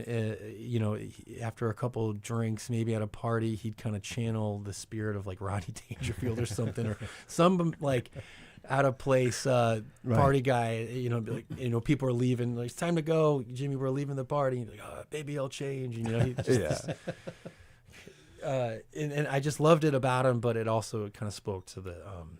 I don't know. And something was brewing within you to write that song. Yeah. That's very cool. This is your first recording since 2023's Death Is Nothing to Us, the LP. What has the band been up to for the past 3 years? I mean, I know, Alex, you said you're spread out across the country. Yeah, spread across the country. I moved to Los Angeles for a bit, as well as our other guitarist, and we would just only get together via touring. I mean, kind of luxurious way to get together, but exhausting too. Like we'd go to Australia, Southeast Asia, UK. We don't practice, we sound check. Yeah, we exactly. And we write during sound check, honestly. Yeah. And we were reached out to on Instagram by this engineer who put out a lot of records that I like, brought it to the guys. It was in Asheville, North Carolina, his studio called Drops of Sun. Alex Farrar. Did and of Flow. Had a phone call with him that I just could tell the energy felt real. Yeah. So convinced everyone to go down there and just record. We had 2 songs written, and Baby I'll Change was not written yet. Pat and I had sort of been tinkering with it, and we wrote it in the studio at kind of a low point. Yeah, it was day 3. A productive guys' weekend. Yeah, exactly. I would say so, definitely. We had finished the songs early. We had a whole day in the studio. It was like, and I don't actually play an instrument. I have fun with instruments, and and the fans have fun with you too. Yeah. And anyway, I just kind of sheepishly brought up a riff that I had sheepishly brought up to Dow, that I had sheepishly brought up to myself a month prior. A two note riff. Yeah. And working with them is great, and it all just came together. But we really had nothing. All I had was 3 words: "Baby, I'll change." And once presented, we got the structure going. They started, putting on the other colors. You had and two notes that were on an out-of-tune guitar with you trying to play it that we translated. Yeah. And then anyway, I went across the street to the Airbnb, and usually I take forever writing lyrics. It's usually a song a month for me in terms of lyrics, and this came on and really came on kind of magically in about an hour and a half, and it was done. Boston has a tremendous hardcore history dating back to the early 1980s with bands like SSD, DYS, Jerry's Kids, Negative FX. To name just a few, several of those bands we played on FNX back in the day. I first met Springer and Al Burrell from SSD when Springer was like 12 or 13 years old. But back then, the hardcore scene was on par with any other city in America. LA had a thriving scene. Philadelphia had a thriving scene. New York. How is the hardcore scene holding up today in Boston? I think it's at a peak, I would say. There's a great band called Haywire that you're going to be playing with. Yeah, we're going to be playing with a free show at the skate park in a couple next weekend or something like that. It's a back to school jam. It's a fundraiser for school supplies for kids. But Austin over at Haywire has done a really tremendous job at like kind of getting a more youthful approach to it. There was there really hasn't. There's been lulls, Yeah. but it's remained current. You know, when SSD-DYS stopped playing around, you had the rise of the likes of Last Rites and Slapshot and then Eye for an Eye in the early '90s, and then in '95 you have bands like 10 Yard Fight, In My Eyes, and Right Brigade, and it just completely exploded. You turn of the century, you get to American Nightmare, the Locking Out thing blows up, and with Mental and Righteous Jams, then Half Art jumped in, and it's really, and then Rival Mob, and then Free Spirit, and there was like maybe perhaps a slight little lull, but I'd say it's really kind of it seems to have had just a 3-year explosion. It really has blown up. Yeah, it's great. But it's different every time. Yeah. I feel like this is a new version of it. Yeah, each peak kind of has. Well, a you also get a little older too, and you're handling it a little differently. Mm-hmm. For sure. And then technology and communication changes. So. Yeah, but I think now we're allowing for. I think we're opening the gates a little bit more for like a Mission of Burma. Infiltration in terms of the sonic, which would be great. Yeah.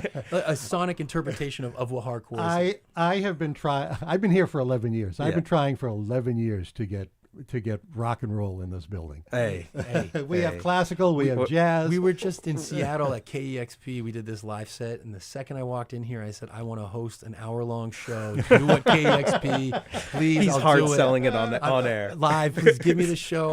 I'll get millions of listeners every week. What are some of the first concerts that you two attended without an adult by your side? Oh, okay, yeah. That's so. My father's an artist and a teacher. He was a teacher at museum school. Okay. And my household was very open to having students come. Some of those students were photographers that were very into the hardcore scene. So pretty young, I started going to Lansdowne Street to seeing all sorts of shows. Yeah. From Dropkick Murphys to Reach the Sky and all that. So I was pretty right away exposed to. You're talking like the Spit days? Yeah, like Club Karma or what Karma, yep. Bill's Bar, Yep. all that. I would go Axis. It was kind of terrifying shows, but if it was punk, ska, hardcore. And it took me a while to really understand hardcore, but that was the exposure I had. Yeah. When my father when my father retired from the Army, we settled around the New Bedford area. Yeah. My mother was a social worker, And you were an Army brat, right? I was. Yeah, I moved around a whole bunch, but we came back to Massachusetts. My father grew up in Hyde Park, but for some reason we wound up in the New Bedford area, this tiny town called Acushnet. But up the street was an AA center called Reflections on Bellevue Ave in New Bedford, Massachusetts. And I remember I would go to the skate park, and there were shows that would happen. And I remember being told, you got to go to Reflections. And I told my mom, I was like, hey, I'm going to go to a place called Reflections up the street on Belleville. And she was like, my mother knew Reflections as a social worker in New Bedford. You're going to an AA center? And I was like, yeah. And so I went, and the first show I saw there was such a sonically diverse place, and everyone looked different. There were, punks and indie kids and emo kids and hardcore kids and straight edge kids, and everyone really kind of looked different. Everything sounded different. But this band All Chrome played, and it stayed fresh in my mind. That was in the summer of '99. Yeah. But yeah, that's why I think it should be. There was like curtains on the windows. I remember that was strange. You don't have that at clubs. Nobody does that. Yeah. What and who are some of the songs that are on your personal playlist that would throw an absolute curveball to a hardcore fan? It's a lot of. There's a lot. Maybe perhaps. I mean, my daughter has a lot to do with this. There's a lot of like cat meow music on there. But maybe that's not too much of a curveball. I don't know. Yeah, I mean, all of our friends are intense music lovers. Right. So all of our friends in hardcore. So it's like, I don't know, like Beatles Help. I love Help over every other Beatles record. You know, that's I first took notice of bands and their playlists, like their iPod list. Yeah. When I looked through one of my friend's iPods, he was the lead singer for a Boston band called Left Nut. Okay, and, I remember not that. familiar. Yeah. And he had on his iPod Carly Simon. He had Elton John. He had the Doobie Brothers. Yeah. And, not bad for a guy whose stage name was Steamy Latrine. Right. But Right. it was, I couldn't believe it. I was like, you're listening to this? He said, yeah, that music's great. There's this artist named Julius Eastman, minimalist composer who I was introduced to when I was in Athens last summer, and he's just on constant repeat. He was playing the night before we wrote "Baby I'll Change," specifically the song "Feminine." But that I remember I was talking about that at a New York show a few months ago, and I was wearing a Steve Reich shirt, another minimalist composer, and the guy was like, "You listen to that?" And I was like, "Yeah, you listen to Julius Eastman," and his eyes wide. He's like, "You know Julius Eastman?" Well, I was like, "Yeah," and we were just did a run with this band called Numb Ears, and they play a version of hardcore that you would call screamo, and they interpreted me as like, "You like just like the straight edge hardcore stuff." Yeah. God, we instantly started talking about like bands like Swing Kids, but we have a large palette of what we're really listening to. What are your favorite venues to play? Do you like playing outdoor venues? Do you like playing, stinky, smoky, smelly clubs? It's interesting. Sometimes there's an alignment of things. Like we played a room recently that was objectively good, but the energy just wasn't there. And then the next night, it was slightly similar to that room, but the energy was just there. From the staff being friendly to the... Because there's a lot of mosh pit going on. There's a lot of stage diving going on. There's you're sharing your microphone with You get slimed, as we call it. Yeah. Big time. I prefer to play situations. Yeah. Really true. Like we played this amazing hall in Seattle. Duke Ellington had once played there, and it was like a meeting hall for the Black Panther Party. It was unbelievable, but like there's something about playing clubs and venues like, professional stuff is cool. It can sound great. It can create a nice big feeling, but there's a sense of ownership that I think comes upon both the crowd and the people when you're playing a situation, and that isn't, doesn't have this giant kind of permission slip that you can only get by the club owners. Yeah. You feel like you're in control, and the shows tend to be almost better, in my opinion, sometimes that way. Last Wednesday, the legendary British grindcore band Napalm Death played something. They did something that no band from the genre has ever done, and what they did was they played an NPR Tiny Desk concert, if you can believe it. The band is known for their 1987 song "You Suffer" from their album Scum. It is the shortest metal song and the shortest song in general ever recorded in the world. It's in the Guinness Book of Records. The album version clocks in at exactly 1.316 seconds. It holds the Guinness record, as I said. Now, I haven't heard it in a long time, but it's less than a second and a half. And and since we're talking hardcore, and you guys are here, and I'm thrilled that you're here, let's listen to Napalm Death and their incredibly short song. This could be a second. Nice. And there it is. It's like Free Spirits. What is it? Can we hear it one more time? Let's hear it one more time. God. And I also have Napalm Death performing the song as their encore. Interesting. Okay. At NPR last week. So here we go. Joy! Good night, thank you. The live version really comes. Yeah.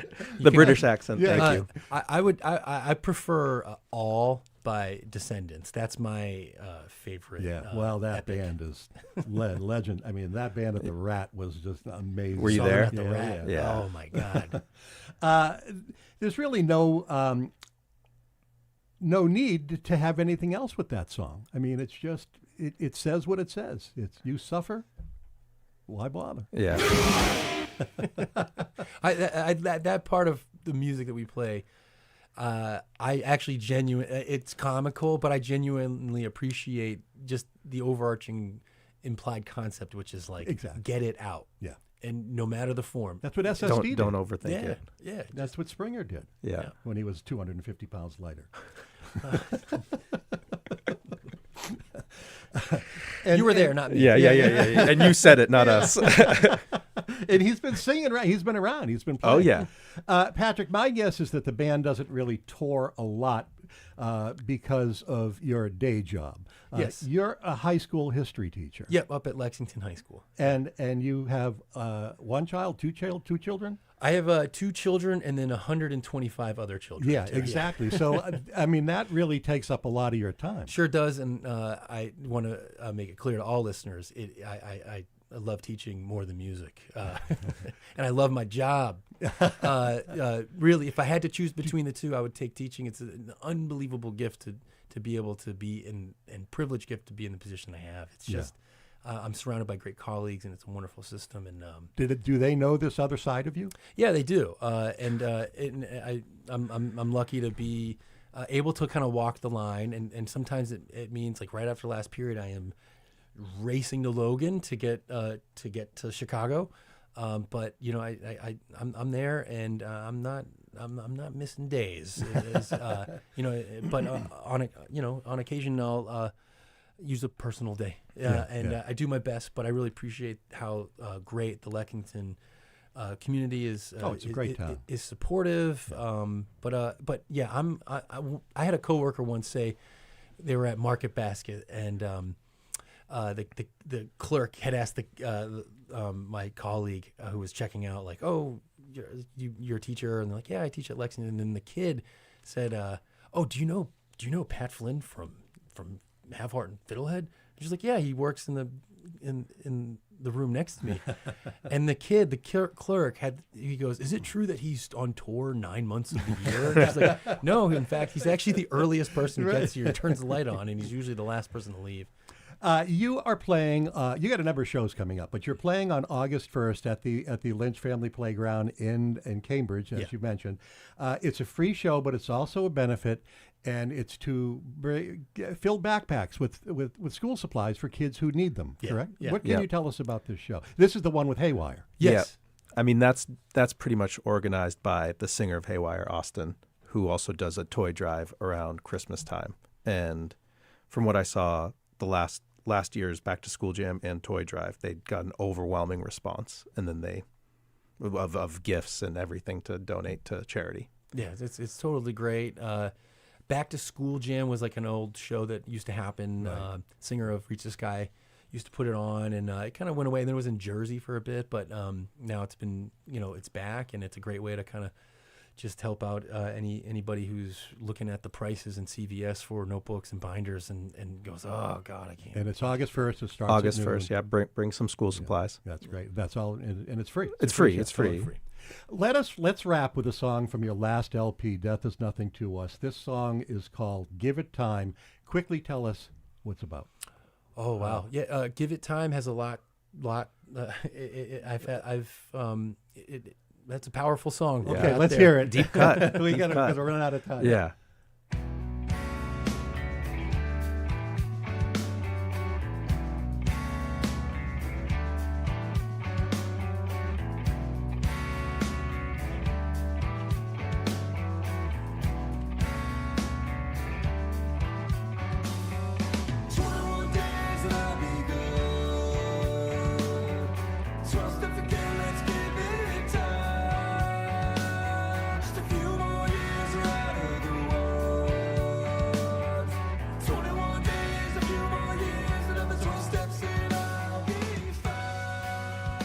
Fiddlehead's new EP is Baby I'll Change, out now on streaming platforms and available on vinyl. Gentlemen, thank you so much for coming in. Such a treat to meet you guys. Yeah, you as well. I've loved your music for a long time. Thanks so much. Yeah, thank you.